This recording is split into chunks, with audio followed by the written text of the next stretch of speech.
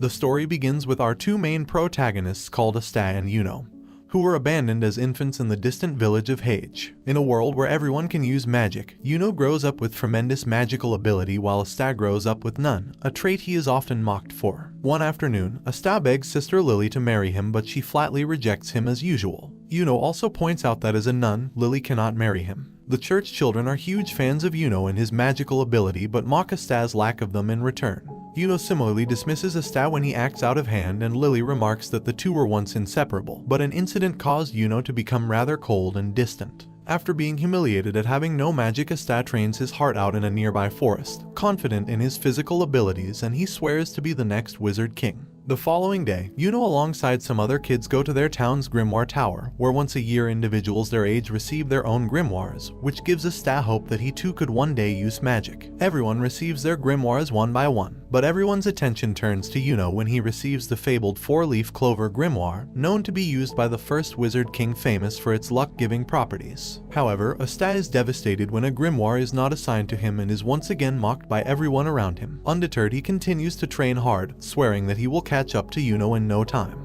Meanwhile, Yuno comes face to face with two nobles who were also present at the ceremony. Jealous that they were upstage, they attack him, but their blasts are effortlessly repelled by his wind magic. Suddenly, a man who introduces himself as Rivchai the Chain Magician attacks all of them, restricting them with his namesake chains. He steals Yuno's grimoire, as 4-leaf clover grimoires fetch obscenely high prices in the black market. Asta appears to Yuno's rescue, but despite his physical training, he is unable to keep up with Rivchai's chains. So in turn he is captured, and Rivchai openly mocks and insults Asta once more, and when he reveals that he senses absolutely no magic in him, Asta is majorly disheartened. Right before Asta gives up completely, Yuno speaks up, declaring Asta to be his greatest rival. A revitalized Asta gets up, and to everyone's surprise, a black grimoire bearing the mark of a 5-leaf clover appears out of thin air. Where a 3-leaf clover represents faith, hope, and love, and a 4-leaf clover represents home, within the 5-leaf clover resides a demon. From depths of the black grimoire, a black blade comes forth. 10 years ago, Asta and Yuno were inseparable. Though Asta is the same as he always was, Yuno was quite a crybaby. The one thing they have in common is that they both admire the Wizard King, whom they hear about from the stories that Sister Lily would tell them.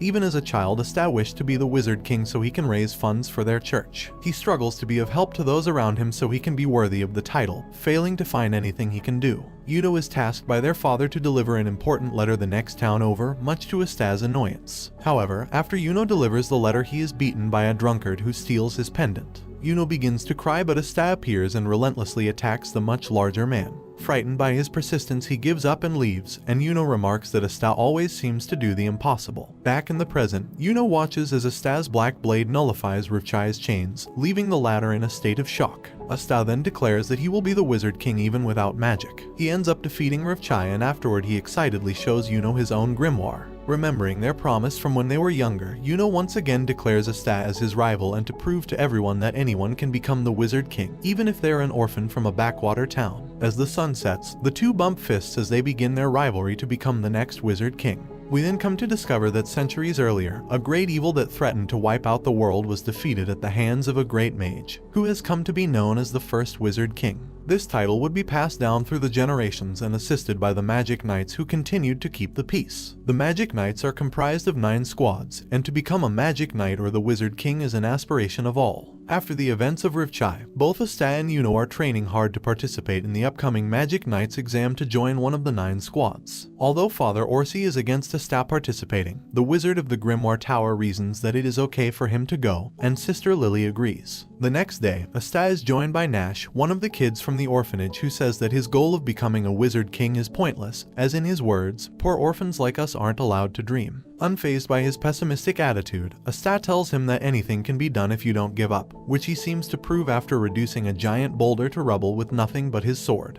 The night before they are set to leave, the orphanage has a huge potato-themed feast to send them off. Father Orsi jokes that he'll soon see Asta again regardless, which infuriates him. The two leave early the next day, and Nash says that he'll join the Magic Knights one day too. Sister Lily is overcome with emotion at seeing 2 beloved members of her family leave. The two begin their long and arduous journey towards the Clover Kingdom's capital, using their magic to survive, and racing along the way. And after several days they arrive, ready to take the Magic Knights exam and to take their first steps to become the Wizard King. Asta and Yuno enter the castle town of Kika and make their way to the Magic Knight's examination site. Yuno attracts attention for being a wielder of the four-leaf clover, while Asta attracts attention for being loud, much to Yuno's exasperation. Once there, the examinees are swarmed by anti-birds, which flock to those with weak magical energy. While Yuno has nary a feather on him, Asta is hilariously bogged down by an entire flock to everyone's amusement. He runs headfirst into Yami, the captain of the Black Bull's Night Squad, a squad famous for its reputation of collateral damage, and is regarded as the worst among all the squads. Yami threatens to kill him after Asta calls him old, which amuses Sek, another examinee who introduces himself to Asta. Soon, fireworks signal the start of the ceremony proper and the various captains of the Magic Knight squads enter the arena, and Sek explains them one by one to Asta. Captain of the Golden Dawn, called William, has been touted as the strongest among all the captains, and is the man closest to becoming the Wizard King. Yami also arrives fashionably late. William begins the exam by giving all the examinees a wooden broomstick, but because Asta has no magical ability, he is unable to get it to fly. Similarly, several of the exams require magic control, which Asta fails one by one. However, the final exam is announced to be a combat round and Sek volunteers to fight him, thinking Asta is easy pickings. Asta wishes him a good match, but Sek shows his true colors by calling Asta a dirty peasant, enraging him. Sek encases himself in a magical barrier meant to protect against outside attacks while simultaneously firing off barrages of magic bolts, which he brags is a great offensive and defensive spell. The fight begins and Asta defeats Sek in a single rush, cutting through his barrier with his black blade, startling everyone who had expected Asta to lose. As Asta stands over the unconscious Sek, he declares that he isn't here to play around but to become the next Wizard King. The interests of the various captains are piqued, especially Yami, who senses that Asta has no magical ability at all and his feat was purely due to his physical prowess. The fights progress smoothly until Yuno is challenged by Salim, a noble who sees him as an inferior peasant. However, despite Salim using his so-called greatest attack, Yuno easily defeats him with his wind magic. Afterwards, the examinees are called forward one by one and the captains will raise their hands to indicate their interest in having them join their squad. The examinee can then pick from among the captains who raise their hands. However, if none of the captains do so, then the examinee is deemed to have failed and is forced to retire home. The selection process is surprisingly strict, with few getting any offers at all. However, once it is Yuno's turn, every single captain raises their hands, stunning everyone, as it is thought only nobles could join the Golden Dawn and Silver Eagles. Wanting the shortest path to be the Wizard King, Yuno elects to join the Golden Dawn. It is now Asta's turn, but to his horror none of the captains raise their hands. Asta is heartbroken, is soon heckled to leave the selection area, but Yami comes down to face him. He tells him such is the cruel reality of not having any magical power and asks him if he still intends to be the Wizard King. When Asta reaffirms his goal, Yami is impressed and extends him an invitation to join the Black Bulls, and tells him that maybe someday he can be the Wizard King. Asta and Yuno meet and say their goodbyes as they now go their separate ways. Yami grabs Asta and throws him through a portal created by Finral into the Black Bull's base, where he welcomes him to the kingdom's worst magic squad. Asta watches in awe at a chaotic scene unfolding before him at the Black Bull's base. Yami tells the squad to stop destroying the base, but he smashes a wall, demolishing it in the process. Yami introduces them to Asta and the members are surprised he hails from Hage Village. He and his Finral introduce him to the members one by one. With the introductions concluded, Magna, who is skeptical over Asta's ability, gives him a trial to see if he is worthy of a Black Bull's robe. Fortunately, all the trials are a test of Asta's physical abilities, which he easily clears. However, for the final trial, he challenges Asta to either absorb or deflect his fire magic head-on, and only then will he recognize him as a Black Bull. Asta then brings out his black blade, piquing the interest of the other Black Bulls. Magna fires off a giant ball of flame, which Asta is narrowly able to deflect back at him. Asta is afraid he killed his own teammate, but he is relieved when he sees Magna come out unscathed, having nullified his own magic at the last second. He runs over to Asta, greatly impressed at how he sent his own magic back at him. But he is even more impressed when he learns Asta has no magic whatsoever, calling him a true man.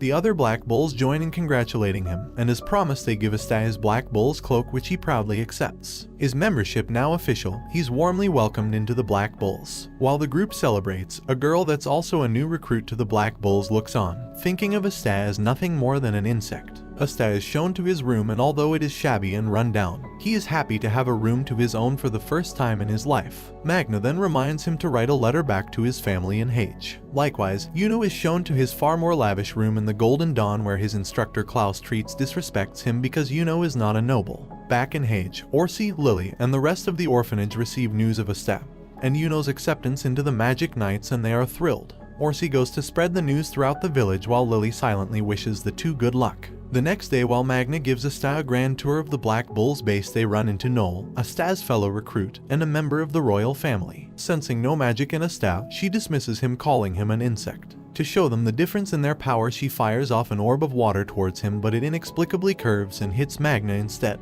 An irate Noel abandons her Black Bull's cloak, calling it the worst squad in the kingdom, before leaving. Asta later encounters Noel in the forest practicing her water magic. He then sees the issue with Noel. Although blessed with great latent magical power, her spells somehow do not hit their mark. This is a trait for which she is scorned by her family, including her brother, the captain of the Silver Eagles. When Noel sees Asta, she is embarrassed and tries to blow him away with magic, but it goes out of control and she ends up trapped in a vortex of water. Since Asta is the only one able to safely extract her, Yami throws Asta towards it, nullifying it with his black blade. Fearing she will be mocked once more, Noel is instead surprised when Asta praises her magical abilities, saying that if she practiced she'd be invincible. The rest of the Black Bulls reassure her that her failure to control her magic is no big deal. All of them have flaws, and one or two flaws does not make you any less of a person. Noel accepts Asta's hand in camaraderie, learning that this squad will accept her for who she truly is. Asta wakes up early to perform daily chores around the base, but realizes this is no different from when he was at the orphanage. Over breakfast, he asks the other members what it means to be a magic knight, and they each give their own personal selfish answers, which worries Noel as she wonders if she truly is a fit in the Black Bulls. Yami arrives at the cafeteria and calls Magna to go with him on a very important mission. Asta asks if he can go, but Magna says they're not allowed to bring kids along with them. It turns out that their important mission is a game of poker with the mayor of Saucy Village, Seihai. After losing everything to his royal flush, they return home. They inform Asta and Noel of their first mission. As punishment for losing against the mayor, they are tasked with dealing with a pack of wild boars roaming Saucy Village. Asta points out that they should have nothing to do with this, as it was Yami who lost, but he threatens to kill them if they don't go. Noel is worried she might not be of much help due to her lack of magical control, but Magna reassures her that he'll be there to clean up if things go awry. With Finral unable to create a portal to places he's never been before, and Asta and Noel's inability to ride magic brooms, Magna is forced to bring them to Saucy on his customized broom, the Crimson Cyclone. They experience a turbulent ride, but meanwhile, several mysterious individuals have also arrived at Saucy to search for a magic stone. Among them is a man with a scar across his face, talented in ice magic. After dealing with several bulls at the outskirts of Saucy, Magna tells the two of them of how, in his youth, he was a troublemaking delinquent, but he was set straight by the mayor, Seihai. It was he who encouraged him to become a magic knight, despite his peasant background.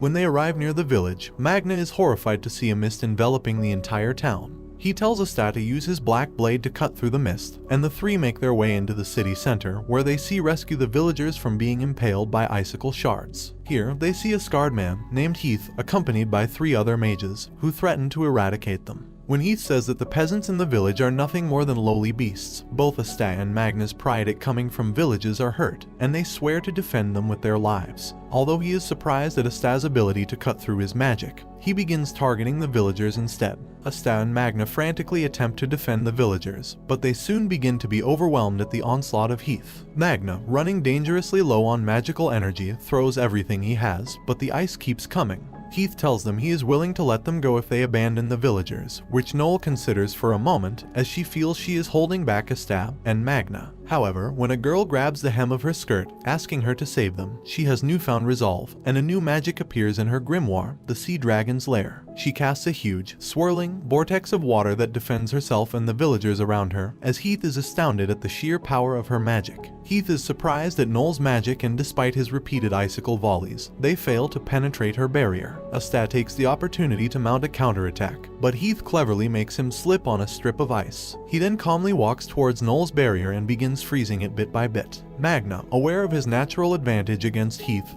grits his teeth as he knows Heath's magical capacity far eclipses his. However, Asta returns and tries once again to take down Heath, but to no fruition. Magna, inspired by Asta's relentless attacks, emerges from the barrier once more. He fires off his final attack, the Prison Death Scattershot, a massive volley of flame bolts, but Heath successfully repels it. Just when all hope seems lost, Asta appears behind Heath and uses his black blade to reflect the scattered flames back towards Heath and his cronies. Heath finds that the flames don't go out on their own, and he desperately tries to extinguish it with his ice, but Asta delivers the finishing blow, knocking out Heath. Magna restrains the remaining members, but one of them manages to escape. Asta collapses from his injuries, but Noel looks on, remarking that even though he's loud and annoying, he is a little cool. They later try to interrogate Heath, but realizing he has been captured, he kills himself and his cronies. This shocks the three bulls, especially Asta, who is disgusted at their blatant disregard for life. They then bury Seihai, while a tearful orphan declares he will be a magic knight one day too, despite being a commoner. Magna and Asta encourage him to follow his dreams, and an anti-bird suddenly swoops down and pecks at Asta. They notice that in its beak, it is holding a magic stone, presumably the target of Heath. The orphan boy says that it was Seihai's old charm and offers it to them as a reward.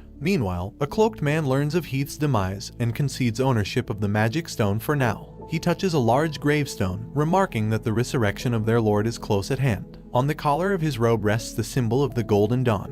The three return to the Black Bull's base, and despite the death of Seihai, Yami commends them for defending the villagers. For their efforts, the Wizard King has awarded them a gold star, bringing the Black Bull's grand total to -30 stars, compared to the Golden Dawn's 70. He hands them their paycheck of 200,000 coins, an amount Asta has scarcely seen in his entire life. He plans to send a portion back to Hage, but Vanessa invites him and Noel out shopping the next day. They head out on Vanessa's magic broom to Kiko, the same venue as the Magic Knights exam weeks prior. They see Finral, Gauche, and Charmy all spending their salaries in their own way. After Vanessa purchases some medicinal herbs, she brings Asta and Noel into a hidden alley where the black market is located. Noel is initially hesitant to partake in possibly illegal dealings, but she is convinced to participate when Vanessa says that certain artifacts could help her control her powers. Meanwhile, Sek is also in the alley, losing in a game of cards against an old lady. He trudges back to complete his mission, but he remains bitter about being in the praying mantises. He sees Noel and Vanessa, and enamored by their beauty, tries to hit on them, but he is rebuffed. Asta returns from buying novelties, and he reunites with Sek, who is jealous that Asta gets to spend time with two beautiful women. Suddenly, an old lady cries out for help as her card winnings were stolen. In response, Asta jumps into action. Asta chases the thief throughout the alleyways, while Sek follows closely behind him. Riding atop a magic cloud, the thief is shocked by Asta's persistence and is puzzled at how he can keep up despite him riding on a cloud. Knowing the cloud is made of magic, Asta throws his sword at it to disable it. The thief crashes to the ground where Sek lies waiting to capture him. However, he is stabbed with a poisoned dagger and fears he will soon die, but Asta encourages him to live on. Vanessa arrives and treats the poison, and Sek leaves with the thief, bidding Asta, Noel, and Vanessa farewell. The Black Bulls return the stolen money to the old lady, and they warn her to be more careful in the future. As they leave, it is revealed the old lady is not an old lady at all, as the disguise is shed, revealing it was the Magic King Julius himself all along. He is impressed by Asta's anti-magic blade, and when he looks to the sky, he sees another interesting prodigy, Yuno. Yuno, alongside his co-recruit Mimosa and his instructor Klaus, are tasked with escorting Salim towards the Heart Kingdom. Salim, Yuno's opponent during the Magic Knight's exam, inquires to his beginnings, and Yuno speaks of his hometown of Hage. Suddenly, a black cloud covers the sky, and when Yuno goes closer to investigate it, he is attacked by magic bandits. Although caught off guard, Yuno eventually defeats the band, but Klaus is skeptical as the bandits somehow targeted only Yuno and not Salim. Salim, intrigued by Hage, elects to visit the village despite Klaus' protests. When they arrive, Sister Lily, Father Orsim, and the rest of the orphans happily go out and greet Yuno as well as their esteemed guests. They invite them to stay the night, and although Klaus objects, Salim insists on staying. Klaus is annoyed that he, a noble, must be subjected to being in such a run-down village. They enter the church as Lily prepares a potato-themed dinner. As everyone dines on Hage's best potato dishes, Yuno learns from Lily that both he and Asta have been sending back money. To his annoyance, Asta has been sending back more than him, so he promises Lily to send his entire paycheck next month. When Salim asks for more water, Lily goes out to fetch some from a nearby well. Before she leaves, Salim drapes her in his cloak, saying that it is chilly outside. However, Yuno hears a struggle and races outside and finds that Lily has been taken away, presumably by the bandits. Klaus orders him and Mimosa to leave with him and Salim at once. Despite Klaus' orders, Yuno goes by himself to look for Lily, defeating the bandits one by one until he finds her underneath the skull of the giant demon. The bandit leader orders Yuno to surrender his grimoire, threatening to burn off Lily's face if he refuses. Yuno feigns a retreat, only for Klaus to reveal himself, attacking the bandit squarely in the head with a magic spear. Klaus explains that using Mimosa's magic, Truth Flower, they were able to ascertain Salim's true intentions. He specifically asked for Yuno to escort him, so that he could lure him and have his revenge. Klaus says he will overlook Yuno's insolence for now, since Salim was the one responsible for the incident. Although he praises him, he says he has yet to acknowledge him. Mimosa laughs, knowing that Klaus simply isn't being honest with himself. They elect to release Salem and his men, but when Salem attempts another attack on Yuno, Lily uses her water magic to wash him away, leading Klaus to remark he'd like to recruit Lily into the Magic Knights as well. Meanwhile, the last missing bandit was taken care of by Julius, who had followed Yuno all the way there. He is finally found by his advisor Marx, who demands that he return to do his work immediately. When Yuno, Mimosa, and Klaus return to the Golden Dawn base, they learn they have also received a star from the Emperor. When they question how such a simple mission would have warranted a star, William explains that when Salem was captured, he ended up confessing to several corruption charges against his father. When Julius learns of the appearance of a dungeon, he decides to leave its exploration to certain individuals. Meanwhile, at the Black Bull's base, the group tries to decide on a name for the anti-bird that constantly follows Asta around, and they settle on Luck's suggestion, Nero. Yami arrives and informs them that the Wizard King himself has asked for Asta to explore a nearby dungeon. Asta is elated that the Wizard King asked for him personally, and he is pumped up to explore the dungeon. Yami has Noel accompany Asta and Luck to serve as their squad leader. They travel via Finral's portal, and they make a short trip towards the dungeon. After exploring for a while, Luck senses a powerful enemy using his magic sense, and he casts his magic, Thunder Boots, to travel towards it, leaving Asta and Noel to fend for themselves, much to their dismay. Noel is self-conscious that she is alone with Asta, and hurriedly makes her way throughout the room, but she is caught unaware by a man-eating plant. Asta frees her momentarily, but he, too, is soon caught in its vines, and they are brought to the monster's gaping maw to be eaten. Suddenly, magical needles strike out at the monster, releasing them both. Noel comments on the extraordinary control of magic, and they turn to see Yuno alongside Mimosa and Klaus of the Golden Dawn. Yuno smiles, remarking to Asta that he has finally repaid his debt. And this brings the anime to an end. Comment for part 2. Don't forget to like and subscribe if you enjoyed, and turn on the notification bell so you never miss out on another video. Until next time, take care. We last saw Asta and Yuno reunite inside a mysterious dungeon, after the latter saved both him and Noel from a man-eating plant. The two groups make their introductions, and Klaus becomes annoyed at Asta's rudeness, while Noel is off-put by the unintended rudeness of her cousin Mimosa. Klaus then asks about the whereabouts of the Black Bull's third member, but neither Asta nor Noel can admit that Luck ditched them. Klaus then insults the Black Bulls, calling them incompetent, so Asta declares that they will be the first to conquer the dungeon. The two digress into a shouting match while Yuno and the others look on in amusement that Klaus was caught up in Asta's flow. As the Golden Dawn leaves to explore the dungeon, the Black Bulls chase after them. Both Asta and Yuno are thinking the same thing. Who can reach the treasure room of dungeon first? Meanwhile, King Julius is informed that the investigation of the dungeon is progressing smoothly, but is warned that the aggressive Diamond Kingdom has sent a battle mage, who goes by Lotus of the Abyss, to investigate the dungeon as well. However, his court is concerned. Julius is confident that he can be handled. Luck has defeated the entire Diamond Kingdom regiment, but now he eagerly faces Lotus. Lotus initially tries to escape, but Luck quickly catches up to him, realizing that he commands the power of smoke. Luck appears to be overwhelming Lotus, but his knees suddenly buckle. Lotus then explains that the entire time he was casting a weakening smoke on him, an attack that is invisible to the naked eye. Meanwhile, the Golden Dawn is the first to arrive at the treasure door, and Mimosa wonders where the Black Bulls are. She is suddenly struck by shards of crystals, gravely injuring her. Klaus and Yuno look at their attacker, a mysterious white-haired man from the Diamond Kingdom who demands that they move. Shaking off the effects of the magic, Luck begins feeling the thrill of battle even more. He begins fighting seriously, having electrified his arms. Lotus observes at his revitalized opponent and remarks that he'd rather not pluck a bud that is still young. In his youth as a commoner, Luck was scorned by his mother for his twisted personality. After he defeats a noble with his magic, his mother suddenly embraces him and convinces him he must keep on winning. Back in the present, Luck unleashes a vicious rush, but Lotus restrains him with solidified smoke at the cost of a significant bit of his magic. However, the payoff is well worth it as Luck's power continues to slip away from him. Meanwhile, Mimosa casts a Cradle of Healing on herself while Klaus and Yuno deal with their attacker. However, Klaus senses that their opponent has such immense magic even without a grimoire. Realizing that they are outmatched, he orders Yuno to head to the treasure room. Asta and Noel, led by Nero, stop when Noel senses denser mana in the air and identifies it as Luck's. Asta suggests that they help him out, but Noel reasons him to focus on the mission at hand, that the Diamond Kingdom may reach the treasure room first. Simultaneously, as Klaus is overwhelmed and as Lotus reaches out to Luck, Yuno and Asta arrive to the rescue of their respective teammates. Having remembered their conversation years ago, they both declare they have come to rescue their friends. Luck initially refuses to cooperate and goes after Lotus by himself, but Asta reminds him that he has come to have friends he can rely on. Lotus is forced to get serious and uses a deadly vortex of smoke,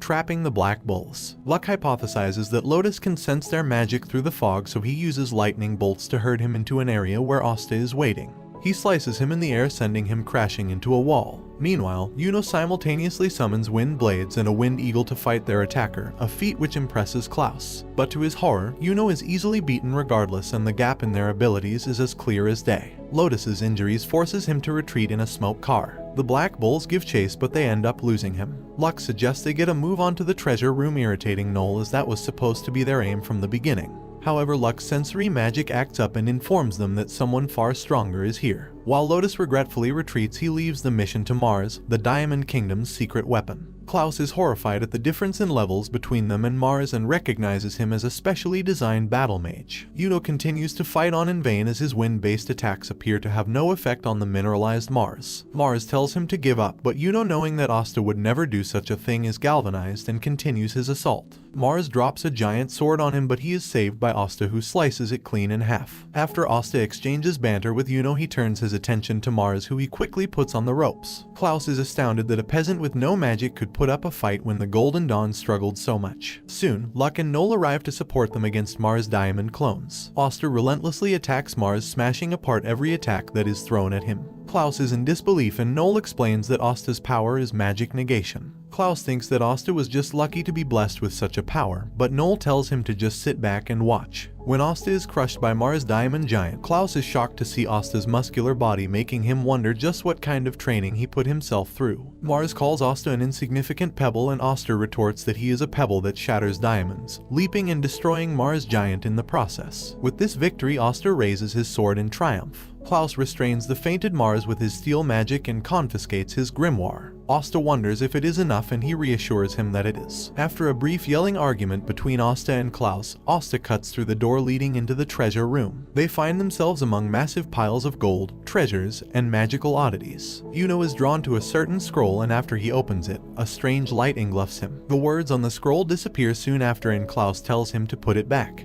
Asta is then led by Nero to a strange button, but just as he is about to press it, Luck's sensory magic activates and he warns the others to get down. The grimoire flies out of Klaus's hands as it returns to its rightful owner, Mars, who has returned with a vengeance. He summons a wave of diamonds, restraining Klaus, Luck, and Yuno. Klaus is shocked at how easily Mars broke free from his anti-magic restraints. He is further shocked when he notices Mars using fire recovery magic, a trait he knows is impossible as mages can only use magic from under their main element, be it fire, water, wind, or earth. Mars begins his assault, mortally wounding Noel in the process, and Asta screams in horror. While Mimosa tends to Noel's wounds, Asta rushes to fight Mars.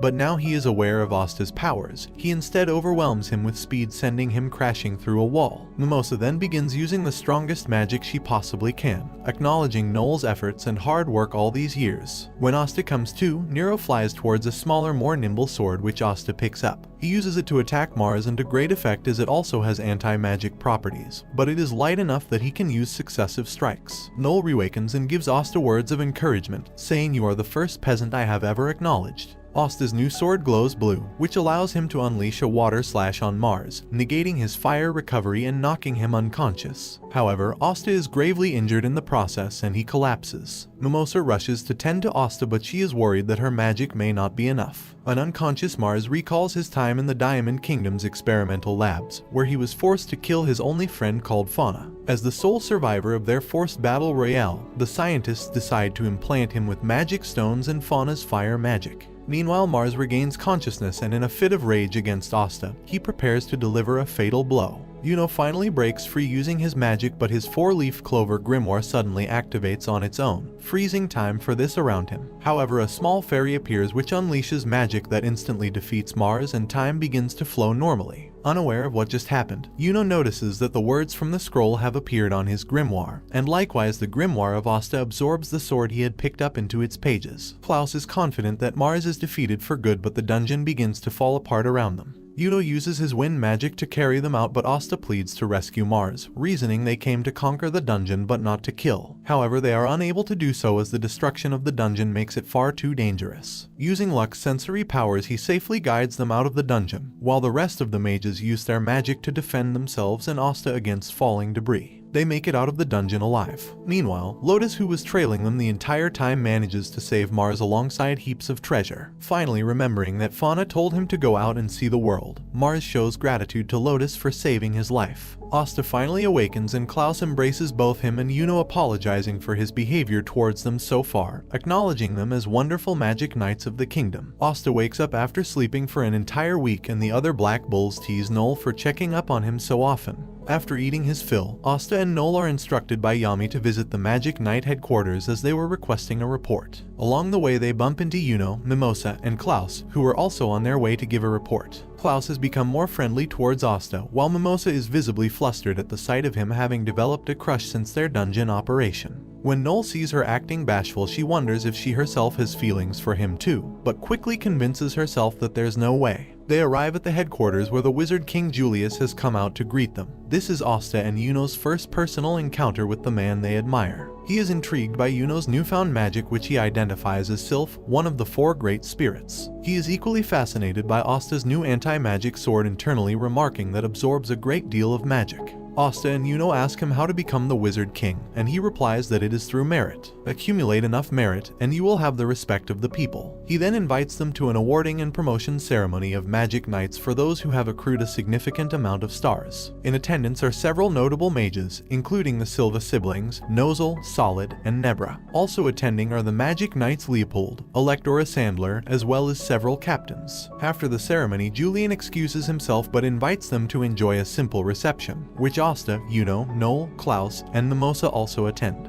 However, once there, the nobles in attendance scorn their very presence, especially Asta's, due rough behavior. However, when the Silva siblings begin bullying Noel, calling her a failure, an angry Asta criticizes them, who once thought so highly of great magic knights, causing Electora to envelop him in his sand magic to silence him. Asta cuts out of the prison with ease, declaring that he will one day be Wizard King and silence all those who doubt him. The nobles are in shock at such an outrageous claim. The nobles are shocked at his insolence, and the Silvas unleash a barrage of magic against Asta, but he cuts them down one by one. Recognizing his sword can erase magic, Electora restrains him using a sand soldier. Solid fires off a water snake attack, but Asta summons his great sword, deflecting it back to him. Suddenly, Nozel releases an immense amount of magic pressure which sends a cold shiver down everyone's spines. He tells Solid to cease at once, lest he embarrass the Silva family name. Afterwards, Leopold, who is a cousin of Mimosa, happily greets Asta, who is impressed by his boldness. He declares him to be his rival and challenges him to an arm wrestling match. Nozel turns to Fugolian, who finds it absurd that a noble would declare a peasant to be a rival. They both unleash their magical pressure, but a guard bursts into the room, with news that the capital is under attack, led by a crazed white-haired man. Swarms of undead attack the city, with the crazed man calling out the Magic Knights to come and stop him. Electora creates a stone model of the city, far more advanced than Mimosa's flower model creation. He identifies key areas, but before he can give them their orders, Asta runs out of the room, saying he'll go where it's the noisiest. Finding this interesting, Leopold follows him soon after. An exasperated Electora splits the group into several teams and assigns them an area to respond to, despite the reluctance of some nobles to take orders. They split up and Electora grabs Noel so they can catch up to Asta and Leopold.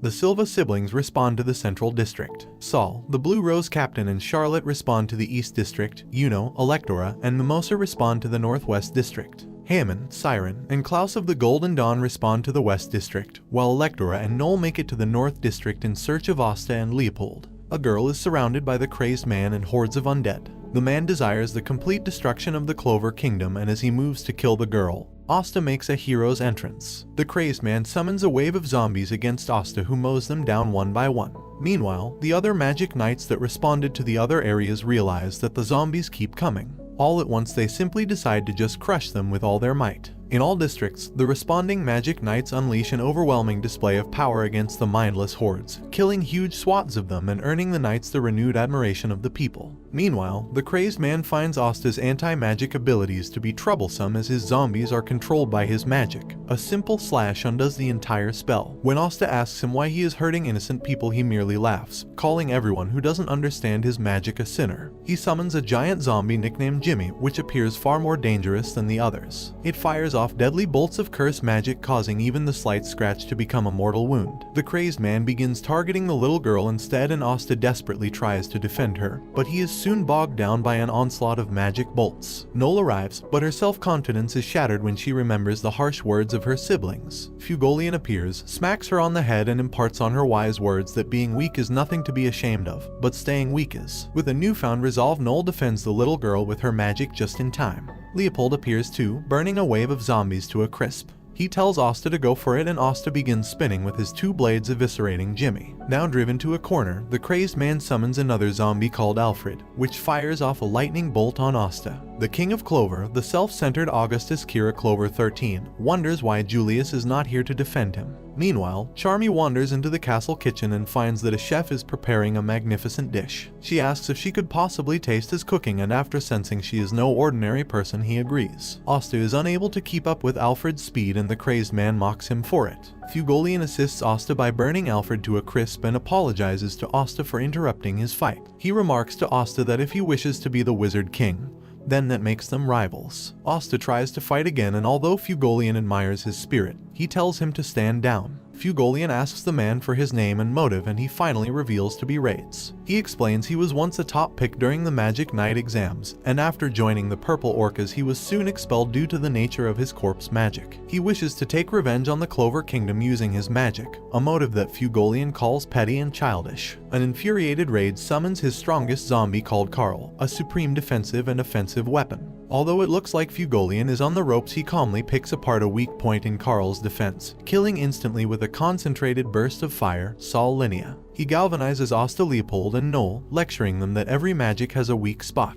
With raids weakened, the various zombies and corpses around the city begin to fall one by one, as the Magic Knights wonder what the purpose of the attack was, while Yuno resolves to become stronger. A witch looks on at the recovering city, who remarks that it is too early for them to be celebrating. Raids is further driven into a corner after his last zombie is defeated by Noel and Leopold. Fugolian restrains Raids with fire claws and confiscates his grimoire despite his protests. When he opens it, he is surprised to see that it only has one spell, raising a corpse. Asta admonishes Raids for going down this path even when his magic was so powerful he was able to become a high-ranking Magic Knight. A voice receiver in Raid's ear tells him that he was too weak to fight a captain, and tells him to follow the plan. Suddenly, across the city, the various captains fall into a black hole and are sent several kilometers away from the city. Catherine the Witch then begins sucking out the life force of the citizens to retain her youthful appearance. However, she is surprised to see Yuno, who managed to avoid being sucked into the black hole. Yuno engages her in battle and asks what their goal is. She obliges and says that they are after a certain someone. Likewise, Fugolian interrogates Raids for the target of their attack, and he reveals that their target is none other than the captain of the Crimson Lions, him. Fugolian is surrounded by spatial magic transporting him to a strange place. Meanwhile, Yuno gradually succumbs to Catherine's curse bolts, and he gradually loses his 5 senses. He laments that his power is not enough and that even Sylph's magic does not come out willingly. However, he suddenly gains a sharp mana-sensory ability, and remembering that Asta never gives up, neither does he. He is finally able to summon Sylph willingly and blows away Catherine with a mighty hurricane. A bewildered Fugolian explores the strange, white room he has been teleported into, where he is surprised to see a familiar face. Catherine is sent blasting into the castle, where she ends up in the same kitchen as Charmy. Now old and withered, she attempts to absorb Charmy's magic,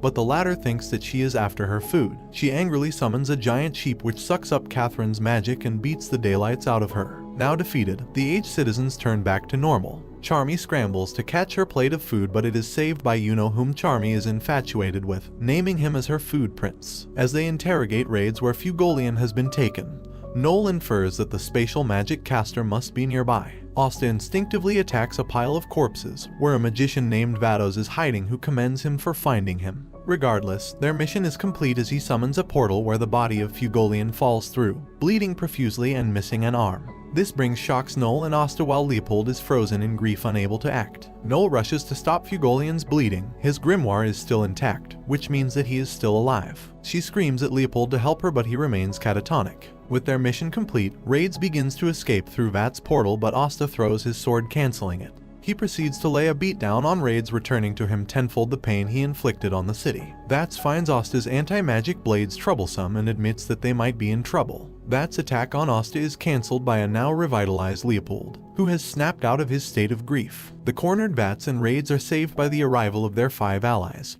who surround the exhausted and injured Asta, Noel, and Leopold. Asta grits his teeth and slices his own wounds to cancel out the effects of the curses, allowing him to recover somewhat. This astonishes Rades, who cannot believe someone can be so reckless. Asta stares down his adversaries and readies his blades, declaring that his whole life he has known nothing but adversity and difficulty, and no matter what comes his way he will overcome it. He howls at his enemies, and in a badass manner tells them to come and get some. And this brings the anime to an end. Comment for part 3. Don't forget to like and subscribe if you enjoyed, and turn on the notification bell so you never miss out on another video. Until next time, take care. We last saw Asta surrounded by Rades' allies. They unleash a barrage of magic attacks, but Asta manages to deflect it with his crazy movement abilities. Leopold joins the fray, while Noel summons a water wall to defend themselves and the dying Fugolian. However, the shield is absorbed by tree magic, while Asta and Leon are impaled by wind needles. Before they can do any further damage, the magic knights return after they reluctantly pooled their magic together. Mimosa immediately works to heal Fugolian while Nozel unleashes a barrage of mercury, but it is absorbed by specially enhanced salamander magic. The magicians manage to kidnap Asta, and before they escape through one of Volto's portals, they introduce themselves as the Eye of the Midnight Sun and declare that one day they will destroy the Clover Kingdom. Unable to spare resources to find Asta, they leave them to his fate. Voltos is scolded by his allies for his recklessness, while Sally, the magician who kidnapped Asta, is told that they must kill him despite her desire to dissect him.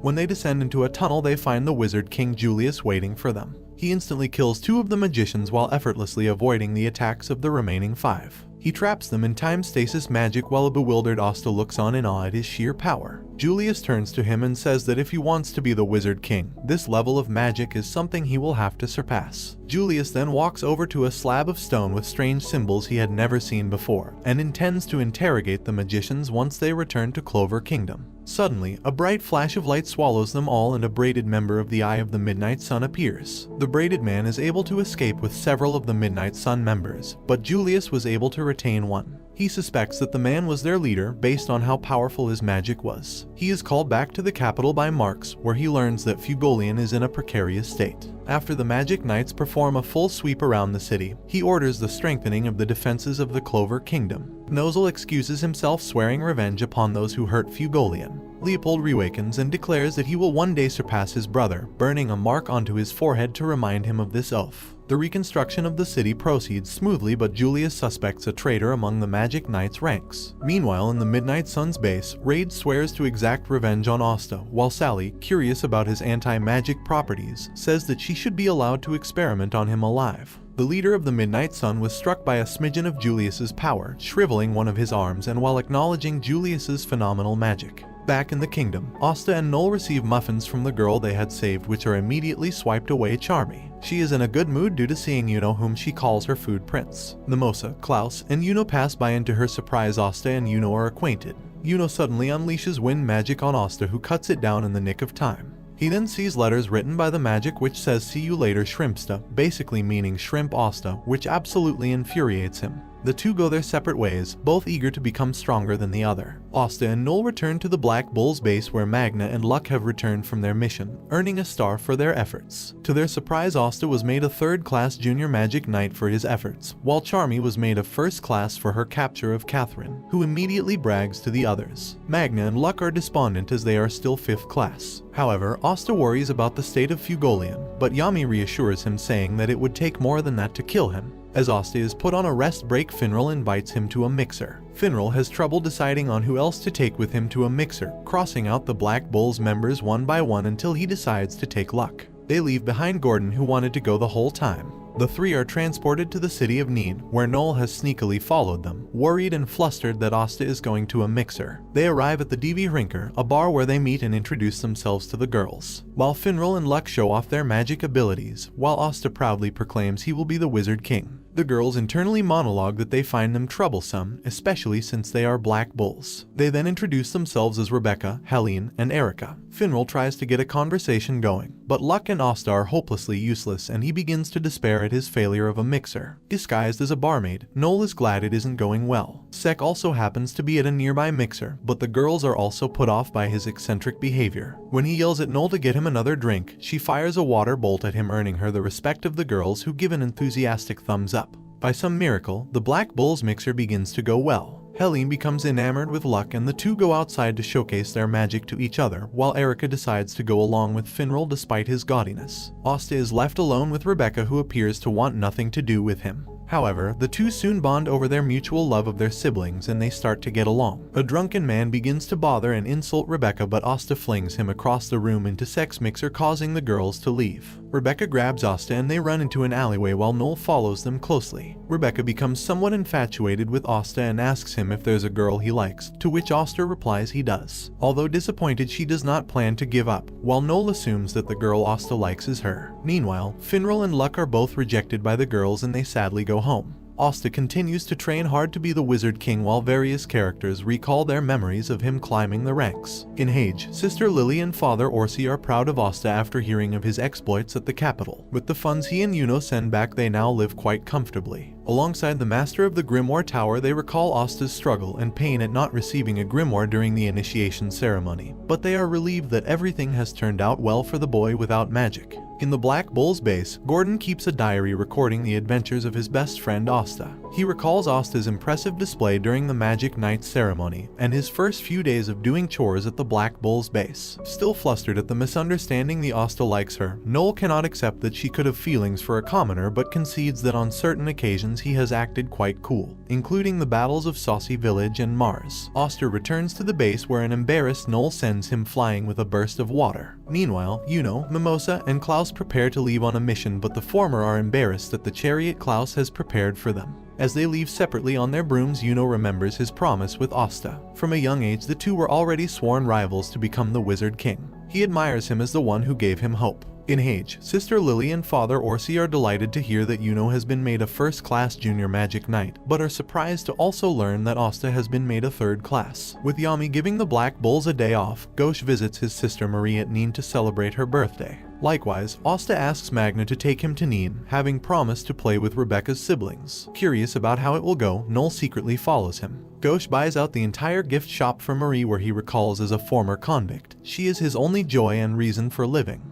When he arrives near the church, he is horrified to see Marie playing with Asta. He angrily starts kicking him, but when Marie says that she will marry Asta one day, he starts firing mirror bolts at him. Ghosh is stopped by Sister Teresa in charge of the local orphanage and takes Marie away with her. Distraught that Marie is taken away from him, he once again turns to stone. Rebecca invites them to her restaurant and to stay the night, where she prepares a feast for Asta. He praises her cooking skills, saying she would make a good wife someday. Rebecca's siblings, who have taken a liking to Asta, encourage her to jump him tonight, causing her to be flustered. Overhearing everything, Noel becomes greatly annoyed. That night, Rebecca is conscious of her siblings' suggestion to jump Asta in his sleep, and she gets up to check on her siblings. At the same time, Ghosh jumps Asta in his sleep, attacking him and launching him out into the street where it is strangely snowing. Rebecca rushes out of the house and tells Asta that her siblings are missing. Across the city, distressed parents exit their homes, calling out to their missing children. Meanwhile, a white-haired magician leads flocks of children away, calling them his new best friends. Sister Teresa informs Ghosh that even Marie has been taken away, and they immediately leave to find her using one of Ghosh's mirrors that Marie always has on her. Noel is told to stay behind to defend the city and contact Magic Knight headquarters to inform them of what is happening. When she does, she finds that Sek has been assigned to help out, much to her dismay. Marie awakens, having snapped out of the hypnosis due to the mirror. She finds two men, Nij, who uses snow magic, and Barrow, a large burly man.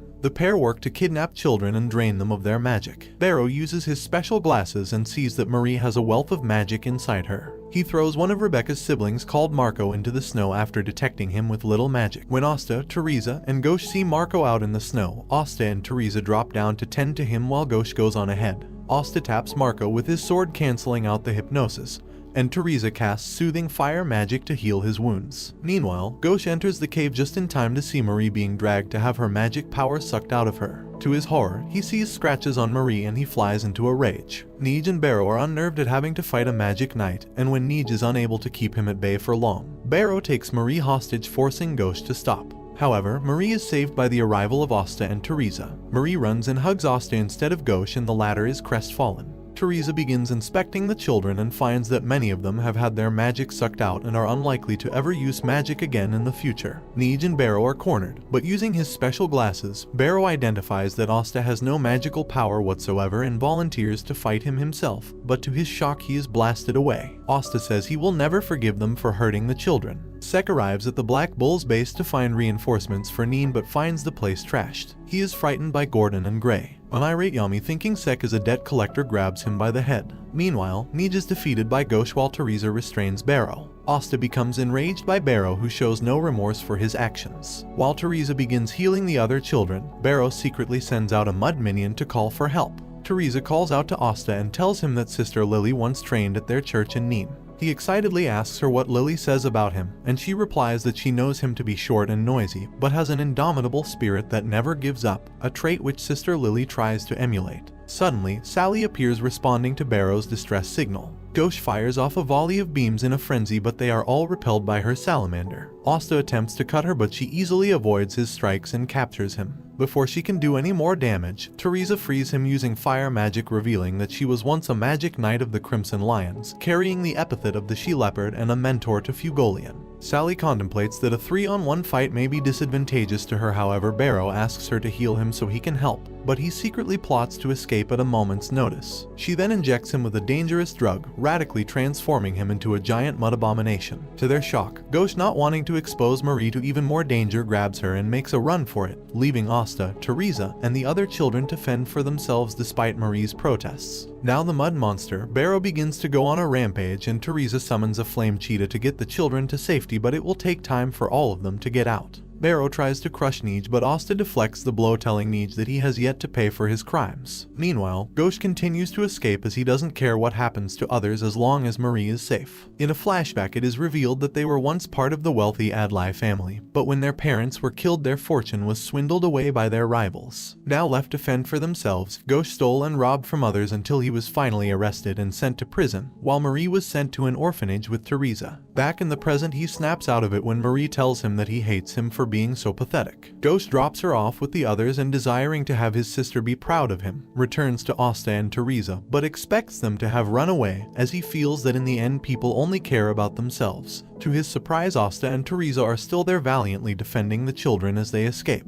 He arrives in time to Asta's aid, but his mirror magic has little effect on Barrow. He is struck from out of the sky by Barrow, and Asta defends him again. Deciding for the first time to work with someone else, Gauche creates a new spell in his grimoire and tells Asta to look into his eye. He summons a whole brigade of Astas with swords empowered by Gauche's mirror magic, and they successfully kill Barrow while incapacitating Sally. While Neej accepts responsibility for his and his brother's actions, a bright light suddenly envelops the cave, but Neej and Gauche are suddenly attacked by light spears, while Teresa is mortally injured while defending Asta. They look on in horror as the leader of the Eye of the Midnight Sun appears, introducing himself as Licht. Asta is shocked to see that Licht also has a 4-leaf clover grimoire like Yuno. As Teresa begins to bleed out, Asta considers a suicide charge against Licht. Angered that Asta has the 5-leafed clover grimoire, Licht attempts to take it from him. Using Finral's magic, Yami appears just in time to save Asta. He instructs Finral to take home the injured, but expects him to return, which scares Finral as he had planned to just stay out harm's way. Eager to see his captain in action, Asta elects to stay behind while Licht is curious to fight Yami's dark magic.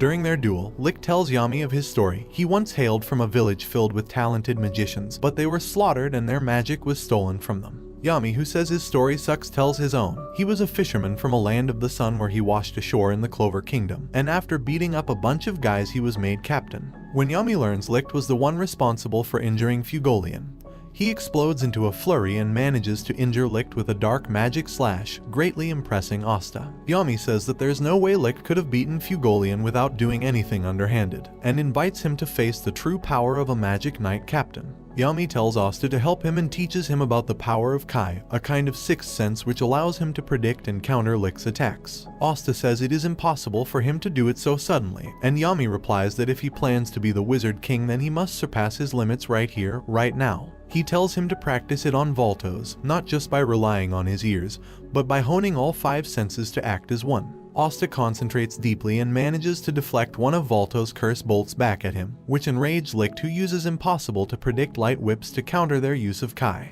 The onslaught causes the cave to collapse in on them. He thinks he is victorious, but to his surprise Yami and Asta burst out from under the rubble. Yami and Licht continue their duel, with his black magic being a natural enemy to his enemy's light magic. Licht grows to respect Yami's ability, recognizing him as a worthy foe. Yami asks him for his intentions in the Clover Kingdom, and he replies that he wishes to establish a new kingdom, one free of the corruption and discrimination that commoners and non-magic people face. Asta is astounded at his captain's power, and Yami instructs him to deal with Voltos in his own way. Asta charges but is held back by a barrage of curse bolts that come from strange angles. He decides to discard his weapon and instead go through a portal that Voltos made, punching him in the face, amusing Yami, who finds the fact that he just punched a guy hilarious. Licht tries to sneak up on Yami, but his sword absorbs his magic and he finds himself unable to move. Yami slashes him with black magic, seriously injuring Licht. Badly wounded, Licht acknowledges Yami as the second person to ever fight him as an equal. He begins preparing a massive spell with a range so large and power so devastating that it would be impossible to defend against. Meanwhile, Ghosh looks over at a dying Teresa, who gifts him with what little magic she has left and tells him to go and save Asta. Fearing she has died, he is relieved when she was just pretending to die. He asks Finral for his assistance in returning to the cave. Yami prepares a defensive measure but remarks that they will likely die. Even Asta would die before he can try to slash the beam. Finral and Ghosh arrive just in time for Licht to fire his magic, the Holy Ray of Light. Ghosh has Finral swap him with Asta and Yami. Using his magic, he reflects the beam right back at him, remarking that mirrors always reflect light. Meanwhile, several members of the Midnight Sun look on at Sally's injured body and decide now is the time for them to come out.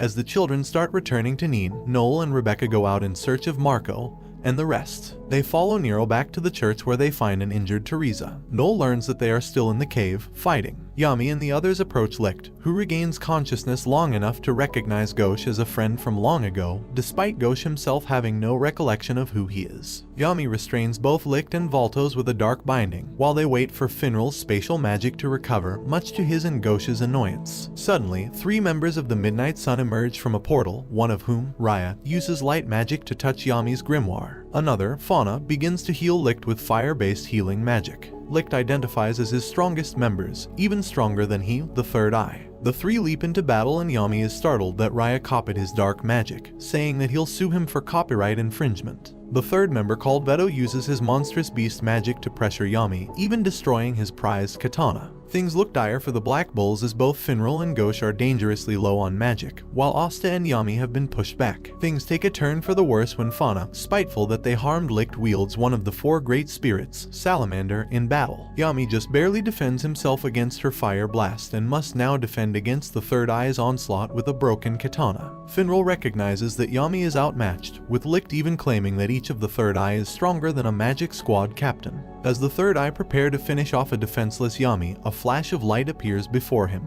As the dust settles, 3 magic knight captains emerge to his rescue: Nozel of the Silver Eagles, Charlotte of the Blue Roses, and Jack the Ripper of the Green Praying Mantises. Jack takes offense that the third eye claims to be stronger than a captain and wants to put that theory to the test. The 2 sides stare each other down and a cataclysmic battle awaits, bringing the anime to an end. Comment for part 4. Don't forget to like and subscribe if you enjoyed, and turn on the notification bell so you never miss out on another video. Until next time, take care. We last saw Jack take offense that the third eye claims to be stronger than a captain and he wanted to put that theory to the test. The 2 sides stared each other down and a cataclysmic battle awaited us. Now, Meej tells Noel he intends to turn himself over to the Magic Knights as thanks for Asta saving his life. Meanwhile, Noel's worrying if Rebecca is the girl Asta has his eyes on. Meanwhile, Nozel of the Silver Eagles, Charlotte of the Blue roses, and Jack the Ripper of the green praying mantises make a hero's entrance. Jack threatens to cut Yami up on the spot, while Charlotte insults Yami for being defeated. But in truth, she cannot bring herself to admit her feelings for him. Yami makes fun of Nozel's hair, and the rest of the Black Bulls wonder how he styles his middle braid, and Nozel threatens to kill them instead. After their not-so-friendly banter, the three knight captains engage the third eye, but they are evenly matched. Charlotte's Briarthorn magic is cut down by Raya's stolen dark magic. Jack's severing magic has little effect on Veto, and Nozel's mercury magic is melted in Fauna's flames. Yami asks Finral to teleport him to Licht to deal the finishing blow. Predicting this would happen, Licht has already readied a second light ray. To everyone's surprise, Asta emerges from the dust undetected due to his lack of magic. He strikes Licht into the ground, causing Jack to remark that Asta stole the show. Suddenly, an unbelievable amount of magic begins spilling out of Licht, and the seal placed on him is dispelled due to Asta's attack. Licht identifies Asta's blades as the Demo Slayer sword and the Demon Dweller sword, and angrily tells him to return it to its rightful owner, their master. As the Magic Knights fear that the magic will soon kill them all, the Third Eye hastily perform a sealing ritual to restrain Licht. Realizing the battle is lost, the Third Eye retreats, but swear that they will always be watching. The Magic Knights consider this a victory, and Asta collapses from exhaustion.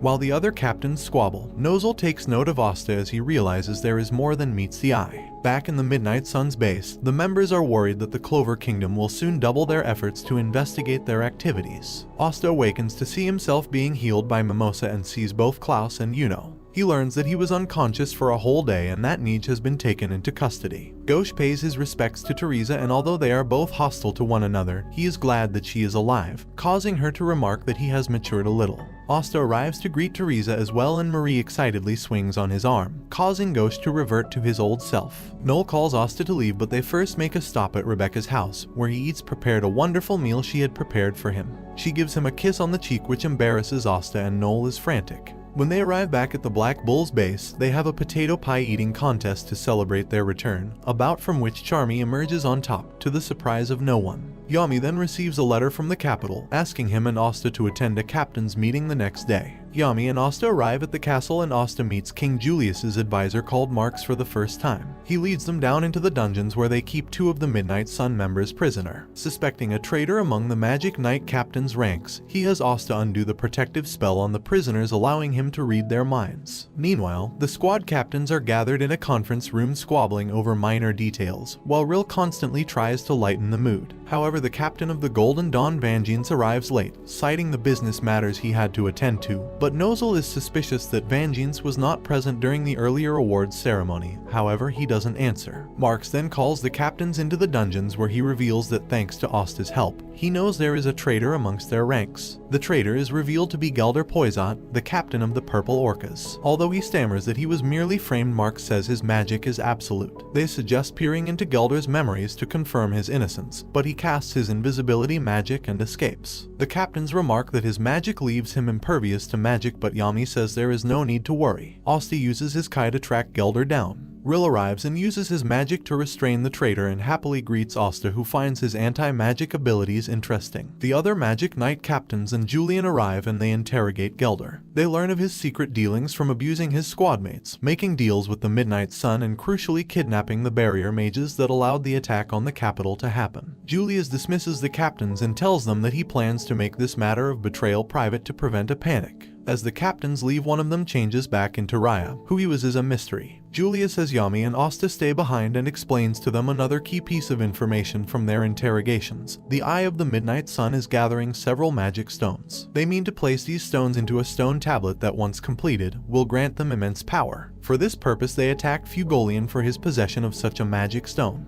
There are 3 stones left, and Julius identifies one location, the Underwater Temple, as holding one of these stones. He charges the Black Bulls with the task of retrieving it, Asta's anti-magic key, and eliminating the magic barriers present in the temple. Remembering the kindness that Julius once showed to an outsider like him, Yami uncharacteristically salutes and swears to prove to everyone that Julius did not make a mistake in choosing him. When the Black Bulls learn that they are going to beach, they are ecstatic, but Yami angrily reminds them that they are going there for work. While coming home from a mission, Klaus, Yuno, and Mimosa respond to a shriek coming from below, but it was only Noel, embarrassed at having been stripped nude by Vanessa. Noel has trouble picking out a swimsuit and a store clerk suggests a gaudy-looking bikini with gold embellishments which she buys. The following day, the Black Bulls prepare to leave but find that Yami had already left hours before them. They head to the seaside town of Rak and for the first time, Asta and Noel see Grey showing off her shape-shifting powers. However, they soon realize they left behind Gordon at their base. They arrive at the beach and play around. Bolt and Magna chase each other. Finral tries to flirt with girls. Ghost shows off the beach to Marie using his mirror. Charmy tries to smash a watermelon while Noel tries to show off her swimsuit to Asta. Sek also happens to be in the area and is unknowingly trampled by the Black Bulls. Yami arrives and scolds them for playing around and the Black Bulls are surprised that he was actually doing work. He explains that the underwater temple is located deep in the ocean.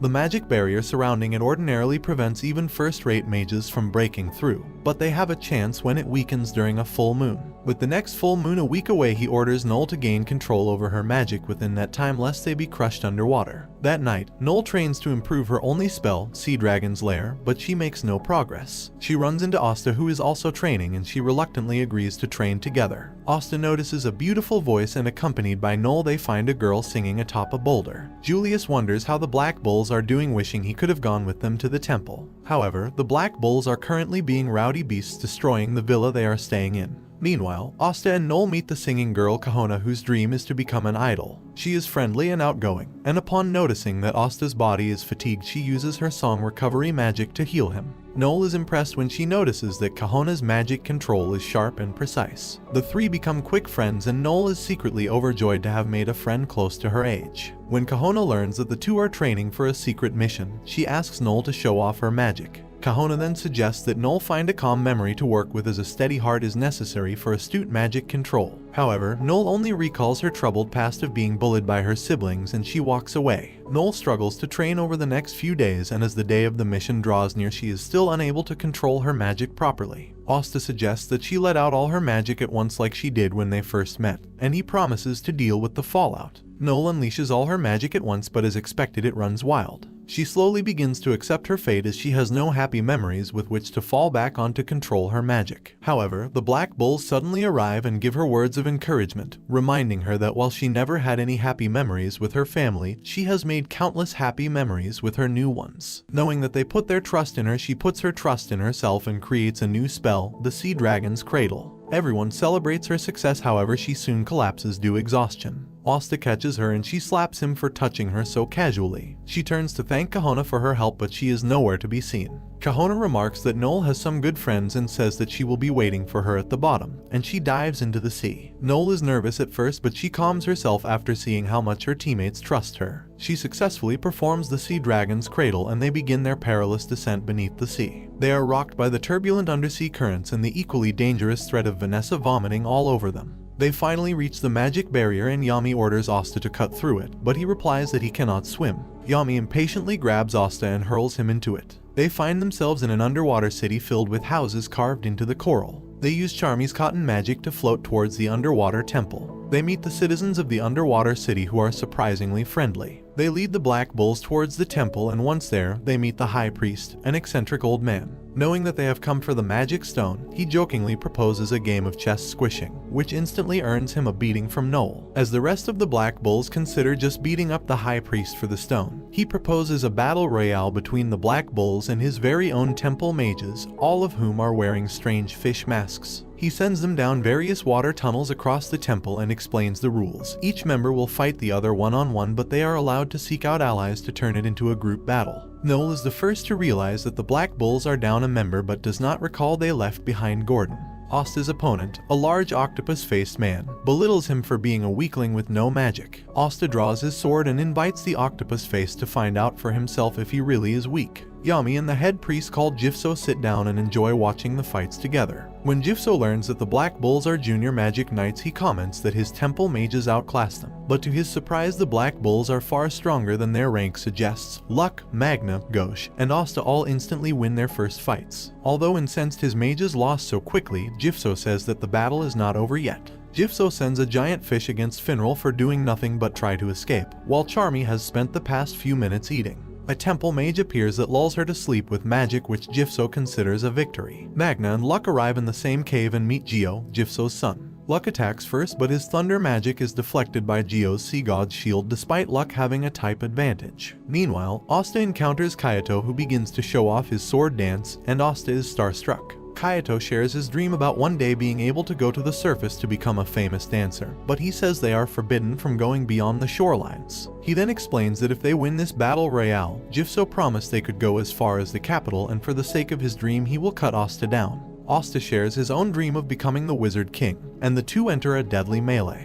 Worried she has yet to master any offensive moves, Noel encounters Kahono. Although reluctant to fight a friend, she is forced to defend herself against Kahono's lullaby magic with her sea dragon's cradle. When Kahono notices Noel's spells go off target, she tells her that she has a subconscious fear of hurting others. Meanwhile, Asta has trouble reading Kaito's moves despite using Kai. He tries to calm down and empty his mind, and he finally slashes Kaito. Vanessa has also shown promising success, surprising Yami, and he regrets that he didn't bet more. He then warns Jifso that the Midnight Sun are after the magic stone as well and asks him to hand it over just in case. But just on cue, a giant whale crashes into a cave, crushing Gio underneath. The Eye of the Midnight Sun have arrived and they have come for the stone. Minutes earlier, Veto killed several magic knights, alerting Sek. He conjures a giant magic whale and descends into the ocean below. Magna and Luck stare down Veto, the beast of the Midnight Sun. Gio regains consciousness and asks what Veto is after. He replies he is also after the magic stone, and he sends forth his allies to terrorize the city. Gio tries smashing him with Sea God's hammer, but it falls flat against Veto's rhinoceros armor. In the blink of an eye, Veto defeats all three mages present. Realizing the danger his squad is in, Yami asks to be let out, but Jifso says it is impossible for him to until his magic game is done.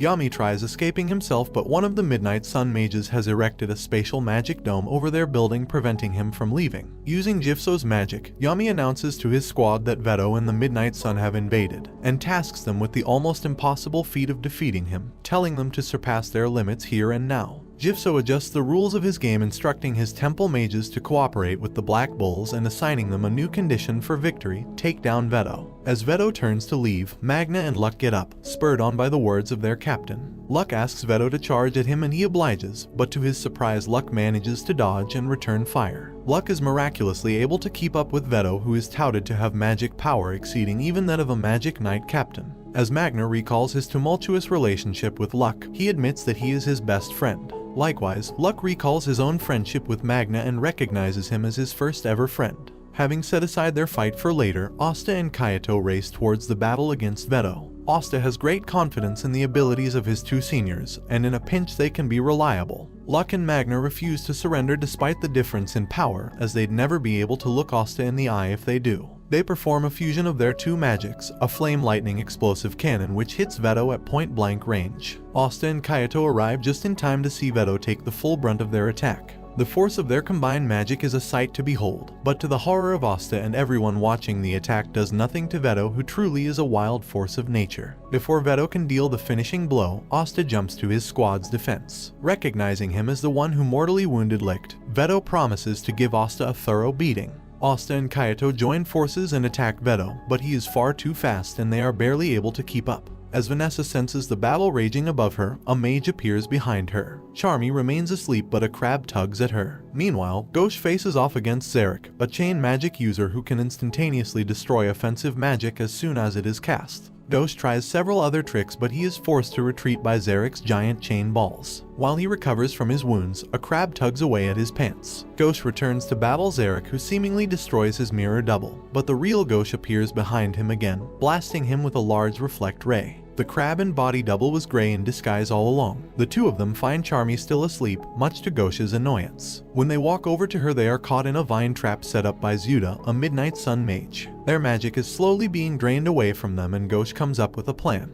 He tells Gray to transform a nearby boulder into a slab of meat, which successfully rouses Charmy from her slumber. She summons a giant sheep that pummels Zuda into the wall before happily leaping onto the meat, but is disappointed when it was nothing but a rock all along. With the last of Gray's magic used up, he is no longer able to maintain his magic, but much to Charmy's shock, Gray's real appearance is that of a girl. Ignoring her in favor of his sister Marie, Ghosh wonders how Asta is faring against Veto. Asta and Viato continue their assault, but Veto easily swats them like flies. Asta refuses to give up and tries again, but Veto finds his resilience irritating and begins instilling into Asta the feeling of despair. Vedo begins to crush his wrist, but he is saved by Noel and Kohana, who have come to his rescue. Noel and Kohana arrive to see their comrades broken and beaten. Asta attempts another attack, but he is repelled once more. Kohana sees her brother Kayato and screams at him, reminding him of their dream to go to the surface. He is reinvigorated and the two begin a song dance combo spell and engage Vedo. Bayato's wind slashes manage to damage Vedo bit by bit, but he is unable to inflict major damage. Vedo becomes irritated with the siblings' spouting of dreams and proclaims that it is they, the Midnight Sun, that have true dreams. In sick act of cruelty, Vedo crushes one of Bayato's legs, forever robbing him of his ability to dance, and he crushes Kahono's windpipe, silencing her songs forever, and to Vedo's dismay, Kahono's eyes are still full of spirit. As Vedo begins crushing Kahono to death, Noel calls him out to let her friend go, but Vedo just ignores her words. Noel suddenly hears Kahono's voice in her head encouraging her, and says that she is ready to fight for those she loves. Noel begins amassing a huge amount of magic, before remembering Fugolian's words. Being weak is nothing to be ashamed of, but staying weak is. Vedo recognizes Noel as royalty and she introduces herself as hailing from the Silva family. Noel unleashes her new attack magic, the Sea Dragon's Roar. Vedo attempts to parry it with his beast claws, but the force proves to be too much for him to handle. He is blown away with the attack, even penetrating the magic barriers surrounding the island.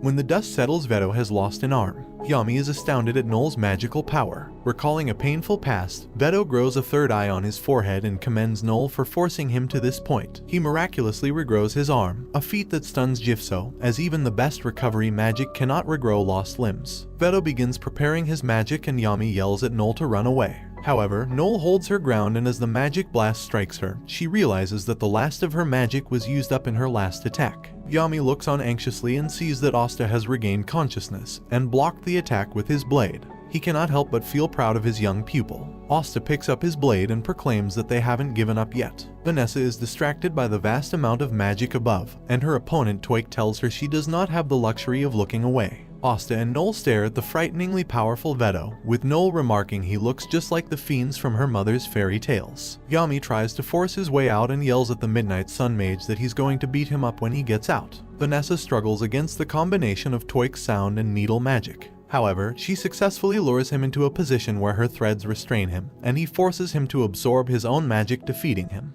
Noel is astounded that Asta is somehow still standing, and he explains that Kohana healed him little by little, which moves Noel. Hiding in the shadows, Finral is terrified of Vedo and chooses to escape instead. He hears Asta give a speech about not giving up being his only weapon, but this only causes Finral to grow even more frantic, as he thinks the fight is impossible. Vedo targets the fallen around him with a barrage of beast magic, but Vanessa arrives just in time to carry them to safety, restraining Vedo in the process. She remarks that she finally understands why the Black Bulls like Asta so much. He never surrenders. She loudly asks her captain to confirm her reasoning, and he agrees. Because of Asta, everyone in the Black Bulls have gone beyond their limits, including him. Breaking free from his bonds, Vedo says that no matter how many of them come, they are all insignificant insects compared to him. He fires a blast of energy, but it is redirected back at him by Finral, who had finally worked up the courage to come forward. Vanessa instructs Noel to protect the injured members while the three of them face Vedo. They beautifully conduct hit and run tactics against him, teleporting and manipulating Asta's movements using Finral's portals and Vanessa's puppet strings. The movements confuse Vedo, who cannot keep up with the pace. Asta finally lands a decisive strike on Vedo, and he declares that with his blades and courage he will defeat him.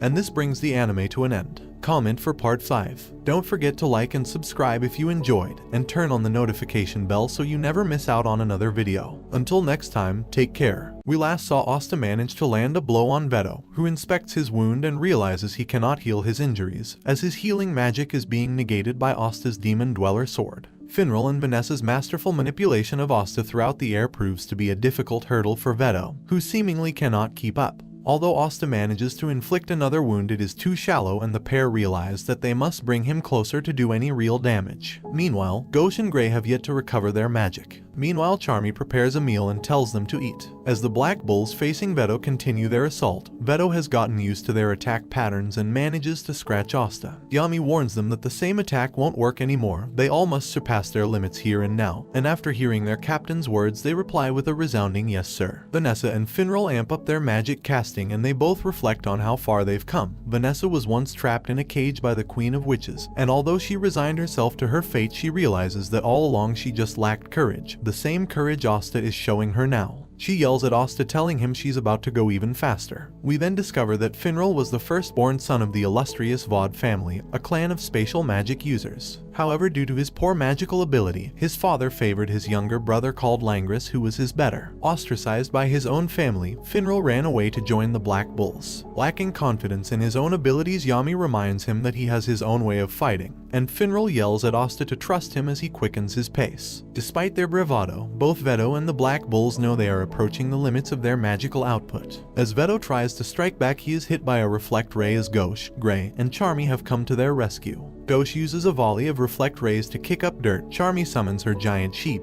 and Gray summons several clones of Asta, all to distract Veto. Veto grows irritated at their resistance, but Asta bursts through a portal, stabbing Veto. Asta's strike finds its mark and they think they've won, but Veto reveals this was all part of his plan. He proceeds to crush Asta, breaking one of his arms in the process. The Black Bulls look on in horror as their greatest chance at beating Veto falls to his knees. Veto laughs and tells them to despair, but Asta remains defiant. The Black Bulls are galvanized by his display of courage and they regain their fighting spirit. Vanessa pulls him out of harm's way and Veto gives chase, but he is struck by a reflect ray and a water blast. Vanessa supports Asta's broken limb with her threads and they prepare for another counterattack. As they begin their assault anew, Veto realizes he cannot track his movements due to the Demon Slayer sword still inside him. He pulls it out, swatting Asta out of the air. He moves to finish the job but is unnerved when he sees a dark energy envelop Asta, which he recognizes as that of a demon. Asta unleashes a barrage of slashes with Vanessa and Finral's help before dealing the final decisive strike, knocking Veto out. The Black Bulls celebrate their victory as Vanessa and Finral embrace the exhausted Asta. Noel is complimented as well, and when Asta pats her on the head, she becomes flustered and shoves him away. An unconscious Veto recalls a memory of him and licked regarding an injured bird and had considered him the personification of hope. He then remembers their suffering at the hands of humans and he regains his magic. Veto means to self-destruct, destroying the temple and killing everyone within. The Black Bulls realize this was the same blast that the magic captains once desperately tried to stop. Asta encourages them to fight back, reigniting their will. Then suddenly Yami appears, having gone beyond his limits in destroying the spatial magic. He praises his squad mates for their hard work and reassures them that he will take care of this. He unleashes his dark cloak dimension slash, piercing through the very dimension itself, taking out Veto for good. The Black Bulls rush to praise their captain except for Gauche, who just wants to see Marie. Gypso kneels and thanks them for saving the underwater temple. Yami asks for the stone, but Gypso is unaware what he is referring to. Nero returns with the magic stone in his beak and Yami retrieves it. Yami praises the squad once more, who begin falling one by one as they're exhausted. The Midnight Sun mourn Veto's death and Fauna swears that she will never forgive them. The Black Bulls recuperate in a hospital bed where, after exchanging some friendly banter, they notice a crowd has gathered outside cheering them on. Meanwhile, Noel visits Kahono and Kaito, apologizing that she was unable to protect her voice. Using her magic, she tells Noel that her voice will eventually heal, and Noel Pinky promises to attend her concert one day. As she leaves, Kaito has fallen for Noel and asks his sister to introduce him. Asta, who has now broken both his arms, runs into Yami, paying respects to the fallen Veto. Asta lays down some flowers he had found and reflects that even though Veto was undeniably evil, he can't help but think that they too had something important to fight for. Asta remembers his promise with Yuno and resolves to be even stronger. The following day, the Black Bulls bid farewell to the underwater temple, and to their surprise, Kahono begins singing and the rest of the citizens join in. The Black Bulls depart with the Song of the Sea ringing true behind them, bringing this chapter of their journey to a close. The Black Bulls settle in their base, where they realize that they'd forgotten to bring Gordon along, who is sulking at being left behind. Yami brings Finral, Asta, and Charmy, who has 4 of the Midnight Sun prisoners, to report to Julius. As they leave, Asta remarks that a stone Nero found at Saucy Village is similar to a magic stone. They teleport near the castle while Finral to stay behind in town. Julius is impressed with their work and informs them that he has sent Veto to be autopsied, while the other prisoners will soon be interrogated. While Julius praises Charmy for her powerful restraining magic, Yami hands over the magic stone. Suddenly, Marx communicates that Chiton, a city on the border with the Diamond Kingdom, is under attack. Troubled by this news, Julius notices that this is no ordinary border skirmish. The attack is being led by Lagus, Brox, and Yegos, 3 of the 8 Shining Generals, the equivalent of the Clover Kingdom's magic captains. The generals remark Hat Chiton is in a strategic location and capturing it will prove to be advantageous in the future. Ragus uses his lightning magic and disables the city's magic barrier, and Brox mounts his clay boar, smashing through the walls, and chaos erupts in the city as the defenders are slain in droves. Although the situation is dire, the Golden Dawn arrives with Vangeance himself making an appearance. Brox is amused that they would only send a single squad to defend the city, but Yuno blows him away. Sylph remarks that Yuno will never make friends if he never smiles. Julius has no reinforcements to spare and Yami volunteers to go. Although he denies Asta's request to join on account of his injuries, Charmy says he will keep an eye on him, but in truth, she just wants to see Yuno. They go off in search of Finral, who is still flirting with girls. Vangeance tells Langris that they will make the Diamond Kingdom regret ever attacking their country. Yami interrupts Finral while he tries to flirt with girls and strong-arms him into creating a portal to Chiton. Yuno faces off against Brox, who is surprised at his power. Ragus arrives a few moments later to offer his assistance, but Brox has none of it. Ragus fires off a volley of lightning bolts, but Yuno uses Sylph's wind magic to not only fire back his own arrows, however he manages to penetrate Ragus' defensive barrier. Hiding in the shadows, Lotus cannot believe Yuno has gotten even stronger. The Golden Dawn continues their desperate defense of the city, but Yegos uses his slime magic to keep them at bay. Langris arrives and uses his spatial magic to rip out Yegos' magic and his arm, causing immense collateral damage in the process. Lotus notices Vangeance casting a powerful spell and notices that it is sucking up the magic of those in the city. He tries to warn the generals, but they are too busy bickering over who gets to fight Yuno. Vangeance activates his magic, World Tree, Nesteltine, summoning an enormous tree whose branches capture nearly the entire Diamond Kingdom army. The Black Bulls arrive at Chiton, and Asta is awestruck by the massive tree, which Yami identifies as Vangeance's magic. He instructs Asta and Charmy to tend to the townsfolk while he has a chat with the Golden Dawn captain. Brox is enraged that the army was annihilated and he leaves to seek out vengeance, while Ragus is left behind to engage Yuno. Ragus is in disbelief that he, a shining general, is being pushed back. He attempts to fight back, but Yuno finishes him off with a single strike. Yuno lands next to Asta and comments on his injuries, but says he doesn't plan to lose to him. Klaus and Mimosa soon arrive and exchange greetings with Asta, but they soon leave to tend to continue their operations. Brox finally finds Vangeance and attempts to crush him, but he is defeated with a single spell. Lotus arrives and attempts a sneak attack, however Yami comes to his defense and Lotus is forced to retreat. Yami turns to Vangeance and asks him to remove his mask, suspecting him of being licked in disguise. Asta and Yuno chat happily together and Sylph angrily asks who this shrimp is. Yuno replies that they used to live, sleep, and bathe together. Charmy appears and gives Yuno a snack which attracts the ire of Sylph. The two begin fighting over Yuno's affections and Charmy chases Sylph around. Finral teleports next to them and introduced to Yuno. Langris then arrives, mockingly calling out to his younger brother. He begins insulting the Black Bulls themselves, but Finral does not take kindly to having his friends insulted. Langris is suddenly attacked by a slime from Yegos who survived. However, this time, Yegos has littered his slime body with civilians, preventing Langris from using his spatial magic. However, Langris decides to use his magic anyway, writing off the civilians as unfortunate sacrifices. Asta protests and says that they will handle it themselves, but Langris laughs at Asta and wonders what he can do in his condition. Asta calls for his squad mates' assistance, bouncing off of Charmy's sheep and using Finral's portals to close the gap against Yegos. He emerges from the portal with the Demon Slayer sword firmly in his teeth and defeats the general. Meanwhile, Yami asks Vangeance to take off his mask, noting that his Kai, frame, and voice are all too similar to Licht's. Vangeance obliges and removes his mask, revealing horrific scars on his face which he says he was born with. He explains that he was the bastard son of a noble and was adopted by another family. He grew up scorned for his appearance, however Julius judged him not by his scars, but by the strength of his magic. It was Julius who gave Vangeance his signature mask. Yami senses that he is not lying, nor is he masking his face with a disguise. He apologizes to Vangeance for prying.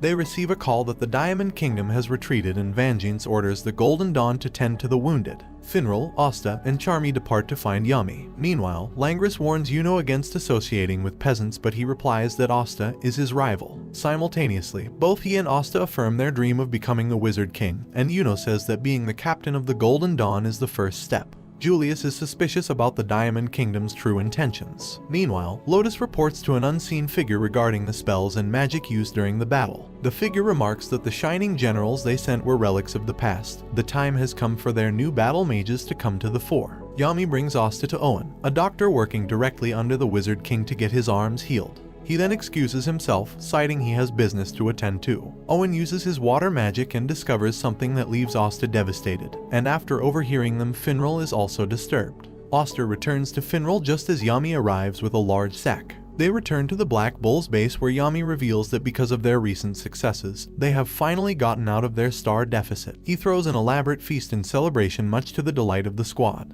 After much merrymaking, Asta excuses himself, which worries everyone as he never gets tired. Finral calls the attention of the bulls and breaks the terrible news. Asta's arms are affected by an ancient curse and they are impossible to heal, therefore Asta will never swing his sword again. This leaves them distraught and they lament Asta's cruel fate. He had overcome his lack of magic through sheer hard work, but his arms were robbed from him. They follow Asta to a cliffside where they see him sitting on a rock. He suddenly jumps up and loudly declares he will not give up, and the Black Bulls are moved by his determination. The next morning, Asta finds that the base is empty save for Yami. He notices Finral and Noel chatting outside and overhear that the members have all gone out of their way to try and find a cure for Asta's arms. Magna and Luck delve into a dungeon, Gauche and Gordon scour the royal library for clues, and Charmy and Gray search the jungles for ingredients. They remark that they want to do everything they can for Asta, who they commend for always being the first on the scene. Asta walks out of the base and is brought to tears. Despite not being blessed with magic, he was blessed with great friends. Meanwhile, Noel and Finral note Vanessa's absence, having left much earlier than the rest. The two step into a magic portal to visit a strange man in shack. Noel and Finral visit Fanzel Kruger, a man who had mentored Asta in the past. 5 months ago, right after Asta receives his grimoire, he meets the naked Fanzel after saving him from a rampaging boar. Fanzel thanks him for his help and for the food. As thanks, he invites him to his house. After they settle in, Asta asks what Fanzel is doing out in the forest alone, and he replies that he is waiting for a certain someone. When he learns that Asta is training, he invites him to stay at his house for the duration. Fanzel begins training Asta in swordplay, revealing that his wind magic also takes the form of a sword.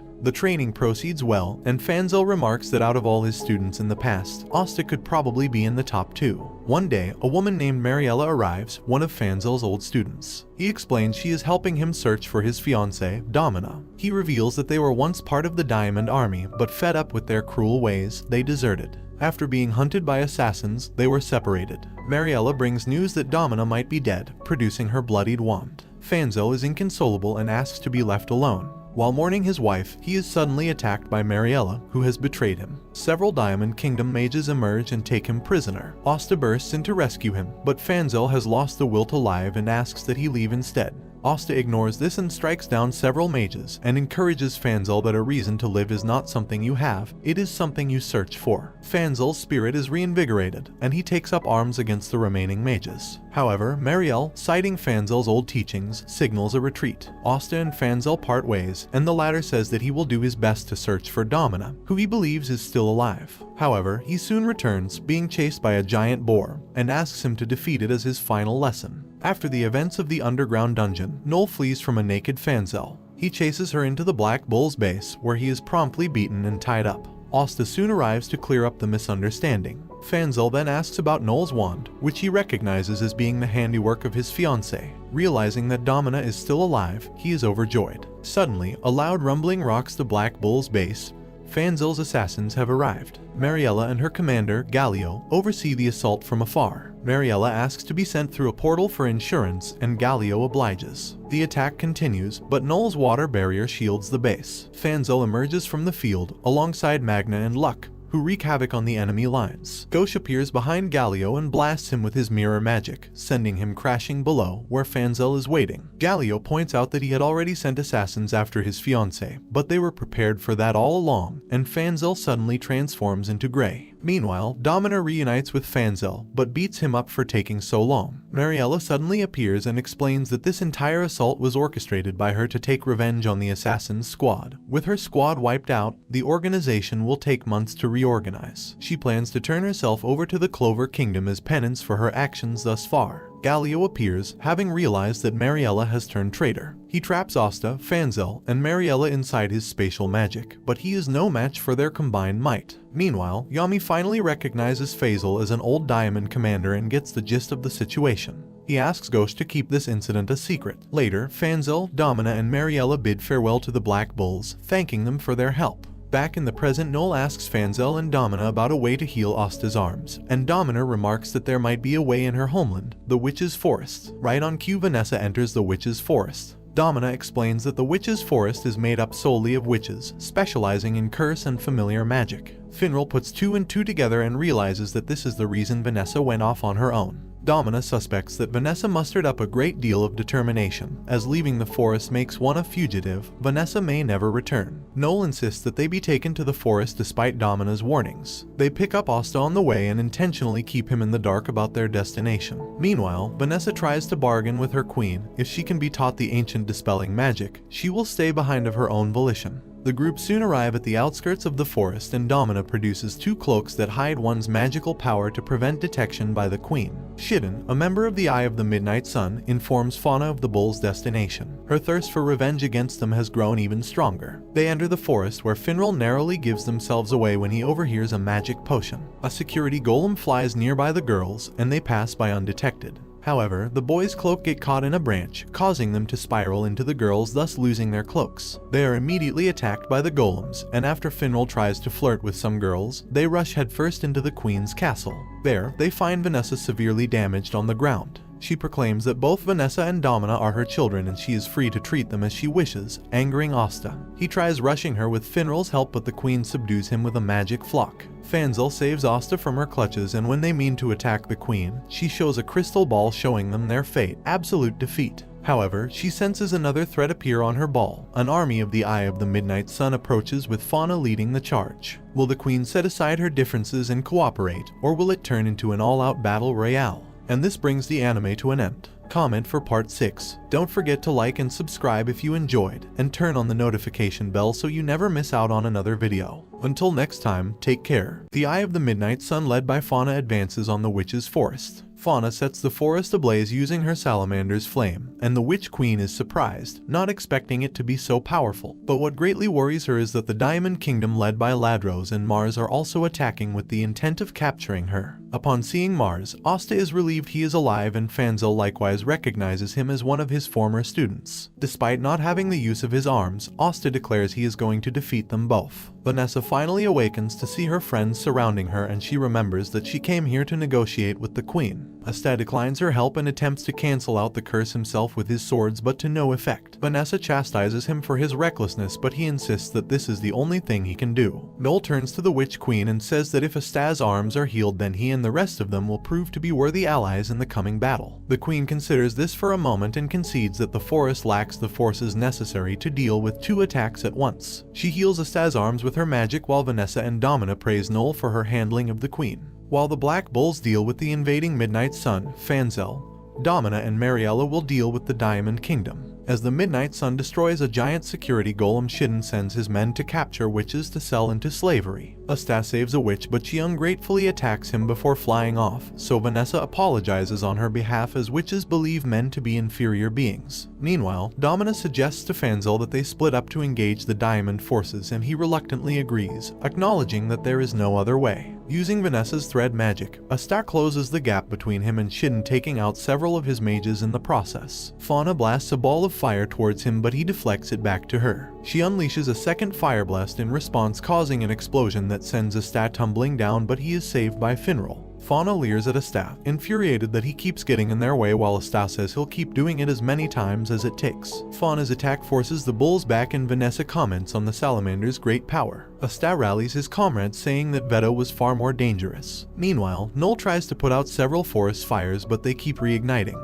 Asta tries to talk to Fauna, but she ignores him and attacks him with another fireball. However, he continues to insist on talking things through, and Fauna recalls her past at Lick's village, where he had a human friend. During a wedding, they are slaughtered by humans and blamed Lick's friend, as he was the only one who knew of their location. In the present, Fauna flies into a rage, reminded of why she fights. A third eye grows on her forehead and her salamander grows larger, which warns the Black Bulls of the dangers to come. Marielle and Domina try to lead the witches out to safety while they think of a way to handle a security golem still prowling the area. The intense heat knocks back the Black Bulls, the very magic field preventing Finral and Vanessa from properly casting their spells. Fauna attacks them once more, but they are saved by a sea dragon's cradle. Noel has arrived. The 4 escape on hastily assembled brooms, while Fauna harasses them with even more fire strikes. Noel decides she alone can defeat the salamander, and after shaking off voices of doubt in her head, she unleashes a sea dragon's roar. Fauna, recognizing the danger, blocks and dodges the blast, but Noel redirects her spell and the water dragon sinks its teeth into the salamander, weakening it greatly. They observe in shock as Fauna casts crystal and restoration magic, which Asta notices is the same magic Mars uses. He asks her if she has any siblings, to which she replies she has none but Licht and the village. With Vanessa and Finral's magic restored, they launch Asta towards Fauna with his special move, Bull Thirst, cutting right through the salamander. The Witch Queen is impressed by Asta's power, remarking that he wasn't bragging at all. She peers into her second orb and sees the invasion of the Diamond Kingdom. Fanzel tries to negotiate with his old students, Mars and Ladros, but both reject his calls to retreat. Ladros explains that their king, old and withered, wants to know the Witch Queen's secret to nigh immortality. Fanzel rushes towards their mage army, taking out multiple at once. Mohawk, the commander, tries to keep his units in formation. Mariella sneaks in several witches for an attack and later assassinates Mohawk. Meanwhile, Domina's work on the golems soon bear fruit. She has turned them into suicide attackers, blowing up droves of diamond mages. Ladros tries to intervene, but he is stopped by Fanzel. Mars approaches to support his comrade, but Fanzel, knowing he is no match for him in close quarters, blows him away. Seeing his former pupil become a crazed, bloodthirsty lunatic, he feels he has no choice but to kill him with his most powerful spell, Gale. The attack appears to ravage him, but to Fanzel's horror, Ladros simply absorbs the magic, then warns him to save those dear to him. Fanzel rushes to protect Domina as Ladros unleashes his million lasers across the battlefield, indiscriminately killing friend and foe alike. When the dust settles, Ladros picks up Domina and tries to kill her, but she is saved by Mars, who has remembered his old teachings of protecting the innocent.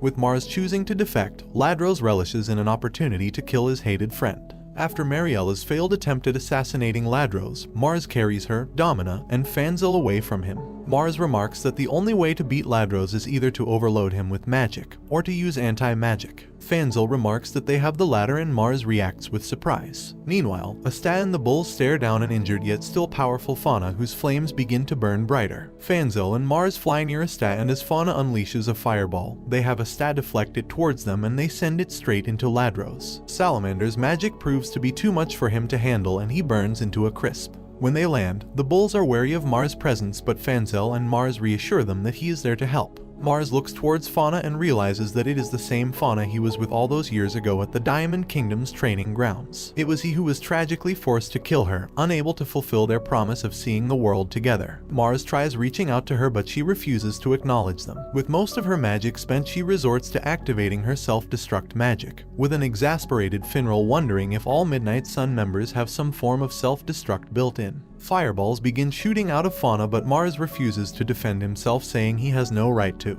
Asta knocks some sense into him, pointing out that dying here would solve nothing. With Finral and Vanessa's magic useless against Salamander's flames, Mars and Asta elect to charge in, but they begin to burn up due to the intense heat. Mars casts his phoenix robe on Asta to heal him, and the two reflect on their mutual respect. Mars looks upon Asta as the epitome of the magic knight, while Asta admires Mars' unwavering desire to protect. Asta manages to slice through her magical barrier with his sword, but the spell continues. Mars throws himself at Fauna and embraces her, reminding her of who she truly is. As memories flood back into her, she happily embraces Mars back, moving him to tears. Her third eye has disappeared and everyone breathes a huge sigh of relief. Mars and Fauna reunite and they thank Asta. Fauna is also happy that Mars has made a friend, which Asta happily reinforces. However, they learn that Fauna has lost her memories beyond being killed by Mars. She manages to remember Licht finding her discarded after failing to materialize anything with a magic stone given to her. Fauna continues to have a desire to obtain a magic stone in the witch's forest, and the group decide to retrieve it, but Fanzel suddenly warns everyone to get down as a million lasers obliterate the battlefield. Ladros has survived, having earlier feigned defeat, while Vanessa and Finral lie unconscious while Mars is knocked out while defending Fauna. Asta moves to face Ladros, but he backs away, knowing his anti-magic capabilities. He toys with Asta from afar, battering him with several lasers, knowing he has no means to close the gap without the help of his comrades. He believes that there are only two kinds of people in the world, users and the used, and he plans to use Mars and Fauna as stepping stones to climb even higher. However, suddenly the demon dweller sword slices through the air and stabs Ladros in the shoulder, crippling his ability to use magic, sending him crashing into the ground. He struggles to remove the sword and tries to trick Asta into removing it, but to no avail. He uses the last of his magic, remove the sword, and escape, taking Fauna hostage. He threatens her to release her salamander lest he kill Mars. Once she does, he attempts to consume it, gifting him with power even greater than that of a spirit, according to Fanzel. Ladros remarks he could take on the entire Diamond Kingdom and begins peppering Asta with a barrage of lasers. Observing from afar, the Witch Queen uses her magic to reveal Asta's true nature, and a dark, malevolent energy begins swirling in his arm. After a battle with his inner demon, Asta emerges radically transformed. His right arm has been enveloped by black magic and he has grown a wing. Critically, he is now able to keep up with and exceed Ladros' speed. Now forced on the defensive, Ladros begins to flee. Meanwhile, the Witch Queen observes Asta battle with great interest and remarks that no one but Asta could wield the demon swords as they drain the user's magic. Instead, the anti-magic has been flowing into him, which he had been unconsciously putting a lid on. Through the witch's magic, that lid is gone and Asta is made its vessel. Ladros continues to run away, but Asta easily closes the gap, deflecting and parrying everything that is thrown his way. In a desperate move, Ladros attempts to use a powerful beam, but Asta defeats him with his new black meteorite. Ladros is defeated and his mage stone shatters. Noel is worried that Asta may have become more sinister, but is relieved to see him behave like his old self as he lectures Ladros on taking responsibility for his actions. The demonic energy leaves Asta's body and he is suddenly overcome by pain all over. The Witch Queen teleports to their location. Asta eagerly tells her that they defeated both the Diamond Army and Eye of the Midnight Sun, which the Queen praises him for. He asks her to heal his friends, but she instead casts her blood magic, restraining everyone except him on a bloody cross. Using her magic, she controls Asta like a puppet, forcing him to draw his sword and healing him with her blood cocoon.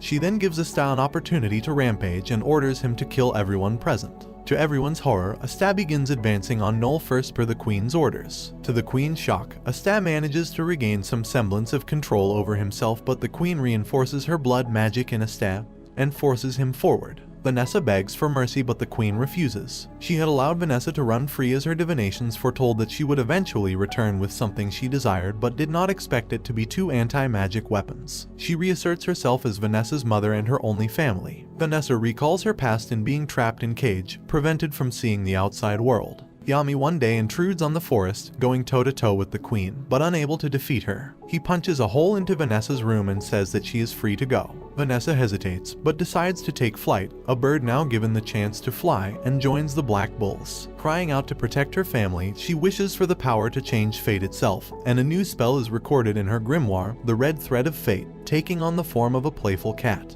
The Queen, curious, tries to have Asta kill Noel, but when the cat touches him, he miraculously misses, even though it looked like she had died. The Queen instead instructs Asta to cut down Finral instead, but the cat once again twists fate in Vanessa's favor. The cat then causes Asta to hit himself, cancelling out the effects of the blood magic, freeing him from the Queen's control. Excited that Vanessa now has the power to control fate, the Queen tries taking it for herself, activating the blood magic within Vanessa. However, the cat jumps and touches her, cancelling her magic. Vanessa approaches the Queen, still in disbelief that her magic could be overcome, and says that her power to change fate will only be shared by those with whom she has a bond with, and she has no bond with her. The Queen recalls a memory of Vanessa and she realizes that she had forgotten something far more important than perfection. Admitting defeat, she tells Vanessa she is free to do as she wishes. She then casts her blood recovery magic, healing everyone in the witch's forest. As the group miraculously recover, Asta excitedly begins exercising again, and Noel bashfully tells him to put on some clothes. As the Queen walks away, Nero lands on her shoulder, pecking at her earring, and she curiously wonders about the bird. They later ask the Queen about the magic stone the Midnight Sun were searching for, and she removes her earring and gives it to them, saying she has no use for it. She explains that the magic stones enhances the user's powers, but only those of the elf tribe could use them several centuries ago. She remarks that Fauna's third eye was a forbidden spell cast by someone else upon her,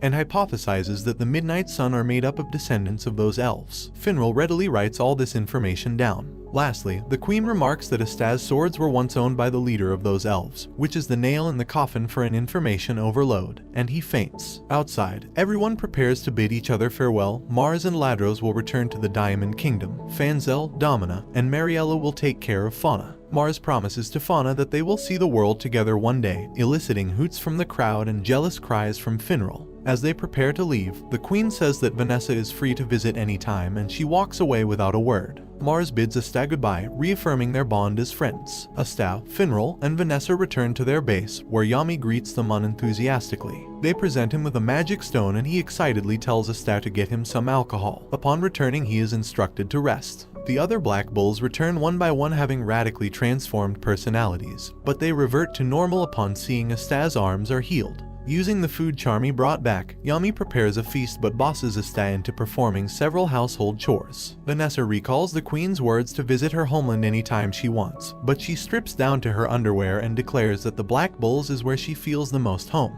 At the Golden Dawn base, Klaus, Mimosa, and Yuno read the reports regarding the Black Bull's exploits in the Witch's Forest. Klaus and Mimosa are glad that Asta's arms are okay, but Yuno is quite indifferent. Klaus has called his proteges over to study the reports about the Midnight Sun to prepare for any eventual battle against the group. Their first appearance was during their attack on the capital, where the Magic Knights battled fiercely to contain the droves of undead. It was here that they isolated and nearly killed Fugolian, taking his pendant in the process. Reading another report, the Black Bulls once again encountered their presence in Neen when Yami was narrowly saved by 3 squad captains against the Third Eye. It was here that the kingdom first discovered the Midnight Sun's aim to collect the magic stones to place into a certain stone tablet. Likewise, the Black Bulls faced off against Veto in the underwater temple, where they defeated him and prevented another magic stone from falling into the Midnight Sun's hands. Lastly, Klaus reads the latest report detailing the events of the Witch's Forest, revealing that the elves of old are involved with the magic stones, which Mimosa and Yuno were led to believe were only myths. After finishing reading, they reaffirm their mission to defend the king from any and all threats. Meanwhile, Yami delivers the queen's magic stone to Julius, and he later praises the Black Bulls for once again for achieving stellar feats, and Yami dryly remarks that they could use some more golden stars. Julius does his best to ignore the comment and says that they were able to find the Midnight Sun's base, but warns that they have made preparations to make their next move. Dressed in a traditional happy coat, Yami tells the Black Bulls of an upcoming festival. Asta is excited and Noel has Finral explain what the festival is. Finral says that the magic squads compete for the most stars every year and the winner is announced during the festival. Noel remarks that they'd be fighting for last place anyway, but Yami proudly corrects her. They are dead last without a contest. The Black Bulls head out to the festival and go about their own way. Asta has Finral bring over Kahono and Kayato. Asta asks Kayato if he brought his leg, and upon confirming that he did, opens a flask filled with the Witch Queen's magic. It pours out, healing Kayato's leg and restoring Kahono's voice. The song and dance of the sea is alive once more. They thank Asta profusely for healing them, and Kahono immediately sings a song which enchanting those around them. Magna arrives and invites Asta to help him with his fireworks, but assumes that their group is out on a double date. Wanting to goad Noel into admitting her feelings for Asta, Kahono decides to make it one. She links arms with Asta, driving Noel insane, while Kayato assumes that the double date is for him to get closer with Noel. After a while, Kahono is irritated that Noel is so indecisive and decides to bring them into a haunted house together. Planning to use his cronies to scare girls his way, Sek instead causes Noel and Asta to panic, thinking the zombies have returned.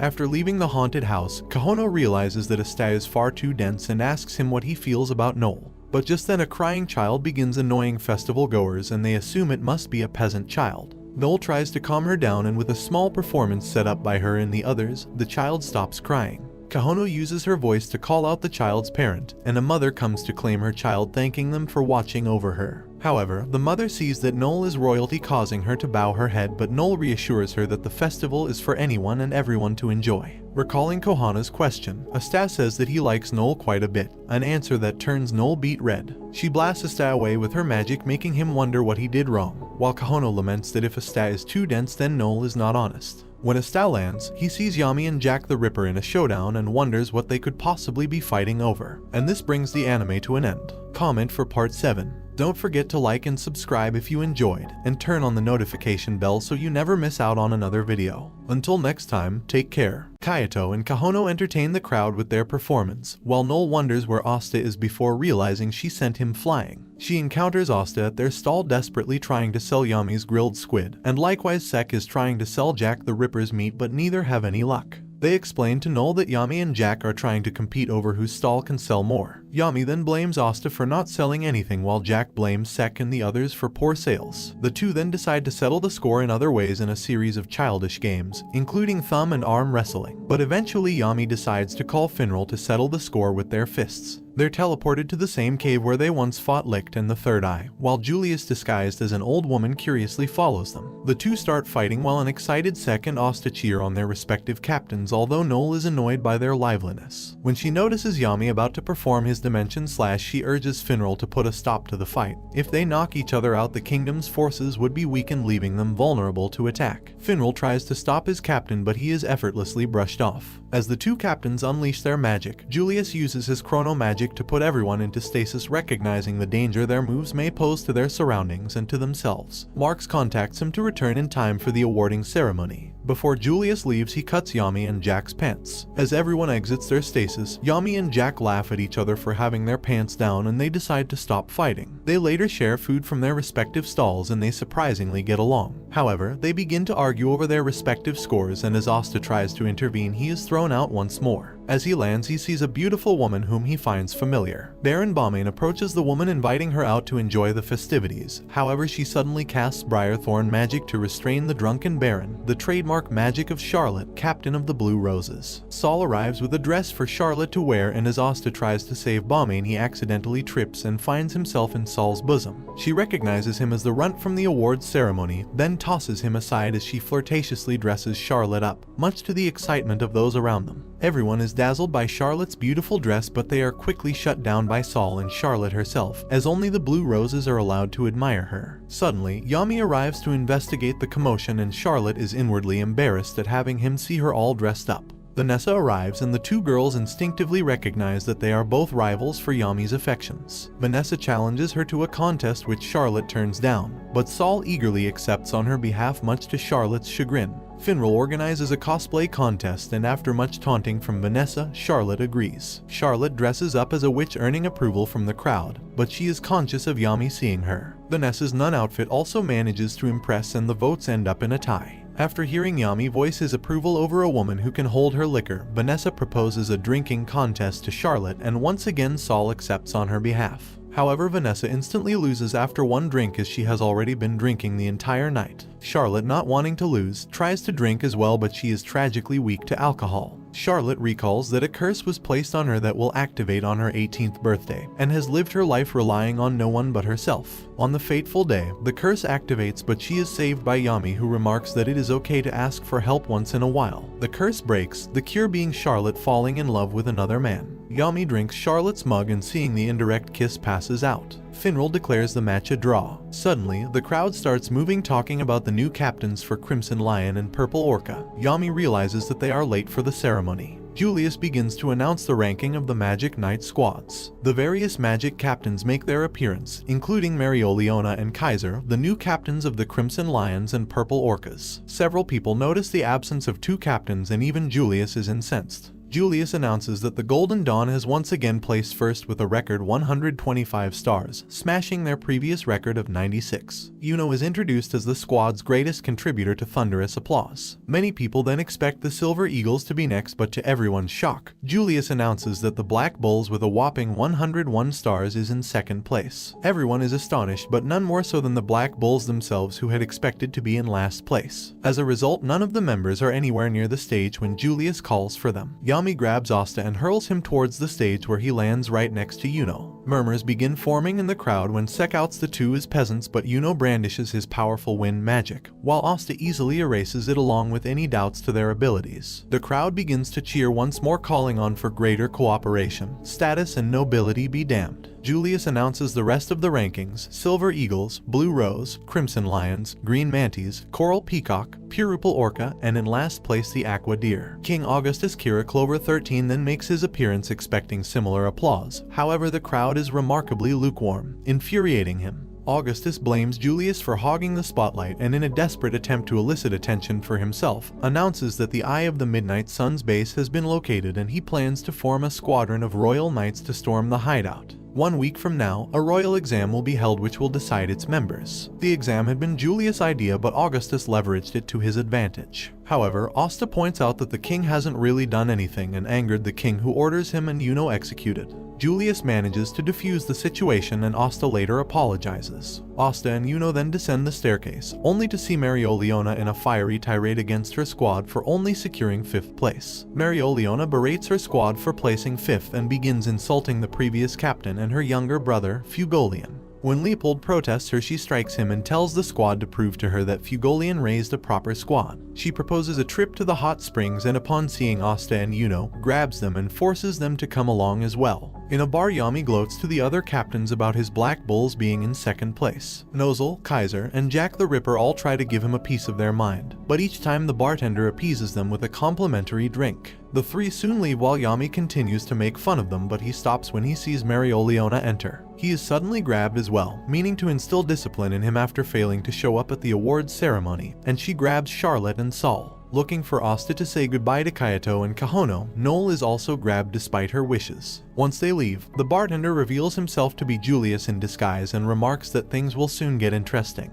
Mereoleona brings them all to the Ultime Volcano Mountain Trail, an inhospitable region, and orders everyone to reach the top, where a magnificent hot spring resides by nightfall. Saul is excited at the prospect of seeing Charlotte naked and she is fired up. Although the intense heat bogs everyone else down, Yami and Charlotte effortlessly rush through the course, demonstrating the Mana skin ability which protects a magic knight with a layer of defense. The other knights soon forge ahead, including Noel, whom Mereoleona encourages to press on, reminding her of her mother's tenacity. However, Asta struggles to advance due to an inability to use Mana skin and collapses. Mereoleona advises him to just go home, remarking that his feats were nothing but luck. Asta manages to stand back up and says to become the Wizard King, it is not achieved by luck but by merit. Despite talking big, Asta still has no idea how to bridge the gap between him and the others. Recalling Mereoleona's words, he decides to look inward and using his Kai to sense the dark energy of the sword and manages to manifest its power once more, transforming into his black form. He is suddenly pulled forward by an unknown force blazing through the course, slicing through a lava beast. Leopold and Noel are facing before hurtling towards Mereoleona. He warns her to get out of the way, but she bravely stands her ground and slams him into a wall. As the last members of the Crimson Lion makes it to the summit, she scolds them for being late. However, she does give everyone permission to jump into the hot springs, which causes obvious problems for the girls. Saul uses her mud magic to create a giant barrier, splitting the hot spring bath into 2. The girls soak into the hot spring, and as Saul admires Charlotte's figure, Mereoleona offers the Blue Rose captain a drink, but she declines due to the past day's events. Saul washes Noel's hair, inviting her to the Blue Roses, but she turns her down, saying the Black Bulls is her home. Mereoleona later speaks to Noel regarding her mother Asir, whom she admired as a strong and capable woman, and that in comparison Noel is nothing like her. Noel is dejected, but Mereoleona encourages her to overcome her weaknesses and surpass her mother. On the men's side, Leopold is angered by Yuno's cool personality, and they begin to squabble. Yami calls their attention and tells them of a better way to enjoy the hot springs, peeping on the women's side.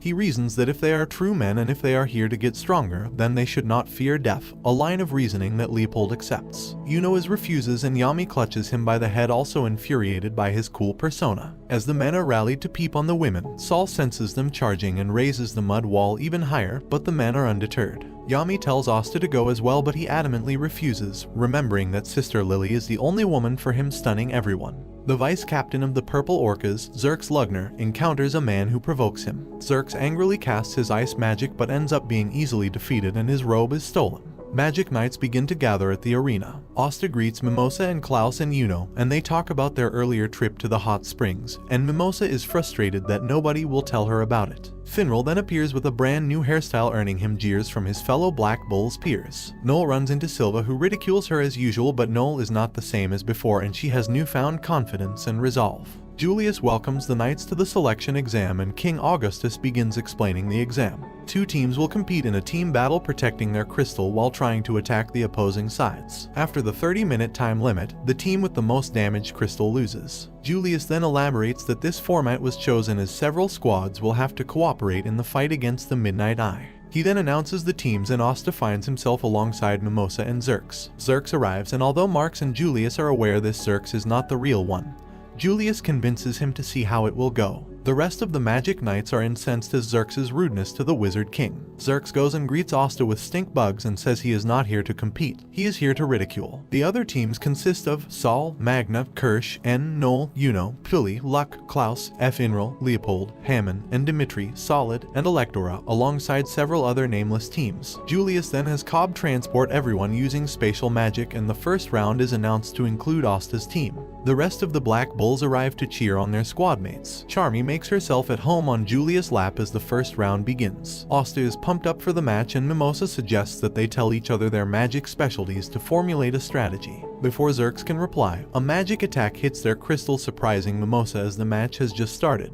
To their frustration, Xerxes simply lies down and begins to sleep. Across the battlefield, Rick uses his crystal scope to locate Asta's T, while Forte uses his fire magic in conjunction with Curtis' rock magic to form a ballista. Rick notices Xerxes sleeping, infuriating them further. Mimosa uses her plant magic to locate their opponents, and with Xerxes refusing to cooperate, she tells Asta that they should go on the offensive instead. They approach the enemy team within range, and Mimosa unleashes her cannon flower, surprising those watching as Mimosa had always specialized in just defensive magic. Recognizing Asta's ability in close quarters combat, Forte and Curtis split up, but Mimosa knows the magic crystal is with Curtis. Asta gives chase, but he steps over a magic trap that paralyzes him, and Mimosa realizes they are on open ground, about to be struck by 3 massive spells. As Asta drops to the ground, the 3 unleash their magic, and as Mimosa laments the end of their tournament run, a magic circle suddenly appears, sending the magic back to the casters. Xerxes appears, revealing that this was his plan all along. He taunts Curtis' honor, telling him that anyone who loses to him does not deserve to be a magic knight. Mimosa recognizes Xerxes' magic as ash magic, and the trap that immobilized Asta was set by him. She wonders when he had the time to prepare such massive spells. Xerxes destroys the crystal, but as Asta recovers, he angrily confronts him for his terrible attitude. Saul and Magna arrive, telling them to clear the stage, as does Mimosa's older brother Kirsch, a flamboyant man obsessed with elegance and beauty whom Mimosa views as an annoyance. Saul and Magna are unnerved at Kirsch's insistence on beauty above all things. However, Kirsch openly shows disdain towards Asta. A peasant without magic to him is an unsightly and ugly thing.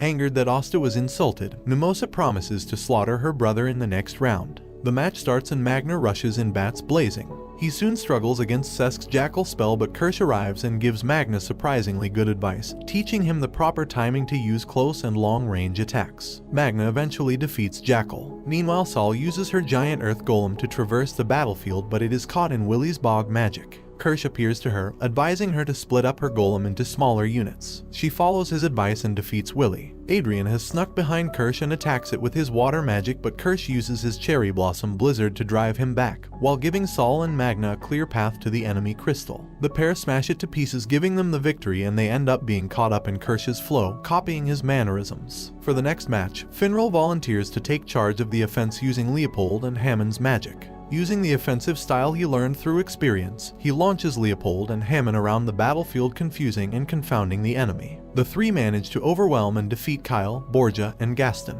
Next, Sek worries that he is out of his element with how powerful the other mages are. Flagell reassures him, saying that he must be strong as the other junior knights from the Black Bulls thus far have been.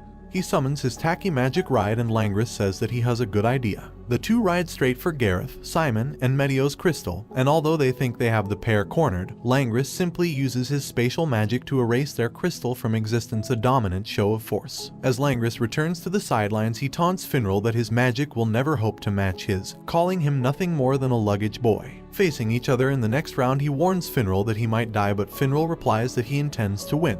The next round begins, but one team consisting of Nils and Ruben point out that their last member, called X, has yet to appear. The referee calls out for X, and a masked man appears, who reveals himself as Rill, the captain of the Blue Deers. Rill's butler, called Walter, arrives a few moments later to cheer him on and presents Asta with a cup of tea, thanking him for being Rill's friend. The match begins, but Nils and Ruben are unnerved at Rill's vacant staring into the sky, prattling on about art. He goes forward by himself, but he ends up caught in the plant magic of Roland. His allies, Wainsley and Nix, are surprised he was caught so easily, but they unleash their magic at the trapped captain. Rill remarks that the battlefield truly is the greatest canvas. 4 years earlier, Rill's mother is driven to near insanity at Rill's incessant use of his magic, causing great damage to the family's estate. Frustrated that nobody understands his art, Rill lashes out at everyone around him, slapping some sense into him. Walter encourages him to join the Magic Knights where he is free to show the world his art. Since then he has proven himself capable enough to be the youngest Magic Knight captain ever. Rill activates his magic, allowing him to use any magical attribute, and he uses it to eliminate Wainsley and Nyx with the magic they are weak against. Nils cuts Rill free while Ruben eliminates Roland with his rock magic, and watching from afar Walter is deeply proud of his young master. Rill continues to loiter and observe the art he has created, exasperating Nils and Ruben. They are forced to drag him away when the next match is announced.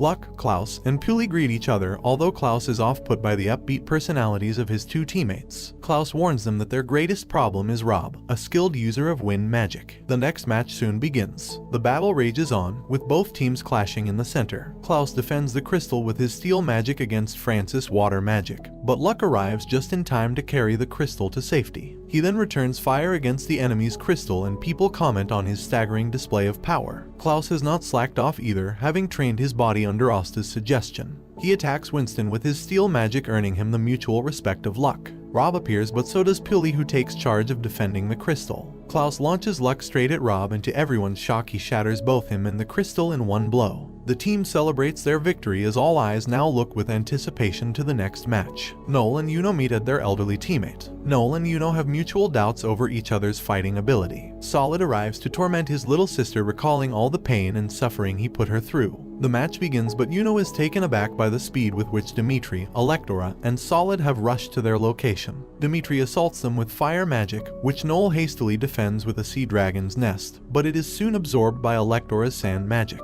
Yuno escapes with Noel and the crystal, but Noel asks to be let down, knowing Solid is sure to chase after her, while Yuno defends the crystal by himself against Electora. Incensed that Vangeance has been paying more attention to Yuno, Electora is further angered by what he perceives to be sheer insolence on Yuno's part. Meanwhile, Solid attacks Noel with a flurry of water bolts, but Dimitri tells him that they are supposed to act as a unit. Suddenly, he drops to the ground, being rendered helpless by En's mushroom magic. Another mushroom appears on Noel's shoulder, encouraging her to destroy Solid with all her might. Solid taunts Noel, but she says that she used to fear his magic, but she now only sees it as weak and flimsy, infuriating Solid. Meanwhile, Electora unleashes his most powerful sand golem, and dares Yuno to oppose it without his sylph. Yuno effortlessly destroys it using his tornado spell, and Electora falls to his knees in defeat. Meanwhile, Noel summons her sea dragon's roar while Solid stares in disbelief, refusing to acknowledge that Noel could muster such magic. Still believing that the spell will miss, he dares her to cast it. Noel unleashes her spell, completely wiping out Solid and his crystal, and securing the win for her team. Noel looks at her defeated brother and declares that she is no longer weak, and this brings the anime to an end. Comment for part 8. Don't forget to like and subscribe if you enjoyed, and turn on the notification bell so you never miss out on another video. Until next time, take care. We last saw Noel proving to Solid that she is no longer weak, silencing him with a devastating sea dragon's roar. Solid and Electora are in disbelief at their defeat. Noel's group returns triumphant, and her squad mates congratulate them on their victory. Charmy gives Yuno a pastry and becomes jittery when he accepts. The second round soon begins, signaled by the shifting of the battlefield.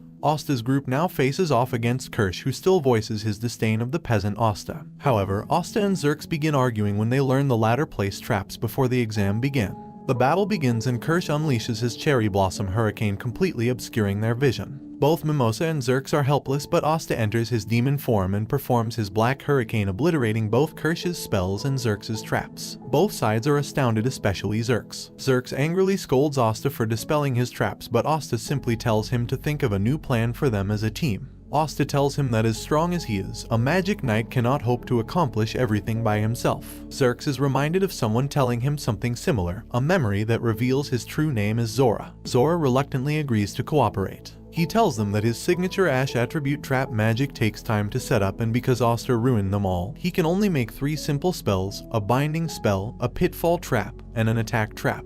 With this he formulates a plan. Upon learning Magna is a peasant, Kirsch decides to attack by himself, leaving the defense of their crystal to Magna and Saul. An old-fashioned aristocrat, Kirsch firmly believes in the royalty's superiority over commoners, both in status and in magical power. He finds Asta in a cave and triggers Zora's traps with his clones. He taunts Asta for thinking he would fall for such crude traps, but as he lands he suddenly falls into a trap hole physically dug out by Asta and Zora. Asta then knocks him out and remarks to Zora that it finally feels like they are a team. After Kirsch's defeat, Mimosa tries to combat Saul, but she is captured by a mud spell. Meanwhile, Zora taunts the defeated Kirsch, burying him alive. Magna arrives, and learning from his experience with Asta, he decides to fight him from afar. To Asta's surprise, Magna has devised a new spell that allows him to make his fireball disappear at will. Saul slaps Kirsch awake, and upon hearing him insist that he is beautiful, she replies that the only real beautiful people are those like Charlotte. 4 years ago in the great city of Hecario, Saul sees her father off, and she promises to look after the town while he is gone.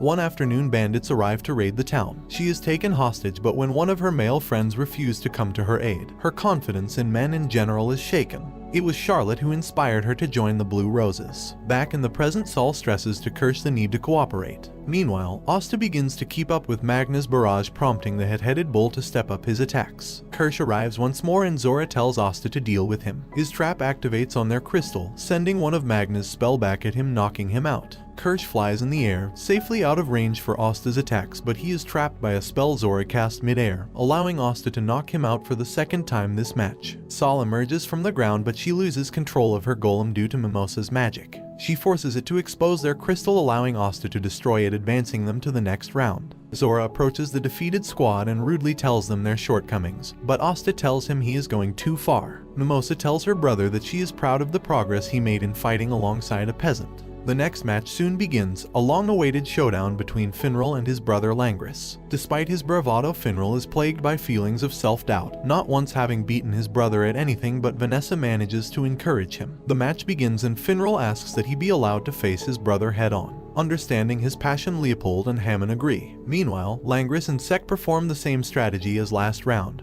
racing towards the enemy crystal for Langris to eliminate in one fell swoop. Years earlier, Langris prided himself over being Finral's better in all matters of magic, academics, and physical ability. One day they are introduced to Lady Finns, the fiancée of the next house of Vaude. Although dismissive of her, he is enraged when he overhears her call Finral the better mage due to his kindness. Back in the present, Langris conducts his frontal assault, but is shocked when his spatial magic is cancelled out by Finral. He declares that it is they who will win. Leopold and Hammond are teleported to the enemy crystal's location, solely defended by Fragile. She casts a sleeping snow spell, but Leopold manages to keep himself awake using the mana skin technique. Fragile is caught off guard and realizes she is on the losing end. Meanwhile, Finral manages to stave off Langris' assault. To everyone's surprise, Finral uses his new spell, the Fallen Angel's Wingbeat, a homing spell that teleports its target to another location. When it hits Sek, it sends him to the Black Bull's base, where he meets an angry Yami, fighting a certain battle of his own on the toilet. To everyone's shock, Langris reveals he can use a similar spell, but on a much more powerful scale. Observers notice that the aura he is exuding is similar to that released by Veto, the Beast. Finral responds to Langris' magic with his own, but the difference in power is too great.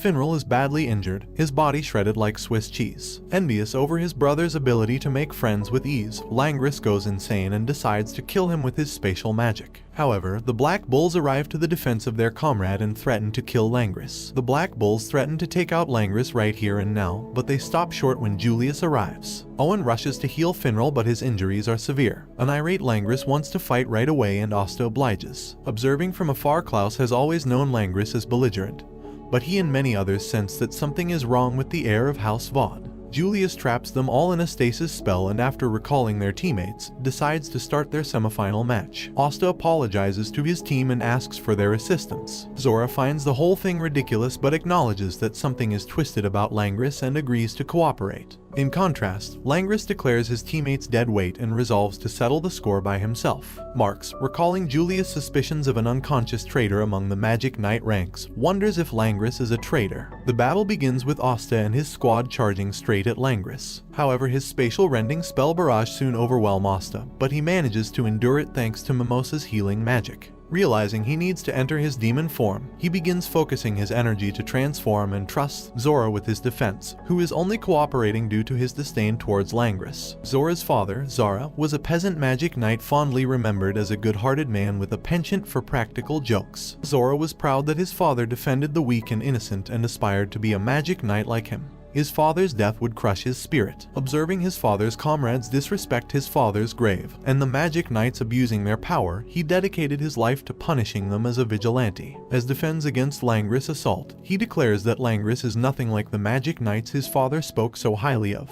Langris' assault slips past Zora's magic barrier, but to everyone's shock, Zora has drawn a magic circle on himself. He sends the attack, now twice as powerful, back to Langris. Despite this, he manages to erase the attack completely. An exhausted Zora collapses, but he has bought enough time for Asta to enter his demon form. Asta respects Langris' power, but his attitude and cruelty prove that he is no true knight, harkening back to Langris' willingness to sacrifice civilians as collateral damage. Asta's words ring true, touching all the magic knights in attendance, including Zora. However, Langris refuses to listen, so Asta performs a black meteorite, crashing Langris straight through their own crystal. At the same time, Asta's team crystal also shatters from the accumulated damage, and the match is declared a draw. As the match ends, Zora goes on a tirade against all the match participants, criticizing Asta's short-sightedness, Mimosa's naivete, and sex overconfidence. After declaring no one will respect Langris again, he criticizes himself for not believing in his comrades more. Asta is disappointed that the match is a draw, and as he collapses from exhaustion,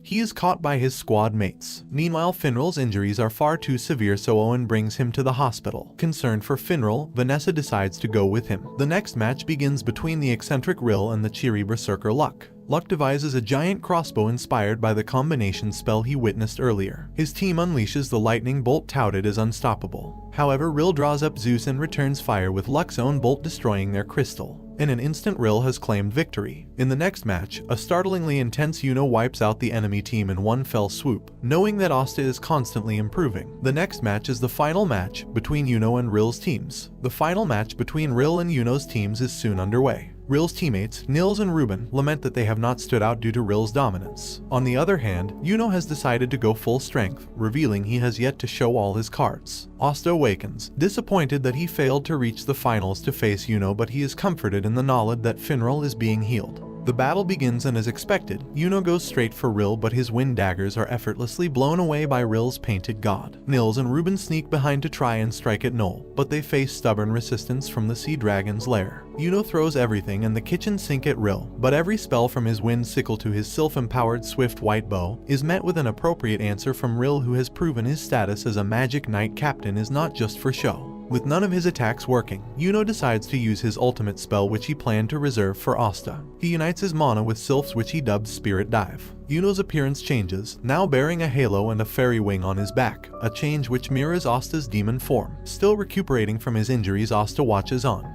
Yuno's sheer volume of magic is staggering, impressing even Julius himself. Yuno's Spirit Storm and Rill's Phantom Dragon shout clash in a battle of wills. Although their magic appears even, Rill's magic crystal can no longer bear the stress of the battle and it self-destructs. Yuno's team is declared the winner. Although Rill is depressed, Walter reassures him that he is sure to craft his masterpiece of art. And with the tournament concluded, Julius and the king see off the Magic Knights, intending to announce the selected knights in a few days' time. Meanwhile, Mimosa finds herself unsure of how to comfort a depressed Asta who has grown depressed. Yuno enters the room, but upon seeing him in a sorry state, he decides to leave. Asta declares that he will catch up to him eventually, and Yuno tells him to try. Meanwhile, Julius catches Zora trying to leave and praises him for pointing out the flaws in his magic knights. He tells him of how he met his father on a battlefield long ago. Impressed by Zora's tactical prowess and magical abilities, he encourages him to join the Magic Knights. However, Zora says that he is a nobody, just a guy passing through that couldn't become a mage. Asta is still depressed over how the selection exam ended, and despite the best efforts of the Black Bulls, they fail to cheer him up. Luck remarks that the results of the exam will soon arrive, and Magna reassures Asta that he will pass. Yami appears and drags everyone into the baths. He shares a story of how he was once a member of the Grey Deer, back when it was led by the future wizard king, Julius. While fishing for his lunch, he is approached by several villagers who offer him food.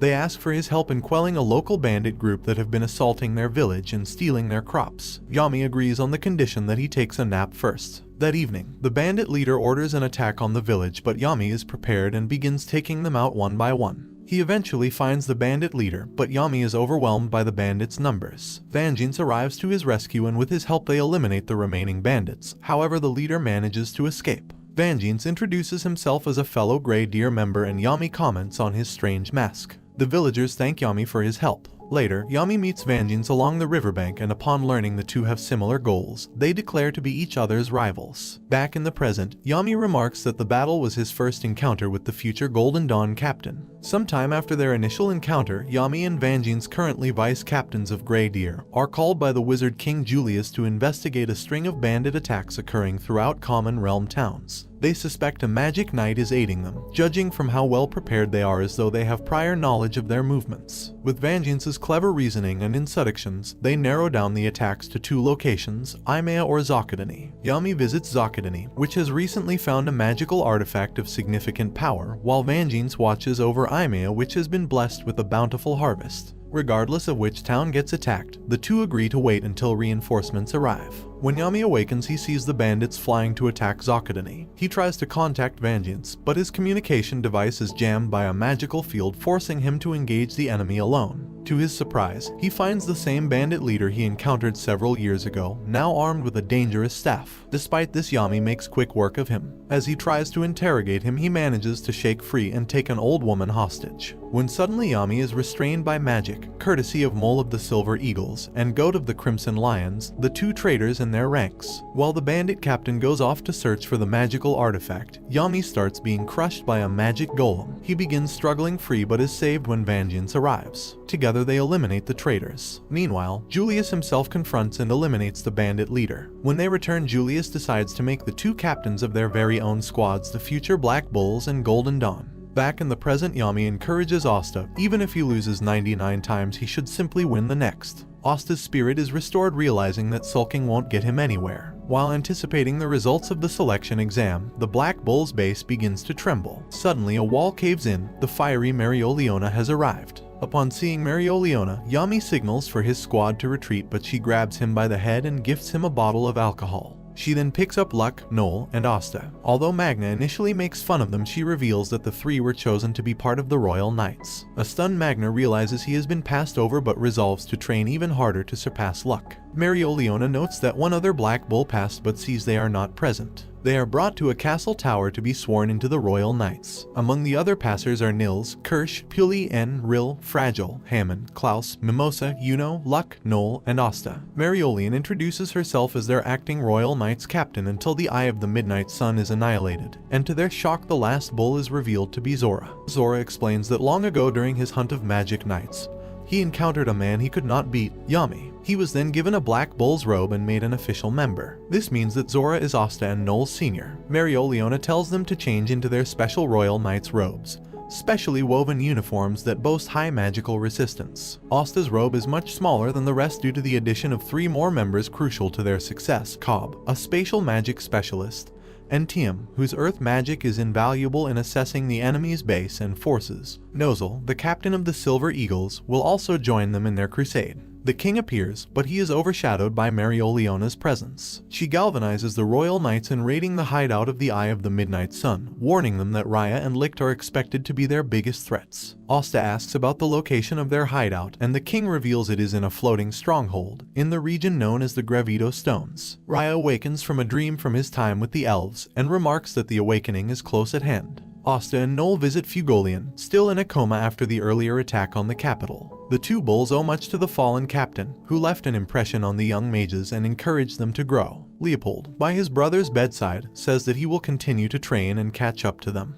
The pair meet up with Klaus, Yuno, and Mimosa. After exchanging pleasantries, Klaus warns them that a spy might be in their midst. As they return to the Royal Knight base, a mysterious shadow attaches to Asta. At a dinner reception, Asta's poor table manners attract the ire of Yuno and Klaus. Rill tries to include Zora in the festivities, but he is forced away by a stink bug. As the ruckus grows, the spy abandons Asta and heads to the roof. However, Marioliona and Nozel immediately sense his presence and capture him. Marioliona declares that they will commence the operation immediately, not in 3 days as previously planned. Using Cobb's magic, they arrive at the outskirts of the floating fortress. With Tiem's earth magic, they surmise that there are multiple points of entry, and several magic captain-level threats are present. She takes charge of Asta and Zora, and splits the remaining knights into 4 groups. Group 1, composed of N, Nils, Nozel, and Tiem, will infiltrate the base from the upper left portion. Group 2, composed of Ben, Luck, Noel, and Kish, will attack from the lower left section. Group 3, composed of Ruben, Rill, Fragile, and Puli, will assault the base from the upper right portion. And Group 4, composed of Klaus, Mimosa, Yuno, and Hammond,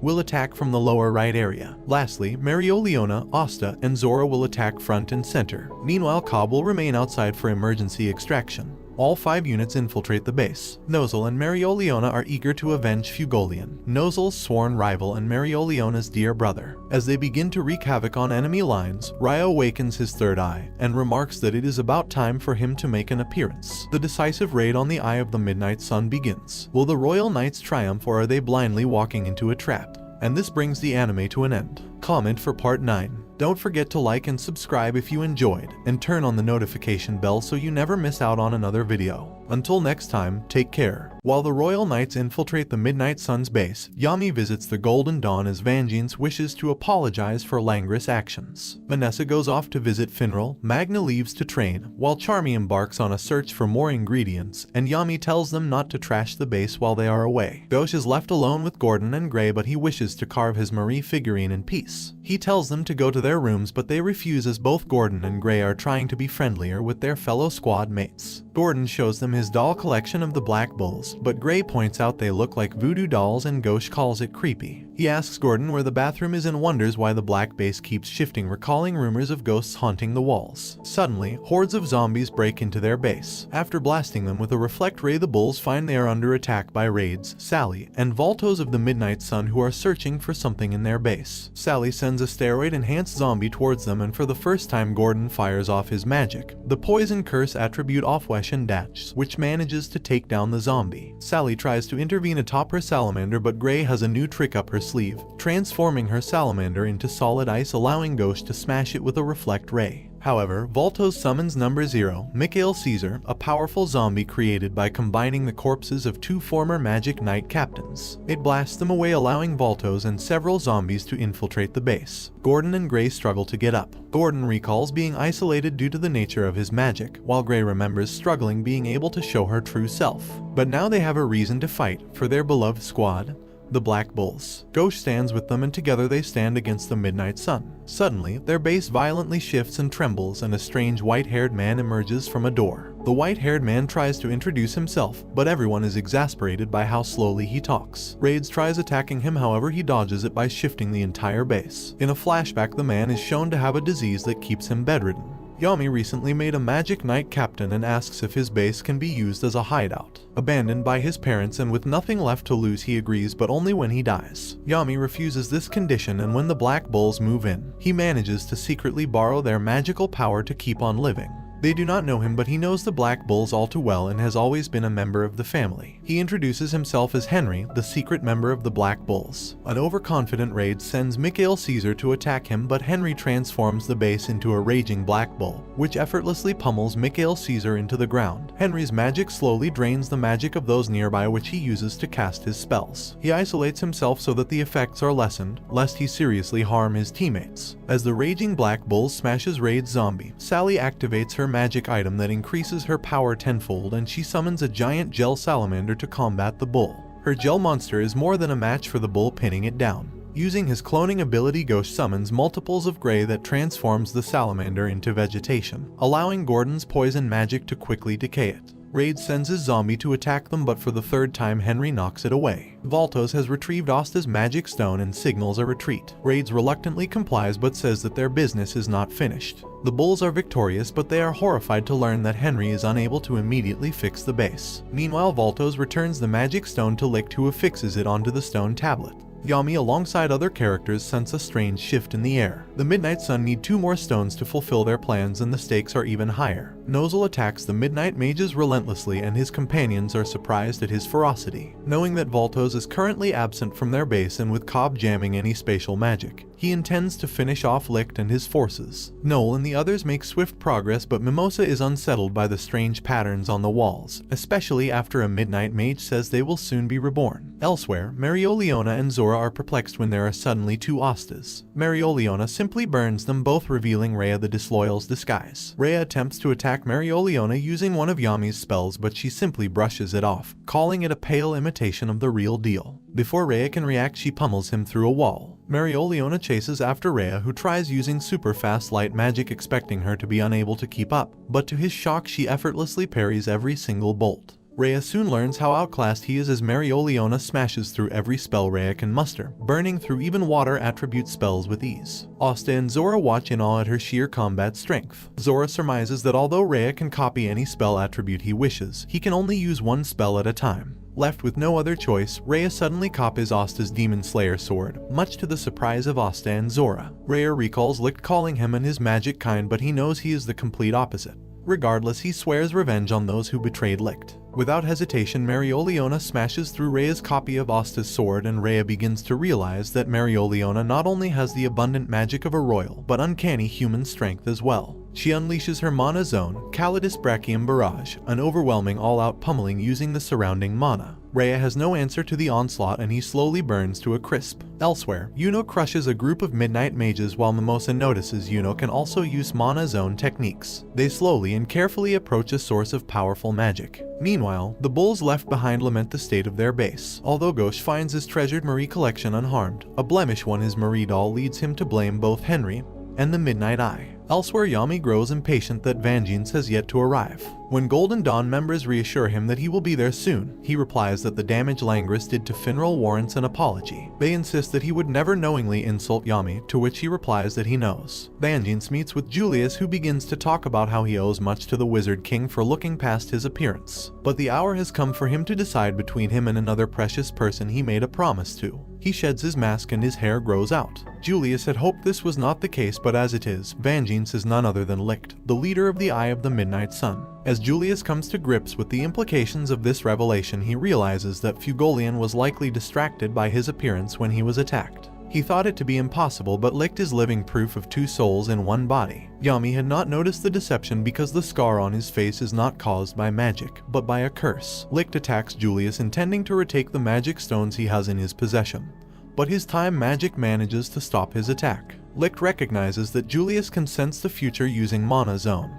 However, he manages to outspeed him and land a blow. But to his shock, he simply heals his wounds by reversing time on himself. He renews his attacks, but Julius has sped up, stopping Licht dead in his tracks. He has seen the future and Licht cannot win. Although their battle is too fast to follow, Marx senses that Julius is battling Licht. He sends out a message to all available Magic Knight captains regarding the events unfolding at the castle. Yami responds to the alert and he hopes that his suspicions are wrong. Licht is frustrated that none of his attacks seem to stop Julius, who has increasingly become accustomed to his speed. He realizes that Julius isn't even trying to fight back, as he does not want to harm Vangeance's body. He tries to find his grimoire and Julius points above to a swirling mass of pages, a coverless grimoire. Julius had always wondered what his purpose was in life for acquiring such a rare kind of magic, and throughout his journey he has come to an answer. He is the Wizard King sworn to protect the Clover Kingdom and her people. A desperate Licht instead decides to target the people themselves and begins amassing a powerful barrage of light swords across the entire kingdom, emulating the same attack that killed his people on that fateful day. Julius recalls his experience as a magic knight and the vast injustice he observed between the arrogant and self-serving nobles and the oppressed, lethargic peasants. He observed a magic knight, Zora, whom he held great respect for as a model magic knight. However, upon hearing his former comrades jeer Zora's death, his outrage at this injustice grew. Thus he strove to become the Wizard King to mend the differences between the classes, and hoped that through great effort gradual change would follow. Julius activates a massive time reversal spell over the entire kingdom, completely stopping Licht's attack. Tragically, his love for the people is what led to his demise, and Licht takes the opportunity to stab him. Yami arrives too late and he angrily draws his sword. Julius is mortally wounded and Yami yells at a shaken Marx to call for help. Yami attacks Licht with a dimensional slash, but he manages to escape through Volto's portal. Yami rushes to his friend's side. As he enters his final moments, he places his hopes into the next generation of magic knights. Meanwhile, Mereoleona begins to deal the finishing blow and a desperate Rhea attempts to self-destruct. Asta, who has seen this spell before, rushes in to stop it with his sword. He wishes to come to an understanding with the Midnight Sun, but Mereoleona insists on wiping them out. Asta reasons that the enemy too is fighting to protect something, and although he is not smart enough now, he hopes to create a world where everyone can understand each other regardless of who they are. Mereoleona is impressed with his ambition, which is strikingly similar to that of Julius. Rhea is also touched by his sincerity but remarks that is too late. Licht returns with the last 2 magic stones ready to enact the final act of his plan. Meanwhile, Yami tends to a dying Julius who regrets leaving behind unfinished business. Grateful for all that Julius has done, Yami refuses to let him go. However, fate is cruel and Julius entrusts everything else to Yami. As he draws his last breath, he is thankful to have seen all sorts of magic. Yami salutes him for the final time, and on this day, the Wizard King Julius Novachrono passes away. His grimoire scatters throughout the Clover Kingdom, the home he gave his life to protect. Yuno and his group arrive at the center of the Midnight Eyes hideout, where they find an elf in suspension. At the same time, Licht affixes the final 2 magic stones to the tablet, while Raid, Sally, and Voltos celebrate his triumph. Suddenly, Licht reveals that everything up until this point has been a lie and he had always detested the disgusting, selfish, and intolerant humans. He tells them that they will serve as the foundation for their rebirth. A flash of light envelops the small town of Hage and similar pillars of light erupt throughout the land. Rhea, who was on the brink of death, is suddenly reinvigorated as a strange tattoo strikes across his face. Strangest of all, Mimosa notices that Yuno is also enveloped in the light, developing a similar tattoo. Centuries ago, the elf Patry is fond of Licht, who recently received a 4-leaf clover grimoire. While lounging in a field, Licht rescues a princess named Tesha from being caught in a tornado. Her brother arrives bearing the same grimoire and magic as Licht. They soon become fast friends, and although some elves look upon them with suspicion, they generally look favorably upon them as they also wish to coexist peacefully with elves. A romance blooms between Licht and Tesha, and they are soon with child.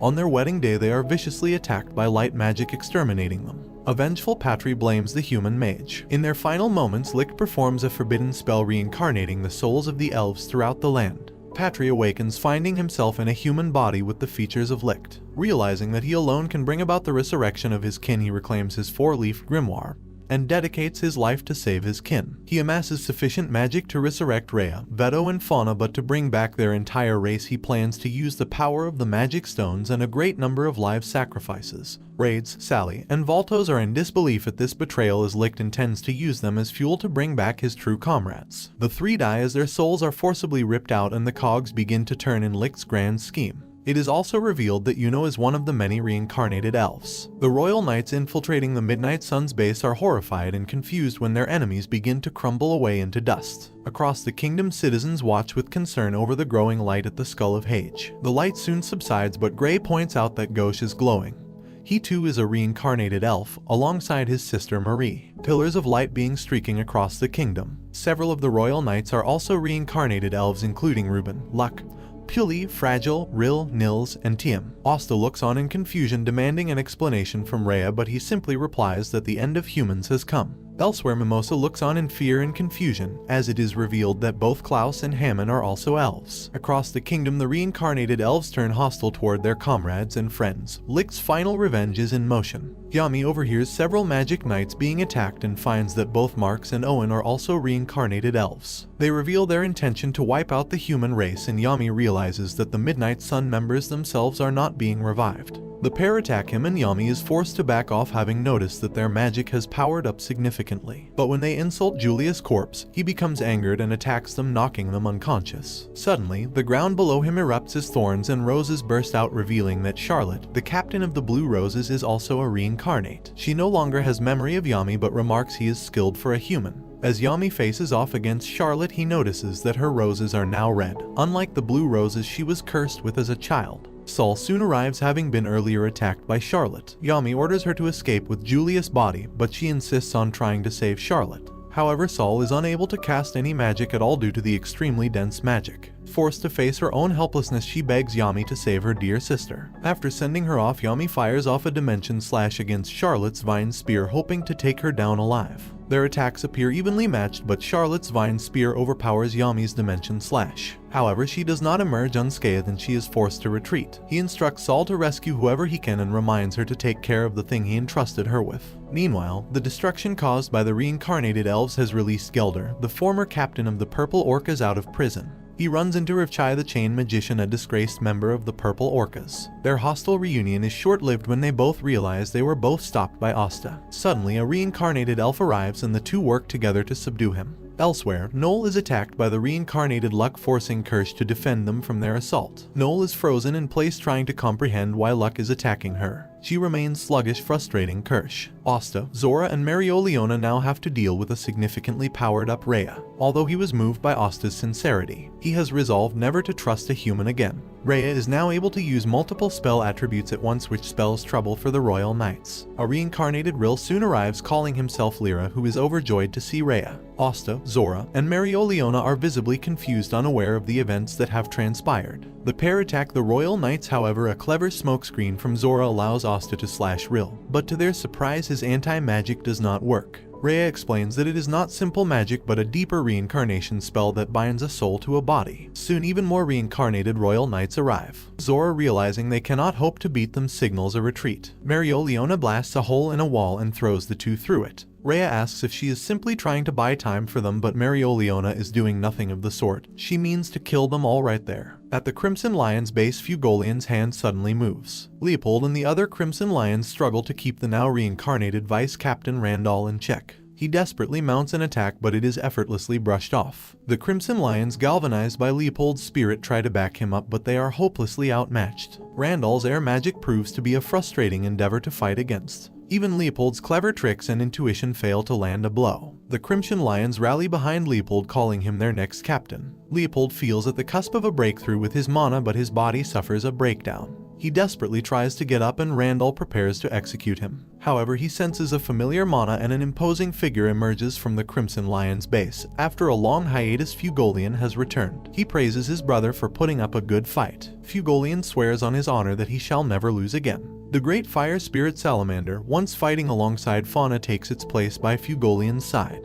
Randall is incensed that Salamander chose a human and a royal at that as a partner. Confident that elves are unbeatable, he foolishly stands in Fugolian's way, but his flames are far too powerful for him to blow away. He is eventually knocked out and subdued, and the Crimson Lions hail the return of their beloved captain. However, he is surprised to learn that Mereoleona is the current captain, making him the former. Knowing that Mereoleona finds the Magic Knights a hassle, he remarks that he made her do something out of character. Not wanting to reveal Vengeance's true identity yet, he orders the remaining Crimson Lions to defend the city. Elsewhere, at the Golden Dawn, several reincarnated members discuss their orders to slaughter humans. A reincarnated Langris emerges, excited at the prospect of exacting their revenge. Fugolian is not the only member to return. Finral finally awakens from his injuries, and after being briefed by Yami, he resolves to go save his brother. And this brings the anime to an end. Comment for part 10. Don't forget to like and subscribe if you enjoyed, and turn on the notification bell so you never miss out on another video. Until next time, take care. We last saw the brave Magic Knights take on the newly reincarnated elves, and the capital is thrown into chaos. Fugolian has awakened from his coma, a sorely needed boost for the Clover Kingdom. Meanwhile, Mereoleona stands alone against the powered-up elves. But make no mistake, she's not trapped in there with them, they're trapped in there with her. However, the 5-against-1 odds still favor her. The elves think Mereoleona is overconfident, however they become frustrated that their attacks seem to be easily repelled. But Mereoleona begins to feel the pressure as their spells begin to take their toll on her ability to fight back. Left with no other choice, she decides to use her strongest spell called Purgatory, blasting the entire area in searing hot flames. When the dust settles, the 5 elves are still standing but have taken a great deal of damage. In her typical badass fashion, Mereoleona passes out while standing. Even in her bad state, she still tells them to come and get some. Raya and the others oblige her, but Asta and Zora unexpectedly return. Using a plan Asta cooked up earlier, they gamble on all 5 of them firing an attack, a gamble which pays off. They fire back their own spells against them, giving them a window to escape.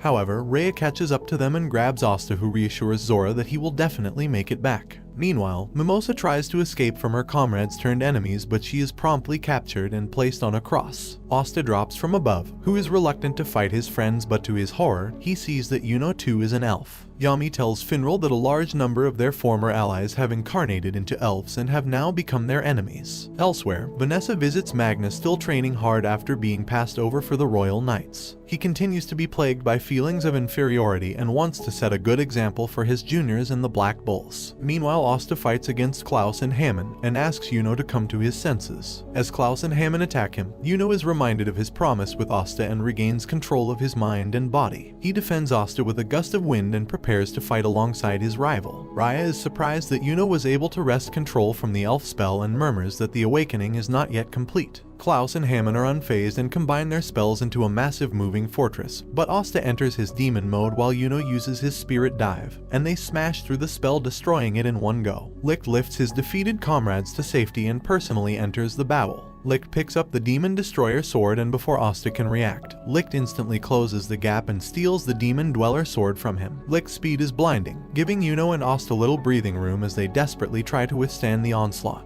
Asta is eventually overwhelmed and is blasted through several cavern walls and into an underground lake, leaving Yuno to fend for himself. He blasts Licht with Spirit Storm, but he simply absorbs it using the Demon Dweller sword, firing it right back at him. All the while, Mimosa contemplates her own uselessness. Yuno finally finds an opening using Mana Zone that pins down Licht in the sky, allowing Asta, who has once again broken past his limits, to ram straight into him. They unleash a combined attack that even leaves Raya impressed.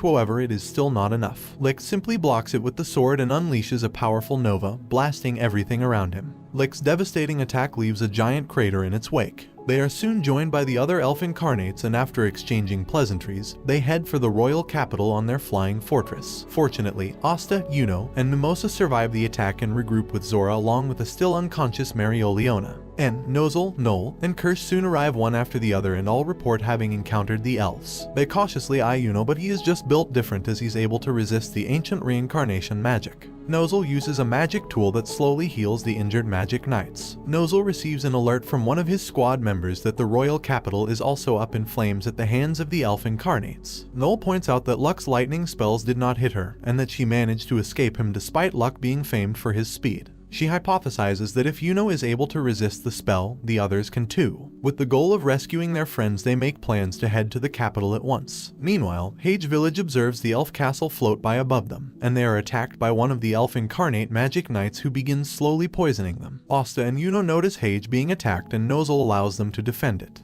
Noel wants to go as well, but Nozel says he needs her with him, a far cry from when he told Noel she was useless. As the villagers are dying, Sister Lily puts up a desperate last stand against the far superior elf knight. Wanting to emulate Asta's courage, Nash performs a banzai attack. Just as all hope seems lost, Asta and Yuno descend from the heavens prepared to defend their hometown. Asta and Yuno defend against the elf knight's plant magic, but significant damage has been done to the village and many have been poisoned or impaled on vines. Sister Lily and the children watch as the two of them defend their village. They reminisce about how they would always look forward to Asta and Yuno's letters, and their exploits are proud to see them grow. Asta notices that Father Orsi continues to writhe in pain and leaves Yuno to fight on his own for now. But to Asta's surprise, not even his Demon Slayer sword can dispel the magic, as the effects are no longer from the spell, but from the poison itself. As he recalls all the time Father Orsi has been there for him, a new sword emerges from his grimoire which he recognizes as the same one Licht used in their earlier battle, and with nothing to lose he grabs it.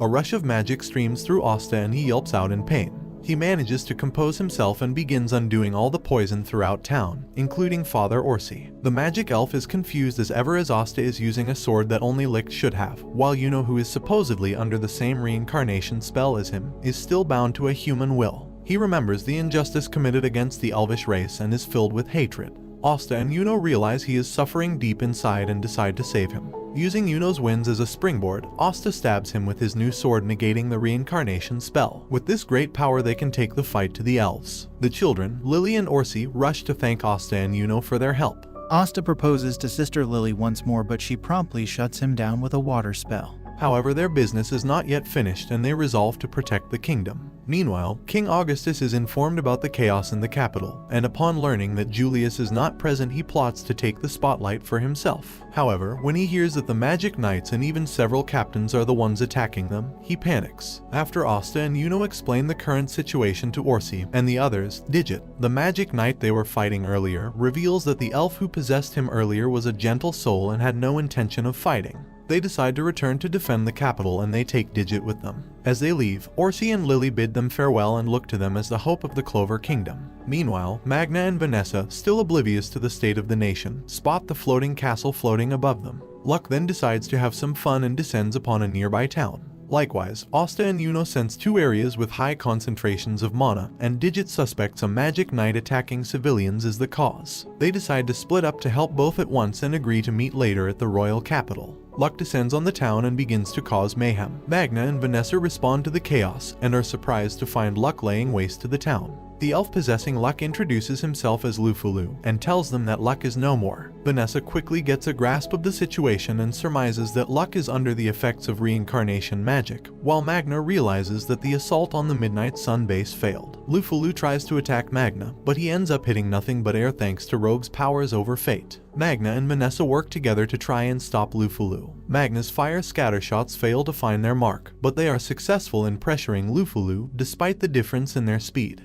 Magna finally gets up close and personal with Lufulu, grabbing onto him to ensure he doesn't escape. In a completely nuts move, Magna blows himself up alongside Lufulu, greatly injuring them both. Magna binds Lufulu and talks at length about his bonds with Luck. Lufulu simply laughs as a lightning bolt descends from the sky, exponentially increasing his power, but this burst catches Asta's attention. Lufulu's speed has increased 100-fold, and Magna only narrowly avoids being instantly killed thanks to Rogue. However, the two are soon overwhelmed, with Lufulu correctly guessing that using Rogue takes an enormous amount of magic. As he prepares to deliver the final blow, Rogue uses the last of its power to carry Asta to the battle. Lufulu's confidence in his speed is shaken when Asta miraculously keeps up with him, aided by his Kai senses and the Demon Destroyer sword. His lightning bolts are effortlessly swatted away, but he eventually gets a bead on Asta's speed, and the fight soon becomes one-sided. With Vanessa and Magna's support, a huge dust cloud kicks up, obscuring Lufulu's vision. He simply extends the range of his magic and pinpoints Asta's location in the smoke. However, thanks to Vanessa's strings, Lufulu messes up the timing and Asta lands the first blow of the fight. With Vanessa and Magna's help, Asta pins down Lufulu to undo the reincarnation spell, but he resists with all his might as thunder crackles around them.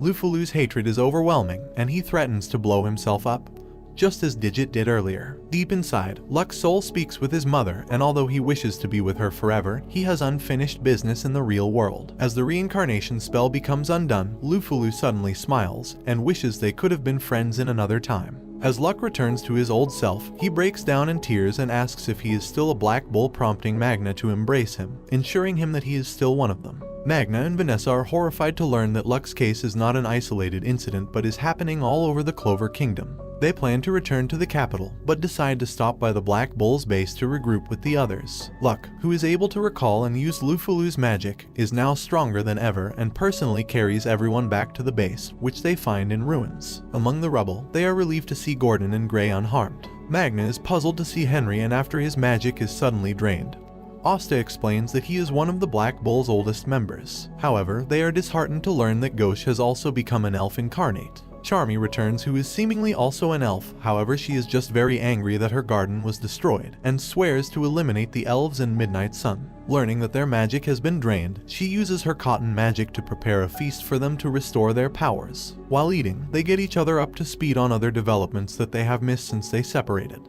Henry, now recovered, reassembles the Black Bull's base into its mecha form, and the Black Bulls march onto the capital, ready to rescue the kingdom. They charge toward the capital aboard the raging Black Bull. Luck senses that in the nearby town of Hecario, there are 3 magic knights, Risaka, Xerx, and Protobe, who have all been possessed by elves. They rush headfirst into Hecario, and not even a wall can stop them. They breach the earth wall, and immediately, Vanessa, Charmy, and Gray work to rescue the civilians. Risaka and Protobe's attacks seem unable to touch the bulls, thanks to the fate-altering powers of Rogue. Magna, Gordon, and Luck use the cannons mounted to fire off their magic against the enemy mages. Before the enemy can fire off their spell, they fire the Asta cannon, sending him to cancel their magic and undoing the reincarnation spell. Asta raises his sword triumphantly and declares that the Black Bulls are invincible. Elsewhere, William recalls how Patry first reincarnated in his soul at 16. Sympathetic with his pain and suffering, he allowed him to reside within his body, acknowledging the importance of his mission. Inevitably, their twin goals would eventually come into conflict with one another. As Patali, under the name of Licht, came to lead the Midnight Sun and the ultimate death of Julius, he begins to regret leading the double life, which led to deaths of his friends. Patali assumes complete control of William's body, and he says goodbye to his one and only human friend.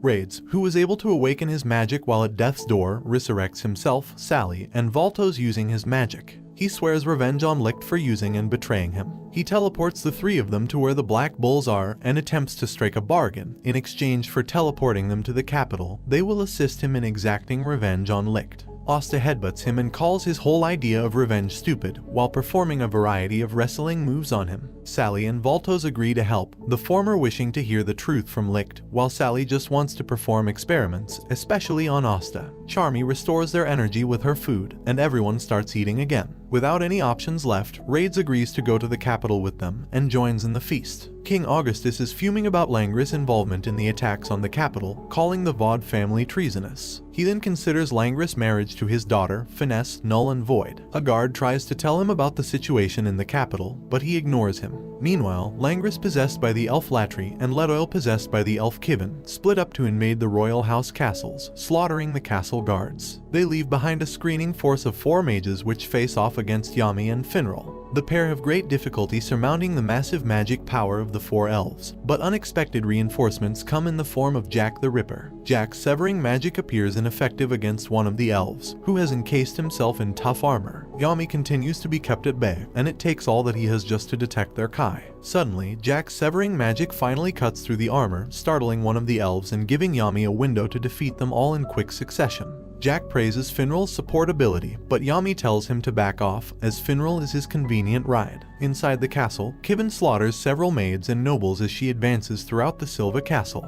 Meanwhile, Solid is still frustrated that he was defeated by Noel, while Nebra says she probably just got lucky. Kivin bursts into their room, and promptly impales Nebra with a compass needle. Outside, Nozel and the other royal knights finally arrive, where they are greeted by Yami, Jack, and Finral. Yami does not seem to recognize Zora at first, but remarks that it is about time that he joined the Black Bulls. Jack and Yami join forces and enter another castle, leaving Nozel, Noel, and Zora to recapture the Silva castle. Zora soon leaves them, reluctant to cooperate with the nobles he loathes. They race to the top of the tower, just in time to rescue Solid, whose spells fail to penetrate Kivin's dense magic field. To his surprise, Noel's Sea Dragon's roar manages to punch through the field, forcing Kivin to redirect it with her magic. Nebra is likewise surprised that Noel was able to muster such a powerful spell, but Kivin remains unfazed and casts another Atlas, destabilizing the magic all around her, causing their magic to become erratic. However, Kivin's own magic is unaffected, as her needles still find their mark on Nozel's arm. Noel remarks that she can still fight, and Nozel invites her to fight alongside him, now recognizing and acknowledging her power. Months prior, Nozel tells Noel she will be assigned to the Black Bulls, known as the worst of the worst, stuck doing meaningless fetch quests. Back in the present, Noel and Nozel show their bravado, but neither are able to cast any meaningful magic in the erratic chaos of another Atlas. Noel gets a reckless idea, and with Nozel's help, she floods the entire chamber with water, forcing Kivin to undo her spell. As she does, Nozel captures her and encases her in mercury. As the dust settles, Nozel acknowledges Noel's power, even if it was not befitting of a noble. He reveals that he had always cared for her, and because he was the spitting image of his mother, he refused to lose her too. He always meant to keep her as far away from danger as possible, which is the reason why he assigned her to the Black Bulls to begin with. He admits he was wrong, as she has grown to be a powerful young woman, and he apologizes. Suddenly, compass needles stab him from behind as Kivin has yet to be defeated. Caught in another vortex, Noel racks her brain for a spell to cast, and she is hit with a sudden flash of genius. She covers herself in the Valkyrie dress, reminiscent of her mother's old signature spell. Now granted new power, she effortlessly glides through the chaotic barrier, deflecting Kivin's barrage of needles. She finally closes the gap, but as Kivin attempts to turn her magic erratic again, Noel explains that her magic allows her to control the mana of anything it touches, including Kivin's. With a drill that pierces the heavens, Noel defeats Kivin. However, Noel is granted only a moment of rest as other elf mages soon arrive. As a fireball nearly hits her, it is sent back via Zora's trap magic, eliminating one of them right off the bat. He accosts Nozel for failing to protect his own family, prompting him to get back up, filling the gaping holes in his body with his mercury magic. Zora gives them both the knowledge of where his traps are, allowing them to bait the enemies into them. Zora keenly observes that the elves appear unaware of his trap magic and how it works. He remarks that human magic was meticulously studied, tested, and experimented with over hundreds of years, and the elves have no answer to its ingenuity as they are systematically dismantled by their combined might. As the humans begin their counterattack against the elves, this brings the anime to an end. Thanks for watching part 10. If you want a part 11, comment below. And until next time guys, take care. While Noel and the others are busy laying the smackdown on the other elves, Mimosa, Kirsch, and En work together to evacuate the Vermilion residence. Their execution is flawless, but David, possessed by the elf Babel, suddenly appears. He has no intention of fighting, and even stronger magic is approaching their castle. Elsewhere, Langris forces his way through the king's chamber and is still ignorant of what is happening in the kingdom. King Augustus assumes Langris is a traitor and activates his magic, boasting about how powerful it is, but Langris simply erases it.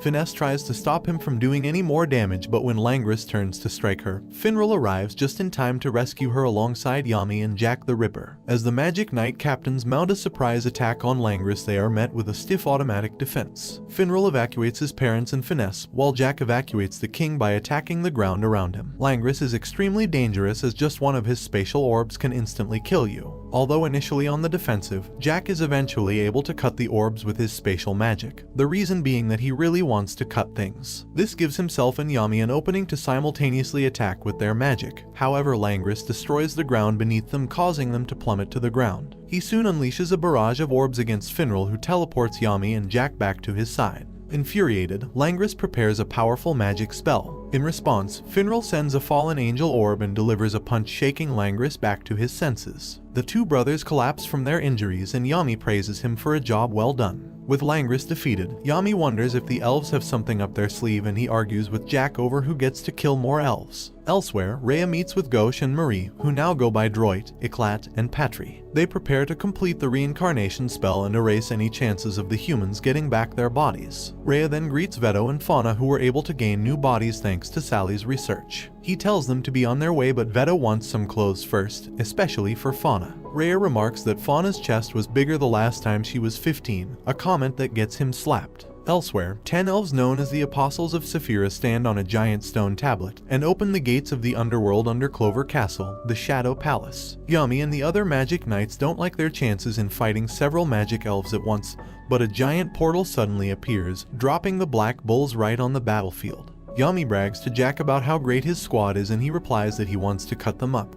To which Yami says what the hell don't. Their presence is sorely welcomed and they begin a cannon barrage against the elves. The Mosa warns Asta that their reincarnations will soon complete, causing an even greater urgency. Dorothy, now Rivette, uses her dream magic to wipe out the head of the Bulls base, erasing Charmy, Sally, Vanessa, Magna, and Luck from the equation. With the Bulls now vulnerable, Patry's light spells reduce their base to rubble. Patry and the other elves then enter through the gate of the underworld, leaving Droit behind to deal with the Bulls. Combining his mirror magic with Eclat's eye magic, they immobilize and seal their opponent's movements. Asta manages to undo the spell for those around him with his Demon Destroyer sword, and they prepare a counterattack to take back Gauche, even though they remember him to be annoying because that's what friends are for. Some of the Black Bulls find themselves in Rivet's dream world where the impossible seems possible. Rivet attacks them with a giant stuffed animal, but thanks to Rogue they narrowly escape being eaten. Sally analyzes the situation and takes a great interest in Rogue. Charmy's recovery magic and Rogue forms the cornerstone of the Black Bulls' defenses, but Vanessa knows they cannot keep this up forever. Rivet sends a wave filled with man-eating fish at them, but thanks to Charmy, she cleverly uses Magna and Luck's powers to dissipate the wave. This leads Sally to conclude that in the dream world, whatever Rivet thinks of appears. However, those objects are still bound by real-world properties. She takes advantage of this info and causes Rivet to summon a pair of glasses and several doors that lead to the outside world. They suddenly get drowsy, a side effect of being inside Rivet's dream world. She says that those who fall asleep here never wake up. Elsewhere, Jack and Yami remain trapped in a tunnel while Asta and the others are pinned down by Droit's ray beams. They struggle to make any progress and their magic reserves keep getting lower. Droit identifies Asta as the biggest threat and singles him out and prepares to deliver a concentrated attack. The other Bulls narrowly set up a defense in time to protect Asta, giving him time to enter his demon form. Asta rushes Droit, but it was all an elaborate ruse and once again he is caught in Eclat's eye spell. He prepares to deliver another gigantic attack, but Henry and the others rescue him just in time. Henry recalls how he was essentially left for dead by his parents, and how it was the Black Bulls who gave him a second leash on life, and he promises to protect his friends. Suddenly, Asta breaks free from the spell and promises to do the same. As the Bulls trapped in the dream world try to escape through one of the doors, Rivet locks them up in chains, dashing any hopes they have. Sally comes up with a clever idea involving Magna and they create a silhouette of the real Dorothy. For a moment, Rivet imagined Dorothy, resulting in her being summoned in the dream world. Against popular perception, Dorothy, who's always asleep, is actually very friendly and energetic, but fortunately for the Bulls she can also fight on equal footing with Rivet. Asta can't seem to close the gap between him and Droit. Henry recalls him back to their flying base. With their magic getting lower and lower, Henry decides to go for a banzai attack, falling straight towards Droit to drain his magic. Henry closes his eyes and accepts his fate, but Asta enters his demon mode once more and doesn't intend on leaving any Bull behind. Henry suddenly wants to live again and the feeling is mutual. Gordon and Gray help Asta close the gap, sending him charging straight into Droit. His binding spell is then lifted, freeing the other mages. Droid recalls how they were betrayed by humans but recognizes that those before him are not the same people and are simply protecting their friends. Droid then surrenders to Asta and allows him to take back Gauche. As he disappears, he gives them some words of caution. Actions without consequences do not exist. Gauche and Marie are back, and the bulls jump on top of him in celebration. Although he is too shy to show it, Gauche thanks them for saving him. At the same time, Rive is unable to maintain Dreamworld due to Dorothy's presence and it begins to crumble. As it collapses, Dorothy tells her that not all humans are bad and wishes they could have met under different circumstances. Back in the real world, Magna and Luck perform their combination attack, blasting Rive right out of the sky. Asta dispels the reincarnation magic on Dorothy, and the Black Bulls reunite. Now that the gang is back together, they plan to link up with Yami. Elder and Rivchai stumble upon the Shadow Palace, a place rumored to be a treasure trove of powerful magical items. Meanwhile, the Black Bulls continue to recover their strength with Charmy's magic. Noel notices that Sally is wearing Asta's shirt, and she and Mimosa are mortified to learn that he promised to let Sally do whatever she wants with his body. Luck senses two elves heading their way, however they are both instantly defeated by Fugolian and Marioliona. Fugolian comments that Asta has gotten stronger in his absence, while Marioliona, who was supposed to be resting for one more day, has already recovered. They are interrupted by more elf mages, and with the portal to Shadow Palace getting even smaller, they tell the Magic Knight captains to go on ahead. They also send Asta, whose sword will be sorely needed. Kirsch also volunteers for Mimosa to join them, while Solid, who now admits that Noel is stronger. With the bulls as a screening force, Asta and the others advance into the Shadow Palace. After a rocky ride, Asta finds himself with Mimosa. She uses her plant magic to get a layout of the labyrinth and detects Licht in the farthest chamber. They both enter the nearest room and find Rill possessed by the elf Lyra waiting for them. Elsewhere, Noel is left all alone to face off against Fauna, who also happens to be possessed by an elf called Fauna. Marioliona stares down the reincarnated Veto and anticipated battle of the beasts. She rains fire but is surprised by how fast he is. She has finally met her match and is thrilled to fight such a worthy foe. Fugolian faces Kaiser, the current captain of the Purple Orcas, possessed by a nameless elf. Fugolian knows Kaiser as a virtuous, upstanding individual and swears to drag him back to his wife. However, his salamander's flame fails to penetrate his defensive barrier. As the siblings bear the brunt of their opponent's attacks, they both think of each other highly. Fugolian thinks of his sister as headstrong but powerful, while Marioliona thinks of her brother as overly serious but commands respect. They both grit their teeth and fight back, thinking of each other as the strongest in the kingdom. They smash through their enemies and roar like lions. Meanwhile, Noel activates her Valkyrie armor and fights against Fauna. She unleashes a sea dragon's roar, seemingly defeating her, but to her shock, Fauna simply heals herself as though nothing happened. Elsewhere, Asta and Mimosa struggle against Lyra's art attacks. Outside, the besieged Black Bulls are relieved by Yuno, who has gathered all able-bodied mages in the Clover Kingdom. Charmy gives him some recovery food and falls head over heels when he compliments her. After learning that Asta is inside the Shadow Palace, his necklace shines and creates another portal, allowing him to go inside, with Charmy in tow. Charmy finds herself in the same room as Lyra and assumes that she is in hell. She is chased away by some of the monsters and runs into Asta and Mimosa, telling them that Yuno is also inside the palace. She notices Lyra suffering from artist's block and flies up to deliver him some food. When Lyra smacks the bowl from her hand, she grows angry and summons a giant sheep, but Lyra blasts her into the rocks below. Asta and Mimosa race to her side, but they sense a powerful magic emanating from her. Suddenly, Charmy's body transforms, while the sheep sheds its wool to reveal a ravenous wolf. Mimosa realizes that Charmy is a hybrid, a half-human, half-dwarf. Charmy is the most surprised out of them all and is shocked that the wolf can talk. As Lyra continues summoning monsters, the wolf pulls out a knife and fork and eats them faster than Lyra can cook them up. Charmy tells Asta to go on ahead while she punches the importance of not wasting food into Lyra. Using Mimosa's magic, they find themselves in a chamber where they find David collapsed on the ground. Mimosa senses that Yuno is in another chamber, fighting off against 3 elves. Yuno faces Patry, Rhea, and Ron. Patry and Rhea attack him simultaneously, but Yuno is, after all, built different, and effortlessly avoids their incoming attacks while firing back with his own. However, the other elf, Ron, manages to snatch the necklace around Yuno's neck, which is the last magic stone they need. Rhea commends Ron on a job well done but senses something is wrong. Ron opens his mouth and a gaping hole is left in Rhea's chest. Rhea had known all along that the humans did not betray them, but for the sake of seeing Licht again, he kept his mouth shut. Patry rushes to Rhea's aid and begins healing him, while Ron reveals his true form. He steps onto a pedestal and transforms into what can only be described as pure malice and evil, the devil. He thanks Patry for being a useful pawn all this time, and reveals that the one who manipulated the humans into attacking the elves was him. Patry attacks him in a rage, but all magic is useless against his world's soul magic, which allows him to create whatever he wants with just words. Even Yuno senses that the devil's power is far beyond his own. Asta and Mimosa arrive just in time to help, but shivers run down their spines at the sight of their opponent. The devil teleports Patry to him and impales him with iron spears. Asta and Yuno are kept at bay with a rain of swords and are subjected to a barrage of crushing spells, while the devil explains that thanks to Patry, he was finally able to reincarnate. Raids and Voltos, listening from afar, learns that Patry, too, was used just like them. The devil slowly warps Patry's grimoire into a 5-leafed clover, born out of despair, which will allow him to rule the world once again. He transforms Patry into a dark elf and lets it rampage, while he makes his exit out of the Shadow Palace. Asta and Yuno now have to fight a powered-up Patry,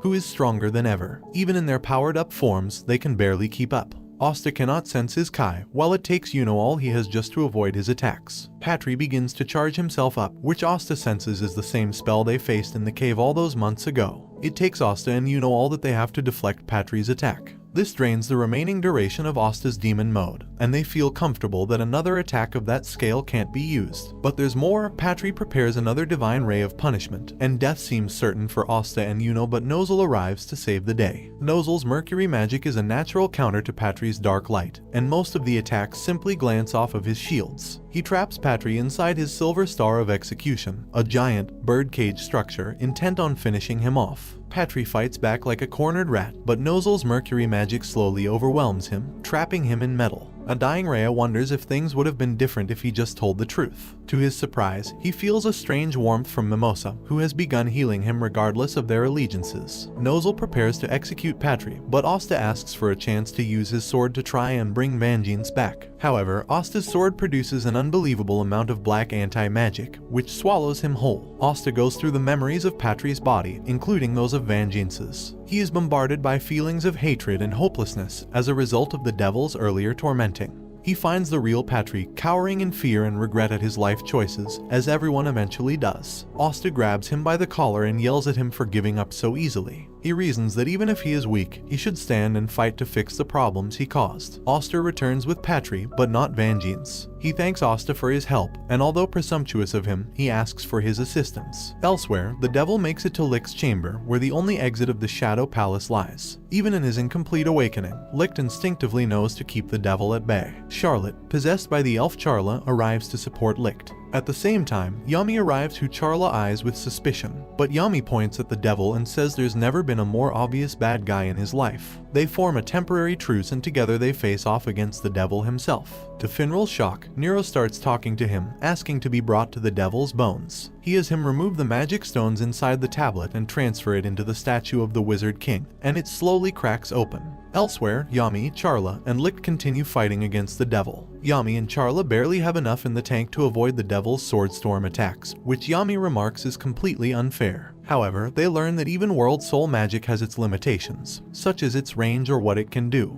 The devil thanks them for letting him play with his magic after so long and uses his grimoire for the first time. He summons a writhing aberration from another dimension, against which Yami's magic has no effect. The devil's aberration soon makes it into the chamber where Asta and the others are, and it nearly swallows them whole. Miraculously, Asta is unharmed, supposedly because it has no need to eat beings with no magic. Nozel orders Mimosa to join him in rescuing those in the other chambers, and tells the others to go into the final room. Meanwhile, Finral watches in awe as the statue crackles with life, revealing the first Wizard King, Lumiere, alive underneath. Nero also transforms into a girl named Seker, and even when the apocalypse is close at hand, Finral asks her out on a date. Lumiere activates his magic and they blast across the sky towards the Shadow Palace. He throws Finral off, thanks him and tells him to wait there for his friends. He grasps Seker's hand and they resolve not to let that tragedy happen again. 500 years ago, Seker was brought as a servant to Prince Lumiere. He shattered all her perceptions of nobility and assisted him in creating the magic tools, and observed him mingling with the elves. On the day of the wedding, Lumiere is lured into the palace and trapped there by the devil, who manipulated the other royals to massacre the elves. With Seker's help, he races to the wedding and finds that all the elves have already been slaughtered.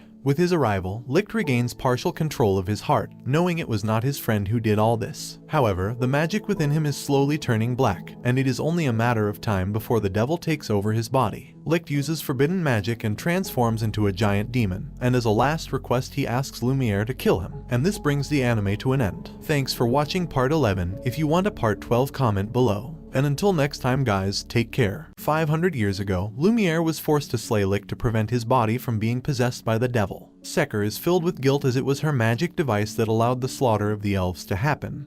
However, now it can be used to save the world. She hands it to Lumiere, who manages to suck out a great portion of Licht's magic, allowing him to be slain. Seker seals the devil away, but she knows it will eventually break. As Lumiere bleeds out, Seker uses the remaining magic from the stones to seal him inside a statue. As a side effect, she is transformed into a bird, and spends the next half-millennium waiting for Licht's 5-leaf cover grimoire to resurface. Back in the present, Lumiere and Seker burst in for round 2 against the devil as they didn't hear any bells. Asta is understandably starstruck, but Lumiere and Seker waste no time in breaking the remaining seal on Licht, bringing him back to his old self. As the devil welcomes a second chance to face his old enemies, Licht reassures Patry that he could not have known that this would all happen and tells him that he did his best. Lumiere and Licht begin their assault on the devil, who initially is overwhelmed, and is left with no openings to attack. He manages to slice Lumiere's arm in two, but before he can deliver the finishing blow, Asta is there to parry his trident. Seker heals Lumiere's arm, which the devil derides as worthless before his might.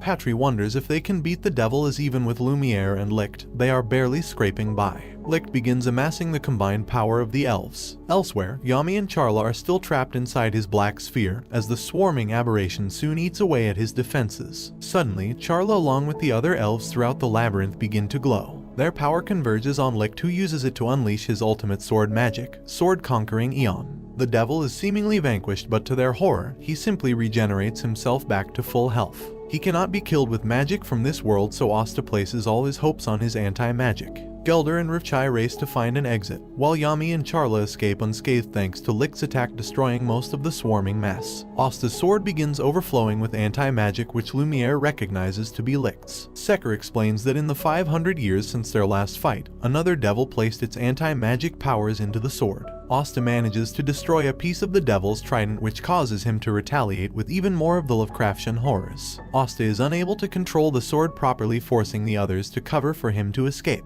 Yuno shows again how he is built different by condensing the traces of light magic left by Licht and Lumiere, creating a wind sword that can damage the devil. Lumiere notes Yuno's use of wind and sword magic and realizes he must be a descendant of Licht and Tesha. Asta soon does the same, and Lumiere is astounded at their staggering rate of growth. Asta and Yuno manage to land a fatal blow, but even though Asta thinks he has stabbed the devil in the heart, it does nothing but anger him, and he begins to get serious. He summons another swirling mass of tentacles, and the mages brace themselves for what is to come. While Licht and Lumiere combine their magic to protect the other mages throughout the labyrinth, Asta and Yuno are left on the attack. Elsewhere, with Charla's assistance, Yami prepares a long-range dark dimension/aim dead center at the devil. Asta and Yuno continue their assault, but Asta's demon mode nears its limit. Although they execute a perfectly timed combined attack, Asta's demon form wears off, cutting his power significantly. However, Yami the absolute madman unleashes a mana zone-empowered dark dimension/equinox. The slash travels throughout the entire length of the labyrinth, cutting the devil in two.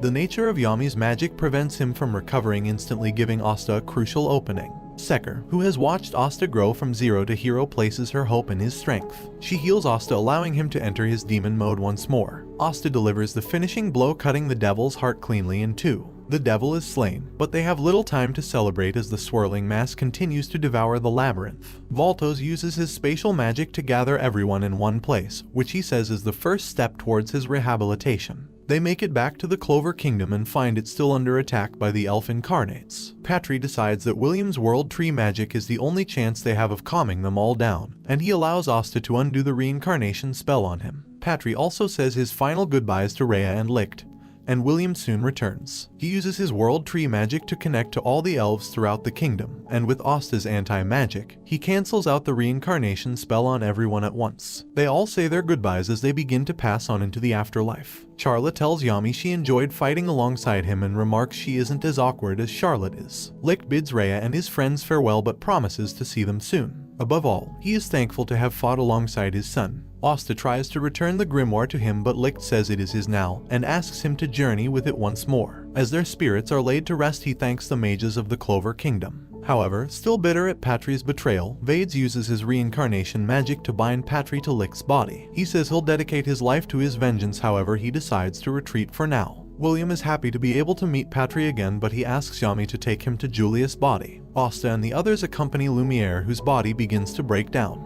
Noel is shocked to learn that Seker is actually Nero, but is actually quite perturbed at how cute she is and wonders if she is also another love rival. Seker wishes to accompany Lumiere into the afterlife, but he replies that she still has much to accomplish in this world. He thanks her for giving him another chance to fight for this world, and his body crumbles away. Thus ends a story 500 years in the making, and as Seker joins the Black Bulls, their adventures are just beginning. Julius is still alive, albeit in a smaller body, having stored some magic beforehand as a contingency plan. Although he cannot completely forgive William for his traitorous acts against the kingdom, he asks him if he is willing to serve the kingdom once more. William salutes and says that he will without fail. Later, Julius and Yami gather Asta, Mimosa, Noel, and Seker together to inform them of 3 pressing problems. First, the Wizard King is no more. Despite him being reincarnated, his powers have all but dwindled, and he is nothing more than a young boy. Regardless, it was thanks to Seker's swallowtail device that allowed him to return to life. The second and third problems are related. The Clover Kingdom may be destroyed, Asta may be killed, or both. He explains that in their current state of weakness, the rival Diamond, Heart, and Spade kingdoms may look to expanding their influence towards their borders. Furthermore, because the source of Asta's magic is from a devil, the Magic Parliament, which is the country's highest judicial authority, may use him as a scapegoat for the attack on the kingdom.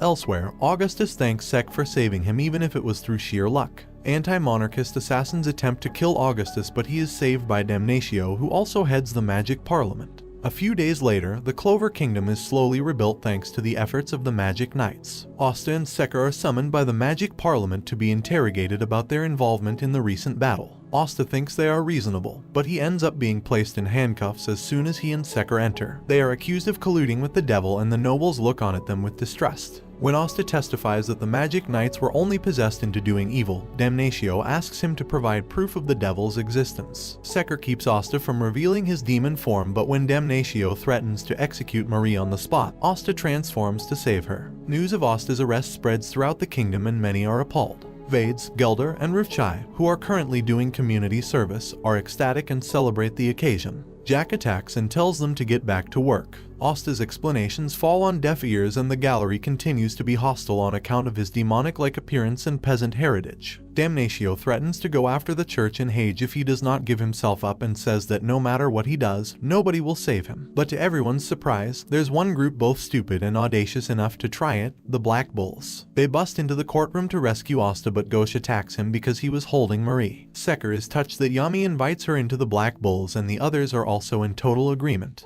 He throws a robe over her shoulders, making her membership official. Yami tries to go for Damnatio's head, but he is fortunately prevented from killing him by Nozel and Fugolian, who come bearing an order from the Wizard King. Asta and the Black Bulls are to investigate the demons, and until there is solid proof of his innocence, he will be watched over by the Magic Knights. The crowd murmurs but are inclined to agree, since 2 royals have personally vouched for Asta. This brilliant politicking even catches Damnatio off guard, and he knows his hands are tied. Asta's execution is postponed, and the Black Bulls celebrate. Nozel attaches a tracking anklet on Asta's arm, as they still have to keep up appearances with the other nobles. Damnatio later visits Julius, who calls his judgment into question, but he is eventually forced to respect his authority. Marx rushes into the room shortly after and is greatly relieved to see him alive. He comments that he used to act like a kid, and now he really is one. As they embrace one another, Marx says that Julius has a lot of paperwork to do. While traveling with the Black Bulls, Seker reminisces about her time with Lumiere 500 years ago. After sealing away the devil, Seker travels in her bird form throughout the Clover Kingdom and finds a baby in the small village of Hage. While in Hage, Seker observes the life of Asta growing up with his big dreams of becoming the Wizard King, whose ideals remind her of Lumiere's. Eventually, she sees him grow into a formidable force and plays a vital role in ensuring that Lumiere's visions did not go to waste. As she is uncertain about life without him, she is comforted in the knowledge that she is not alone, as she now has a new family in the Black Bulls. After cleaning up the Clover Kingdom, they return to the spot where the Black Bulls' base was, but they have a problem. Henry has no idea what the base looked like before. They blame him for mixing up the floor plan all the time, but it's because these idiots keep breaking everything.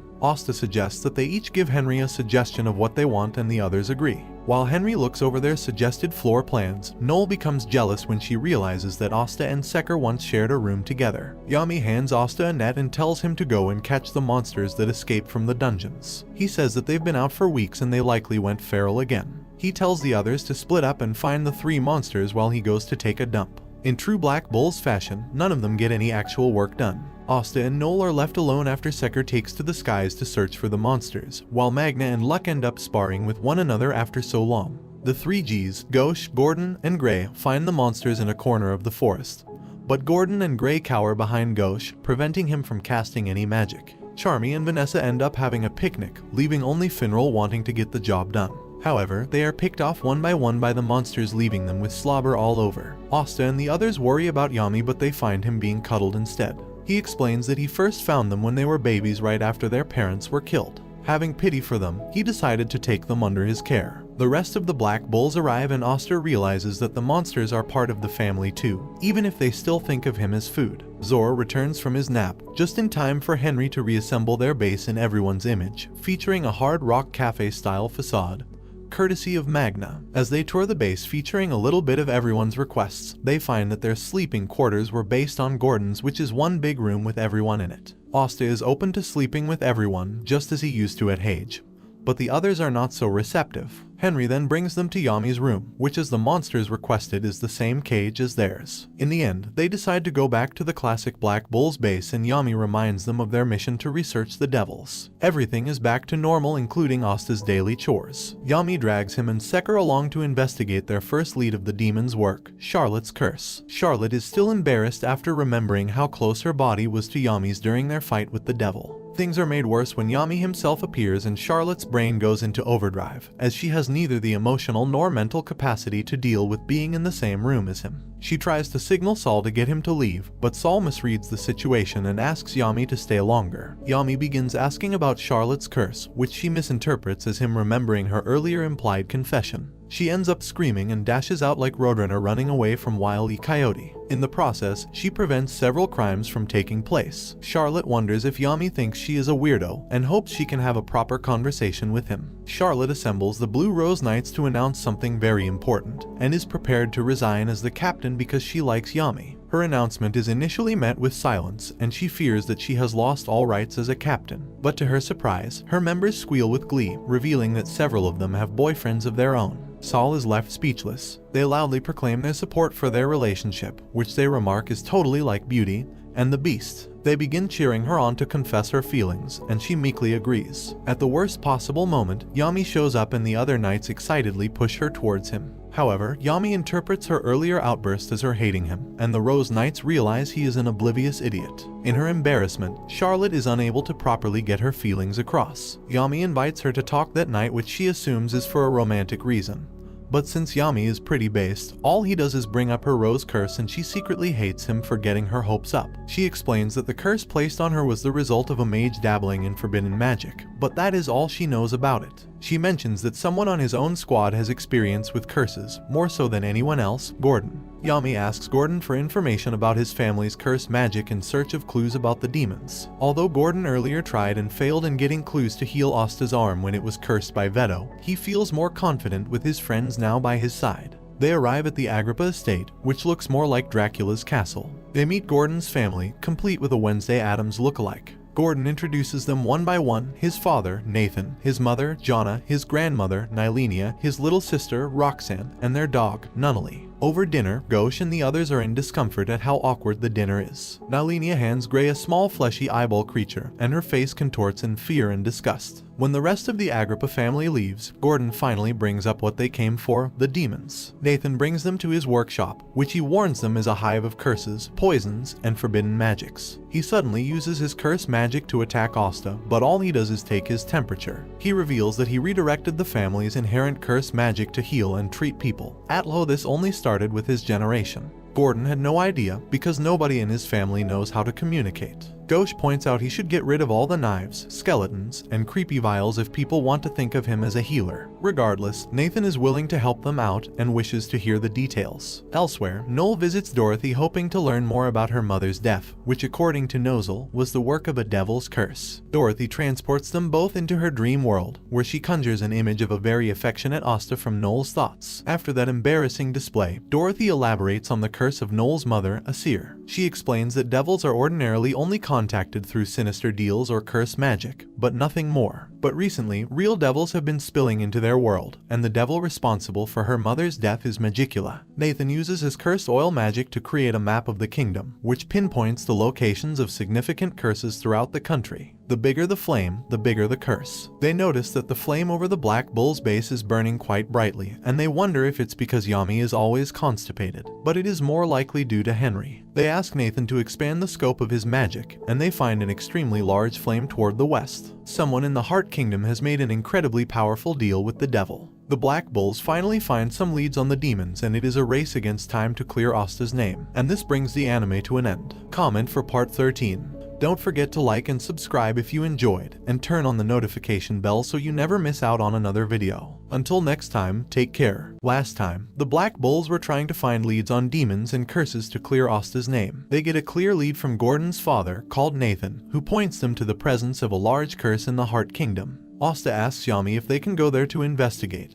But there are too many barriers in the way, and if they are caught sneaking in, it would cause an international scandal. To circumvent this, they visit the Golden Dawn to seek out Mimosa, who has ties to a nobility student exchange program, and she agrees to put in an application for them. Meanwhile, Finral visits his brother Langris, who has mellowed down since his defeat. Finral declares he will become a man worthy of Finns, but Langris pulls him aside. As soon as Finral sees two girls, he instantly hits on them. Langris points out that if he can't keep it in his pants, how is he supposed to be worthy of Finns? The following day, using Yami's personal boat, Asta, Noel, Finral, and Mimosa set sail for the Heart Kingdom. When they arrive at the Heart Kingdom, they are greeted by Gaja, a spirit guardian. The Heart Kingdom is a 1,200-year-old entity, a land of twisting waterways and trees that coexists peacefully with the citizens who inhabit it. The entire country is protected within the Queen's Mana Zone. Asta is suddenly kidnapped by the Queen, and Mimosa is shocked by this betrayal. Finral helps them chase after him, but when Gaja stands in their way, Noel equips her Valkyrie dress. Gaja remarks that they are first and third stage mages, and he brandishes his unique rune lightning magic. He blasts them with an orbital laser of lightning. However, Finral moves them out of harm's way, allowing Noel to strike back with her water dragon. Meanwhile, Asta finds himself in a strange well surrounded by water knights. He meets the Queen of the Heart Kingdom, the water spirit Undine. She has a need for his power, and she begins drowning him.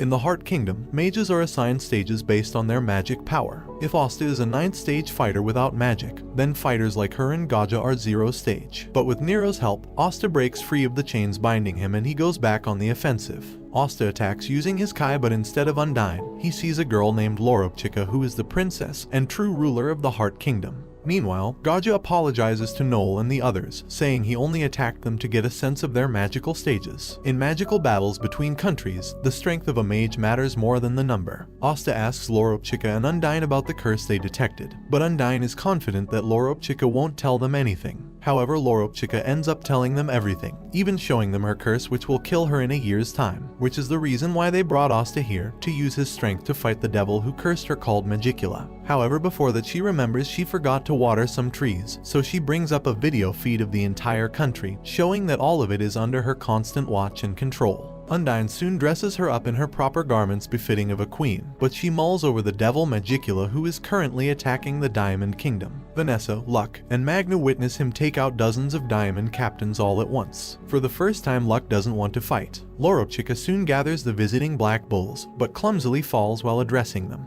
Undine picks her up and focuses on the matter at hand. She wishes to use the unique powers of Clover Kingdom mages to help them fight back against Magicula. She remarks that special cases like Asta and Nero are known as arcane stages, who defy the basic concept of magic categorization. In exchange, she will give them any information they desire. Meanwhile, Asta attempts to contact Yami to accept the terms himself, but he is taking the biggest dump of his life, so Mimosa contacts Julius, who agrees to Loropchika's terms. But Magicula is no ordinary devil and is far stronger than the one who attempted to revive the elves. Loropchika plans to invade the Spade Kingdom, where Magicula resides, within 6 months before her power wanes. As such, she wants to amass as much firepower as possible and train them into a fearsome fighting force. Asta and the others reconvene back at base and report to Yami. Luck reports the mage they witnessed wipe out a Diamond Kingdom army, whom they suspect to be Magicula himself. Yami decides they'll just have to train for 6 months until they can beat the devil. The various captains of the Clover Kingdom gather to address the citizens regarding their victory over the Midnight Sun. Owen disguises himself as Julius to fool both the citizens and the king into thinking that the Wizard King is still alive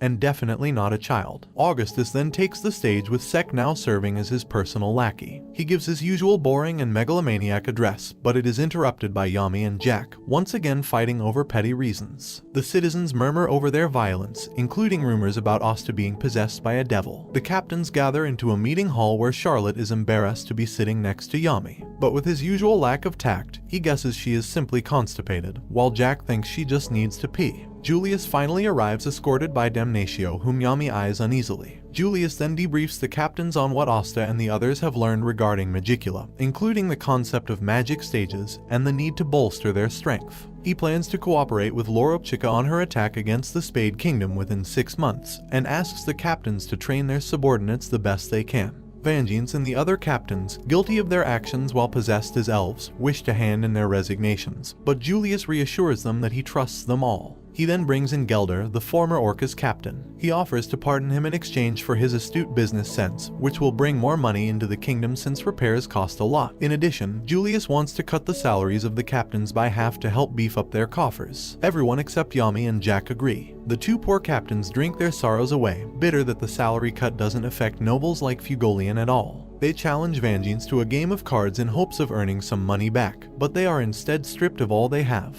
Asta pays a visit back to Hage aboard Noel's broom with her awful broom handling skills. Along the way, he has a childish race with Yuno back into their church, where they are relieved to see Father Orsi has made a complete recovery. He tells them that all the children at the orphanage are gone, because they are all attending a new school that they built with Sister Lily serving as an instructor. The children are all excited to see them again, and especially the Wind Spirit, as one of them yanks her out to play with. When Asta sees Sister Lily again, he promptly proposes to her, to which she responds with a water blast. Noel is distracted by the sudden proposal and crash lands into him.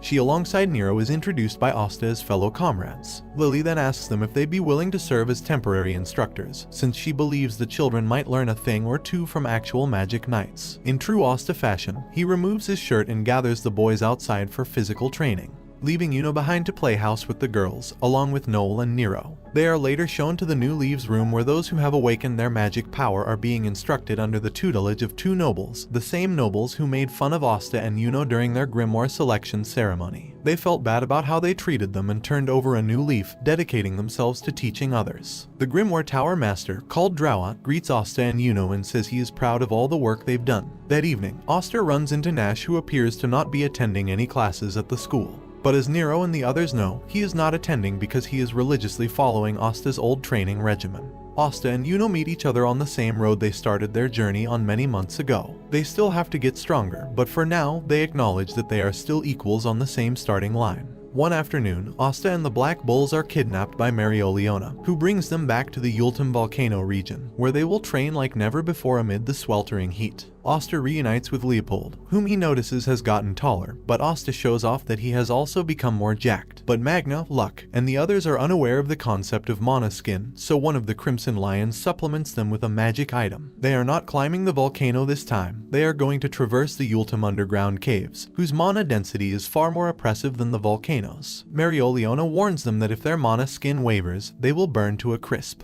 Charmy tries to sneak away, unwilling to involve herself in anything that doesn't involve food, but Marioleona tempts her with tales of unique ingredients found only inside the caves, which is enough to motivate Charmy. While Asta and Leopold race to reach the hot springs first, Magna and Luck are scaling the sides of the wall, where Luck senses a strong opponent. Gordon watches anxiously as Charmy tries to fish something from a pool of lava, but they instead find Magna and Luck fighting the unseen beast. Noel manages to overtake Asta and Leopold, but in her state of delirium, she ends up imagining Asta in his swimming trunks. After causing a steam explosion out of embarrassment, Noel finds herself attacked by a giant, mutant spider, but Asta and Leopold come rescue her and drive away the monster, which slinks back into the darkness. But Marioliona arrives and explains that the spider they fought has been terrorizing the monsters in the area recently, but it seems to camouflage itself every time a stronger opponent approaches. Thus, she threw them into the cave as bait to lure it out. Fugolian uses the salamander's fire breath to destroy a portion of a wall, revealing an entrance to a dungeon. After reporting the appearance of a dungeon to Julius, investigations reveal that it contains a magical item of great power. An advanced group consisting of Asta, Noel, Leopold, Randall, Luck, and Magna is sent to recover it. The dungeon is laden with trap spells reminiscent of Zora's, but Asta is able to cancel out their effects, while Randall safely detonates them from afar. Luck and Magna blaze on ahead, while Leopold feels the need to improve after Asta, his rival, not only fought a devil but defeated it. He and Randall sense a strange magic, and they set off to investigate. Meanwhile, Asta and Noel punch through most of the trap spells, but he is forced to carry her to safety after a large lava wave comes their way. Leopold and Randall find a mysterious stone gate surrounded by several dormant golems. But the spider from earlier has returned, activating the golems to fight back. Asta, Noel, Magna, and Luck return and report to Marioliona their findings, including the clearing of traps and the discovery of strange mimics. But Marioliona notices that Leopold and Randall have yet to return and suspects that they've hit the jackpot. But the pair of lions is being pushed back by the golems, and their attacks seem to keep them only barely at bay. Randall reminds Leopold that he is one day going to lead the Crimson Lions, causing him to discover that he has far greater control of his magic than before. Asta and the others arrive to support him, but Leopold finishes it himself. Harnessing the mana around him, he blasts all the golems in a fiery inferno. Fugolian commends them for making it to the treasure room, while the Magic Knights have already begun to see the fruits of their training. Noel, in particular, notices that the water spell she cast was far more powerful than before. Asta and Leopold present the magic item they were tasked to retrieve to Marioliona, but she bonks them for burning it to cinders. She sends them back into the dungeon to scour every corner for something worthwhile to bring back.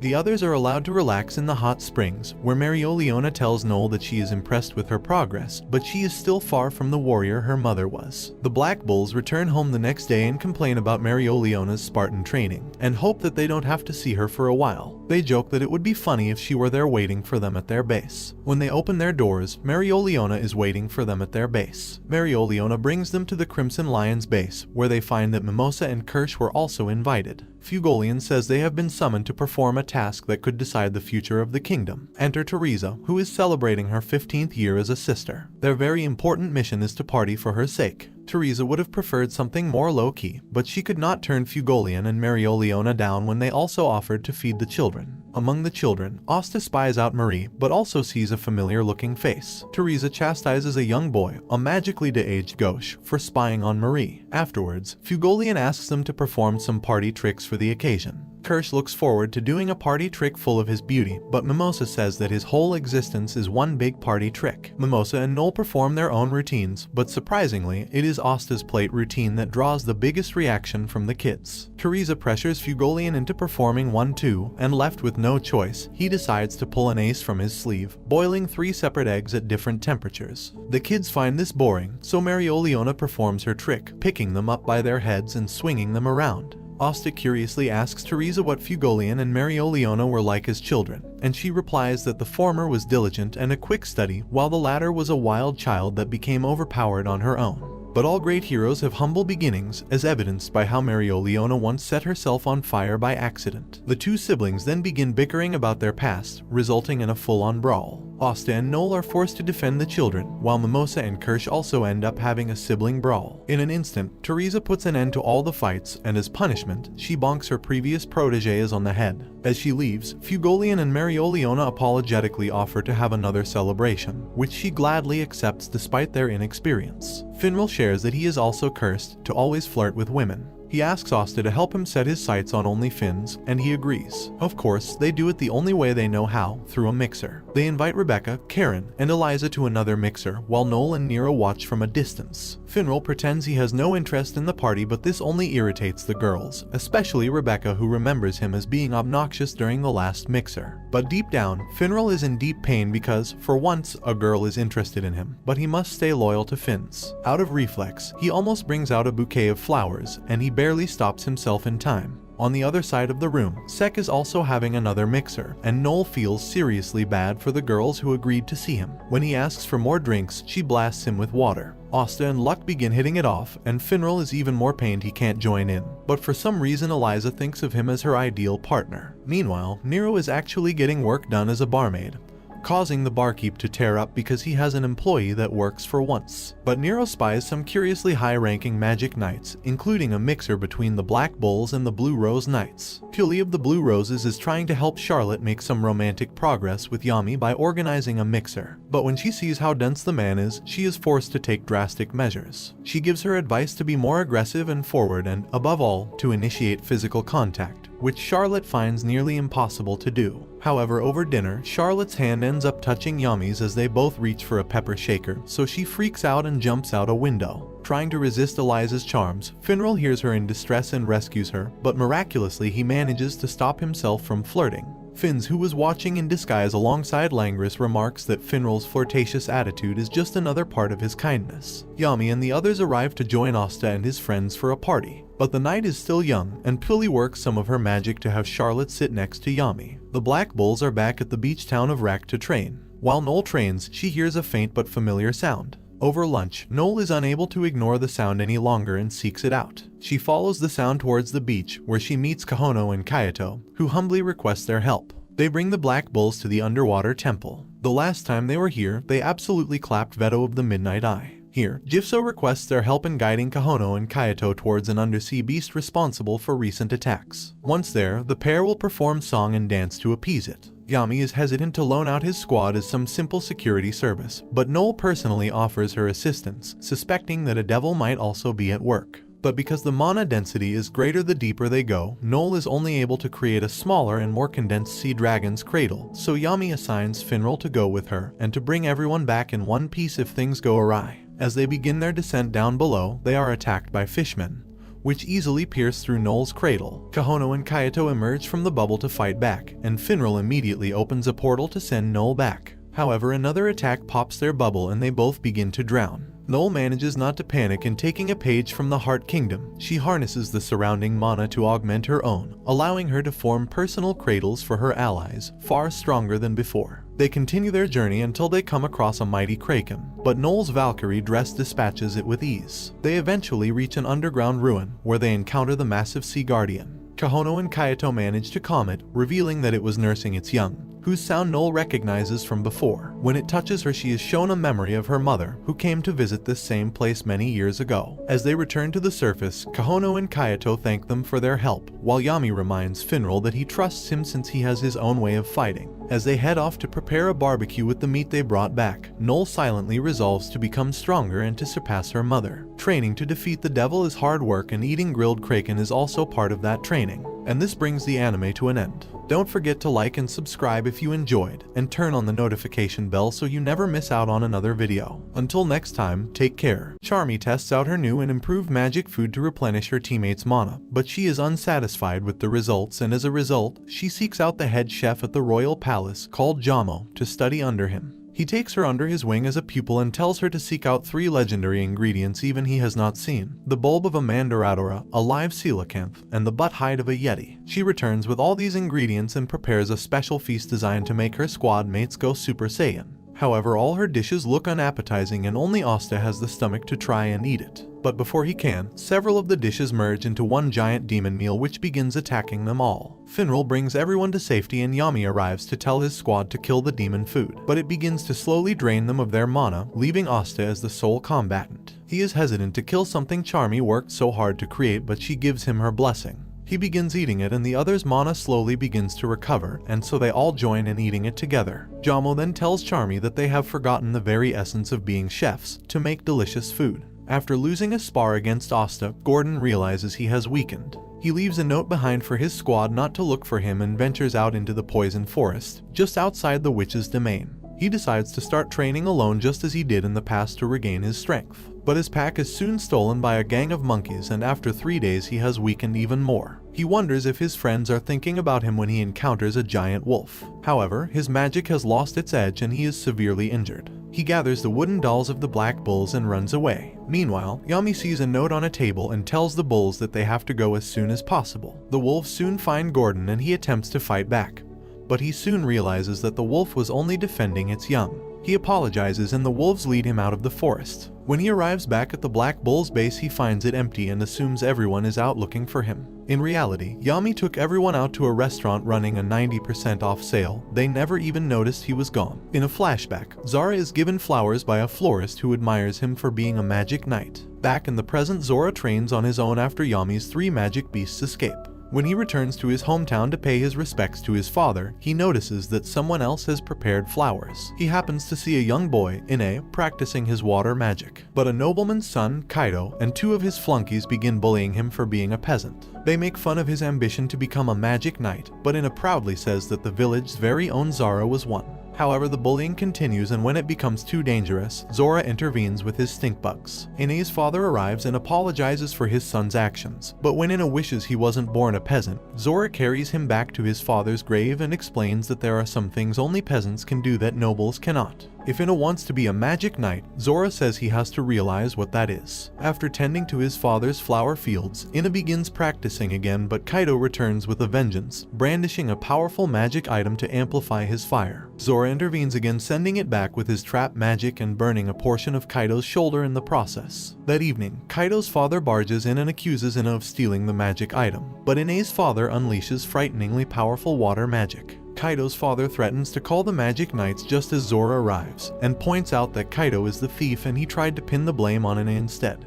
Afterwards, Ine's father reveals that he once tried to become a magic knight himself, but he never stopped training. Ine finally realizes the lesson that Zora wanted to teach him: one thing that peasants can do better: persevere. Zora bids Ine farewell using a stink bug, and as he walks back to the Black Bulls, he thinks of Yuno and Asta, who both have tall dreams. Vanessa fears that her power is not enough to stand up to the devils, so she decides to visit her hometown. Yami invites her for a drink, but she takes a rain check on it for now. Upon reaching the witch's forest, she asks the witch queen to teach her some ancient magic to boost her strength, and the witch queen agrees on one condition: that she drive out the magic beasts interfering with her security golems. The witch queen assigns 2 other witches to help her: Samantha, who is meek and quick to panic, and Elvira, who is prideful and stubborn. When they encounter the magic beasts interfering with the security golems, Vanessa binds one of the beasts and asks her allies to attack it, but she fails to confirm what kind of magic they have. Samantha says she only has sound magic, while Elvira can create illusions. Both are pessimistic about accomplishing their task. Vanessa confronts the witch queen again and accuses her of giving her an impossible task, but she replies that she should reflect on why and how she uses magic to begin with.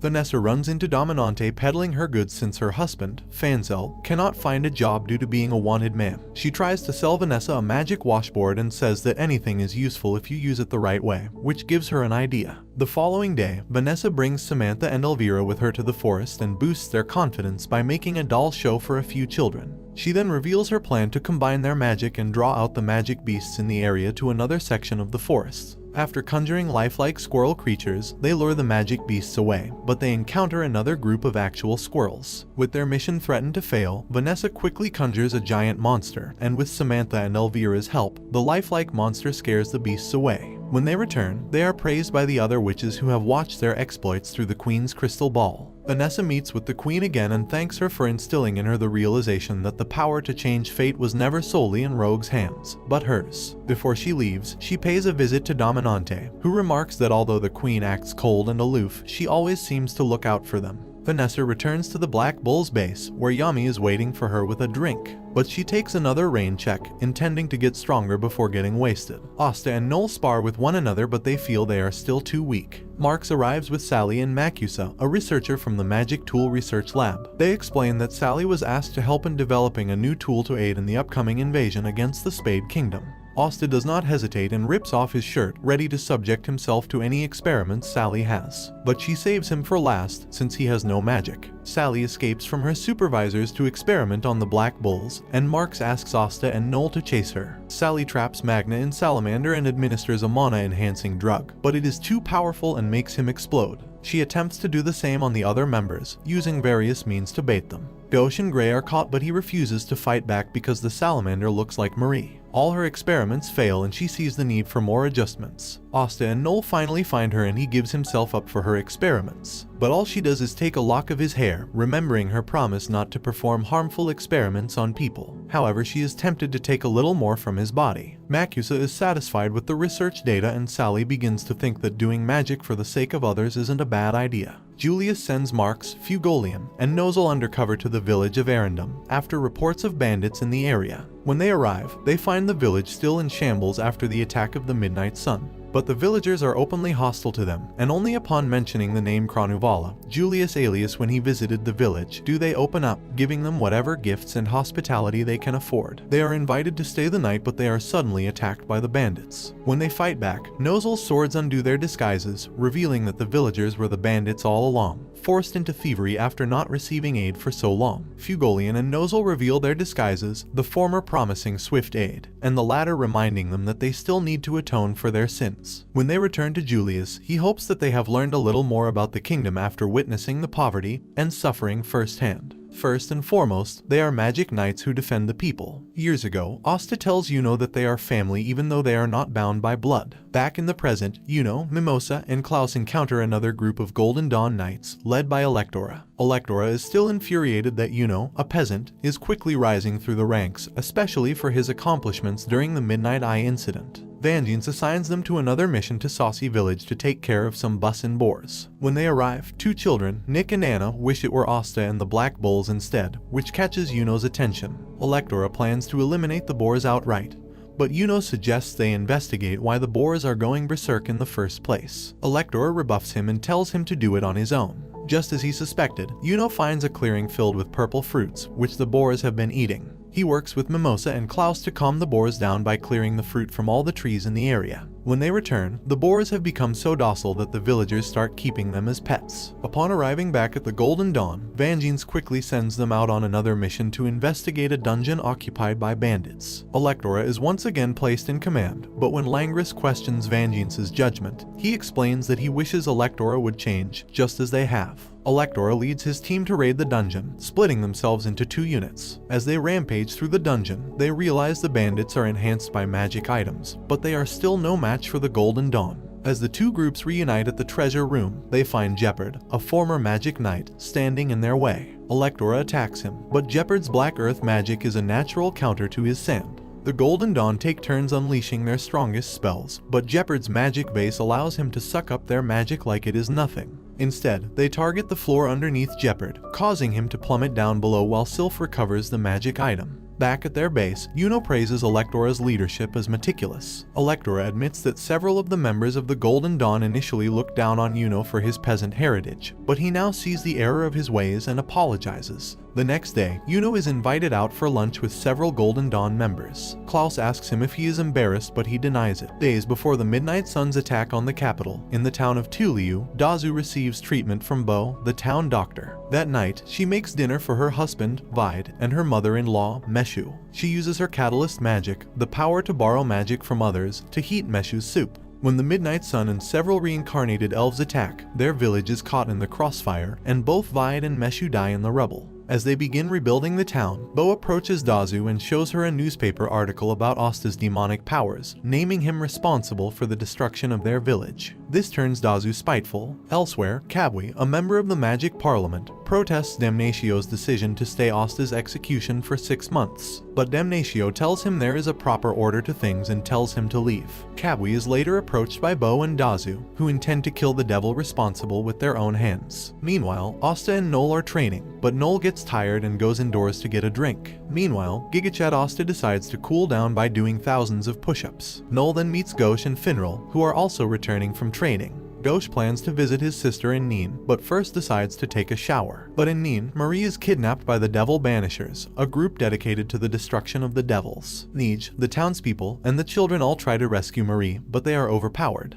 Ghosh senses that an angel has called out to him and asks Finral to take him to Neen. Meanwhile, Asta loses count of his 10,000 push-ups and decides to start from the beginning. He is distracted by Bo, who pretends to stumble out of the bushes. He rushes to her aid, but she uses a sedative gas to knock him and Nero out. However, Asta's gains aren't just for show and he manages to put up a fight. Noel arrives to help him out, but they manage to fight back and escape. Noel equips her Valkyrie dress and chases after them, and her water bolts successfully stop them from taking Asta. However, Nero is taken. As she tends to Asta, Ghosh is horrified to discover that Marie was taken. Kabwi and his team return to Bao's house, with both teams having secured Marie and Nero. Although they failed to retrieve Asta, they know he will not awaken for a long time. Gordon and Noel bring Asta to Owen, who confirms that Asta is alive but asleep due to the powerful effects of a sleeping potion. Yami drags Marks in to confirm Asta's condition and to peer into his memories of the attack. Meanwhile, Ghosh angrily blames Teresa for being absent when Marie is taken away. He interrogates Nej about what happened, and upon his mentioning of scales, Ghosh instantly suspects Damnatio. Asta's memories reveal little, but they learn that the Devil Banishers have comparatively weak magic.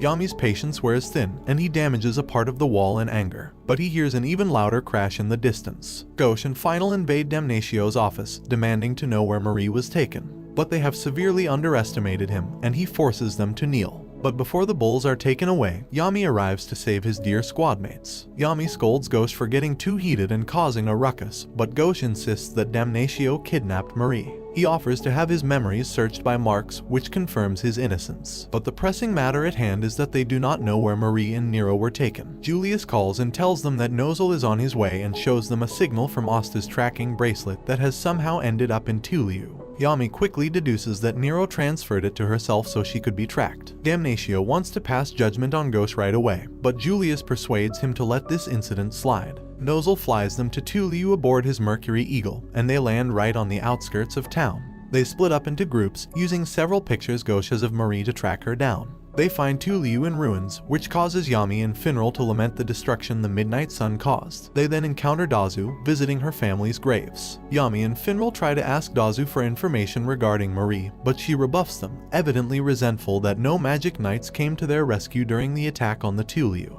Noel and Nozel also have trouble finding information for the same reason, while Ghosh and Gordon similarly alienate the villagers with their demeanor and appearance. Dazu returns to Bao's house to inform them that the magic knights are on their trail, and they wonder how they were tracked. It is then that they discover the tracker within Nero. They plan to destroy it, but Dazu has another idea. The magic knights regroup outside of town to share their findings, but they notice the tracking signal moving at high speeds. Nozel, Noel, and Ghosh take Finral to chase it, while Yami and Gordon stay behind. The Devil Banishers express their discontent with the magic knights and consider executing Marie and Nero outright, but Dazu suggests that they keep them alive to lure out Asta, their true target. When Nozel's group finds the tracker, it is around the neck of a bird, infuriating Ghosh. Meanwhile, Bo embraces Dazu, whom she considers her light and reason for living. Asta finally wakes up and immediately tries to search for Nero, but Yami grabs him by the face to calm him down. Since they have no information at the moment, they can do nothing but wait for now. A meeting between Julius and the various knight captains is held to plan their next course of action.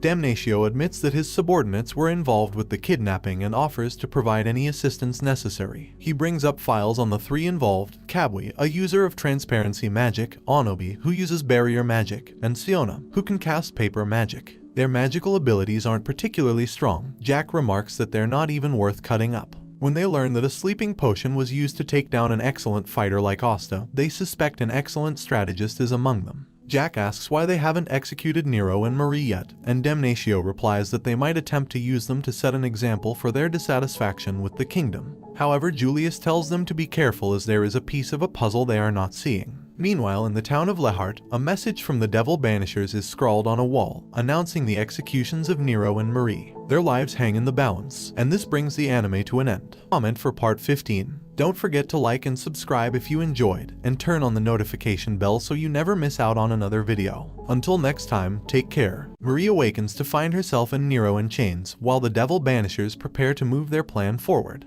The following day, in the town of Lehart, a large mob gathers to watch the executions of Marie and Nero. A team consisting of several Magic Knight squads is standing by, ready to execute their rescue operation. Ghosh and Asta are impatient and want to go right away, but Yami holds them down. Crucially, Damnatio asks that Asta not use his devil powers to prevent further panic. Vanessa is approached by one of the devil banishers, who threatens to kill their friends immediately if they do not follow them. Left with no choice, she complies and is led away. As noon strikes, the devil banishers appear out of thin air and present Marie and Nero to the roaring mob. They threaten to execute them if Asta does not give himself up. Asta appears and approaches them, but he is asked to give up his grimoire. As they lower their guard, the real Asta appears from above to destroy their magic barrier, the other Asta having been Grey in disguise. Finral attempts to rescue Marie and Nero, but Siona drives him off. The other Magic Knights join the fray to capture the Devil Banishers. The Devil Banishers retreat, and Asta chases after them. Meanwhile, Vanessa turns on the Banishers, but they have fulfilled their plan to lure her,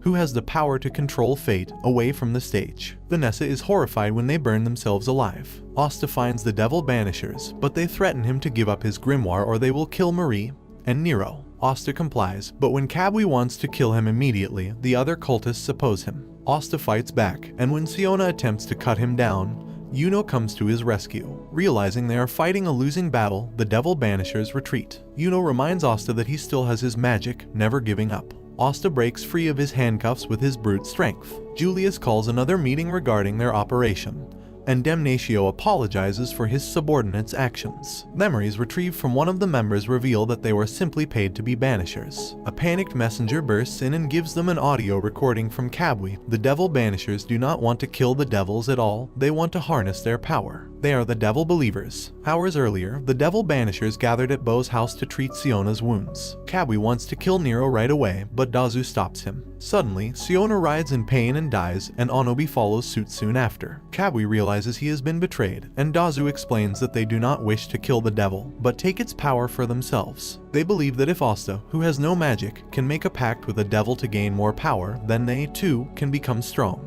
She explains that as a child, she overheard her friends talking behind her back. They were only pretending to be her friends to suck up to the adults, but in truth, they find her catalyst magic weird and creepy. Kabui contacts Damnatio in his final moments to inform them of what has happened. He apologizes for his actions and dies soon after. The Black Bulls are sent back to Tuliu to investigate, and they find the dead bodies of Damnatio's subordinates in the basement. Gordon deduces that the house belongs to someone with acute medical knowledge. They visit Maggie, an old lady whom Gordon befriended, and she says the house belongs to Bao, the town doctor. She reveals that she was also close friends with Dazu. When they inspect Dazu's ruined house, Noel finds a photograph of Dazu and her family. Despite Maggie saying their marriage was a happy one, Dazu's face says something entirely different. Yami wonders why a girl whose family died due to devils would start worshipping one. When they report this information to Julius, they suspect that the believers plan to hand Nero and Asta's grimoire over to the Spade Kingdom and form a contract with Magicula. They are sent to investigate the far reaches of the Forsaken Realm to search for them.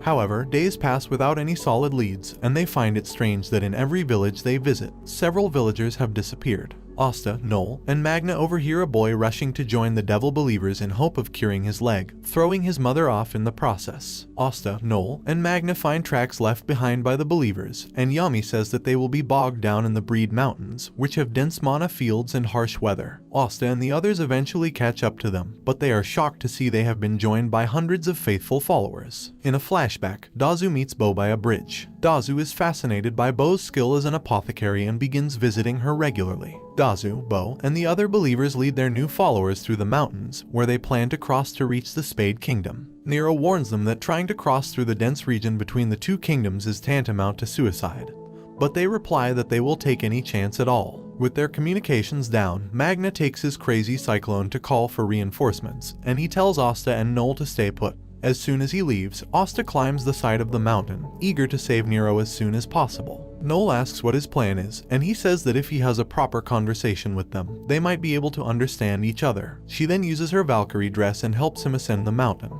Dazu and Bo hold hands while overlooking the sunset, remarking that it is just like the time they first met. As they prepare to venture into the magic region, Asta drops in from above. He is revered by the followers as an icon of the devil. He confronts Dazu and Bo and appeals for them to release Nero, since they are unlikely to survive the journey through the magic zone. They know this, but they want to try anyway. Dazu shares how she was ridiculed from the very beginning due to her low magic power and expects Asta to know the same feeling. He tries to remind her of her husband and mother-in-law as people who have accepted her, but she replies that they are no different. Noel asks them what they plan to do in the Spade Kingdom, and they reply that they intend to gain the devil's powers and exact their revenge on the Clover Kingdom. Asta says that even though he had no mana, he strove to serve the kingdom and never despised it. Dazu admires him for this, but they are already hell-bent on their revenge. Asta offers himself in exchange for Nero's freedom, but they are betrayed, as they believe having more gifts for the Spade Kingdom would reap greater rewards. As they approach the border of the magic zone, a flaming star streaks across the horizon. Yami and Magna have arrived. Dazu continues to visit Bo's apothecary, and after confiding in her domestic troubles, a romance between them blossoms. Yami tries to talk with the believers, but they refuse to listen. Asta uses a lapse in their attention to escape, taking Noel and Nero with him.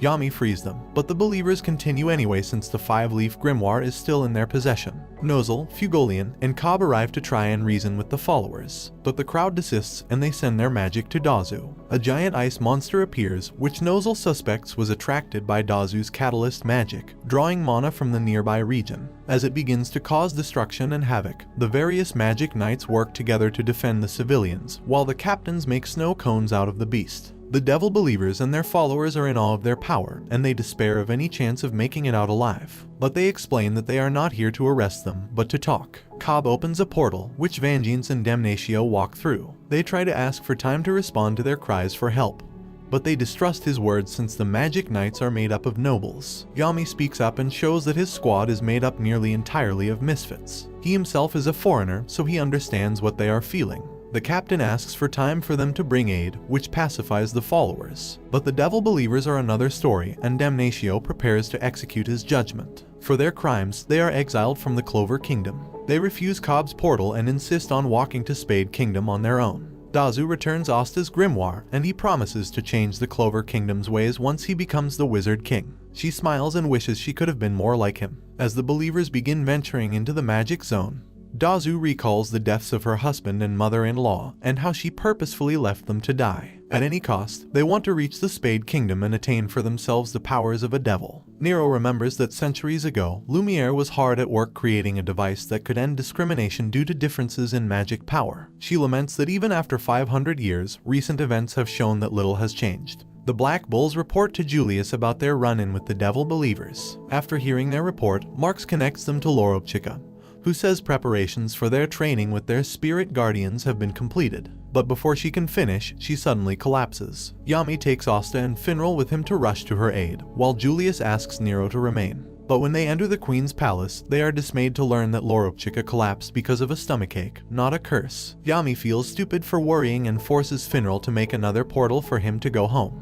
She tries to debrief them on their training, but she realizes her glasses are missing. She explains that due to her clumsiness, she routinely breaks her glasses. After searching for it, she learns it is in the hands of Mugi, a beaver who frequently visits her palace. The beaver rug that Loropchika sleeps on is actually alive, which also happens to be the mother of Mugi. She is aptly named Big Mugi. Asta offers to find her glasses and return it to her. Finral and Noel both fail to grab the beaver, but Asta successfully captures it after he lures it in with fish, which he exchanges Loropchika's glasses for. However, when they return to the palace, Loropchika breaks the glasses again. Dajo arrives with a set of new glasses, allowing her to finally make her announcement. Loropchika explains that the spirit guardians took longer than expected to prepare because she wanted them to be in peak condition, and because they can only take on a few pupils at a time. Meanwhile, Julius has Nero unlock a special room he lost the key to. Inside, Nero recognizes Lumiere's old notebook, which contains his designs for a magic transferal device. Julius says he has already sent its design to the Magic Tool Research Lab, and a prototype is on the way.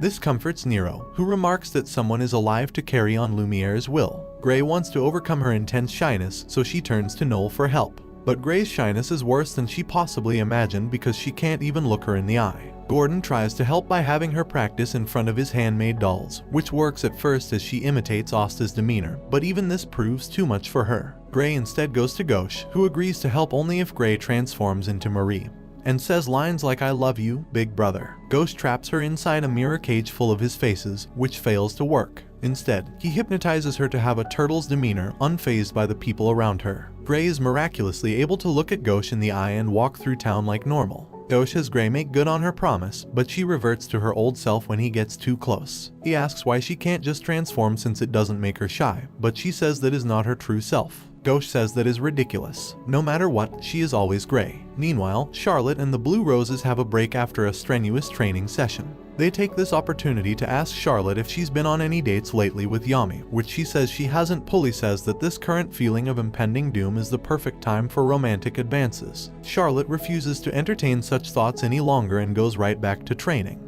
But the other Blue Rose Knights have an idea and suggest that they have a joint training session with the Black Bulls. Charlotte entertains the idea. She is called to a meeting between the magic captains, and she encounters Yami along the way. She tries to ask him to agree to a joint training session, but she ends up tripping, and Yami catches her as she falls. She gets embarrassed and runs away again, causing her to miss the meeting. When Julius learns of her plans for a training session, he gets a bright idea to raise the morale of both the Knights and the Clover Kingdom. He'll have the magic captains fight each other. Julius organizes a match against two teams of magic knight captains. On one side, Kaiser, Nozel, Yami, and Jack. On the other hand, Fugolian, Charlotte, Vangeance, and Dorothy. Vangeance pulls out all the stops and summons a gigantic world tree, but Yami's team are ready to intercept it. After an initial clash, Fugolian's flame separates the two teams, foiling Jack's attempt to attack Dorothy and Charlotte. In the aftermath, Yami and Jack decide to head into the forest, leaving Nozel and Kaiser to defend their crystal. Soon after, Fugolian drops from Salamander to assault them. Jack senses Charlotte and Vangeance hiding behind a tree, and a battle erupts between them. But the two grow tired of being hit with cheap shots from out of their field of vision, so they do the reasonable thing and destroy the forest around them. Vangeance summons another world tree, and as Yami and Jack scale it to attack, Dorothy kidnaps Yami into her glamour world. Yami tries to have Dorothy summon a hot spring and some sake, but he is disappointed to learn she cannot imagine things she does not know about. Instead, she creates a clone of him to attack, but he is dismayed to learn that Dorothy's cognition of him is some country bumpkin with a Texan accent. Meanwhile, Nozel traps Fugolian and his salamander within a silver star of execution, augmented by Kaiser's vortex magic. Kaiser wants to get back at Fugolian since, even when he was enhanced by the elves, he could not beat him one-on-one. Fugolian turns up the heat, slowly melting away at the cage. He causes a steam explosion underneath them, evaporating the entire lake. He manages to land a blow on their crystal, and Nozel is forced to fall back. Nozel survives an attack by Vangeance thanks to Kaiser's help, and with Jack's help, they attempt to mount a counterattack against the remaining captains. They combine their magic to crush Fugolian, but the Crimson Lion's captain announces to those watching that there is nothing his flames cannot burn. Meanwhile, Yami defeats a clone of himself, but Dorothy simply summons several more. He is suddenly hit by the glamour world's drowsiness effects, but he manages to keep himself standing. He decides to just exceed his limits and performs his Dark Cloak Dimension / Equinox, cutting through both the clones and the glamour world itself. Later, Julius praises the captains for an excellent fight, and finds it hilarious that Yami's attack destroyed both teams' crystals, ending the match in a draw. He is confident that the match served to raise the morale of not only the citizens, but also the magic knights themselves, who now know that their kingdom is being guarded by capable people. Yami takes Asta and Noel to Kika for the annual Magic Knights entrance exam, but they notice that there are few participants this year due to the attack by the Midnight Sun. As Yami, Finral, and Gordon go off to join the other captains, he tells Asta and Noel not to cause any trouble. Asta and Noel reminisce about their own entrance exam, and are excited at the prospect of having a new member join the Black Bulls they can be seniors to. Just like before, anti-birds flock to Asta, making him a laughingstock. Noel encounters Nozel, and she thanks him for putting her in the Black Bulls, a place where she has found a family of her own. Nozel is proud of Noel's growth, and knows that she can become stronger. The exams soon begin, with Vangeance presiding. He uses his World Tree magic to create brooms for the first test. Noel remembers watching Asta fail this particular exam, but acknowledges that he has grown stronger. Likewise, Noel praises Noel's gradual improvement of her magic control. Asta notices Yuno watching the exam as well, suspecting that they both had the same idea of reigniting the reason they became magic knights. As the two reaffirm their promise to each other, they part ways. When the exam concludes, Asta and Noel eagerly ask if Yami recruited someone new. He says that he found someone interesting, but they chose to go somewhere else, which means Asta and Noel are still at the bottom of the barrel. They return back to base, where they have prepared a celebration for Asta and Noel's first anniversary of joining their squad. As Asta goes through the door, he and Yuno grasp at the sky. Although their paths have differed, their promise has always been the same, to become the Wizard King. And this brings the anime to an end. Comment for part 16. Don't forget to like and subscribe if you enjoyed, and turn on the notification bell so you never miss out on another video. Until next time, take care.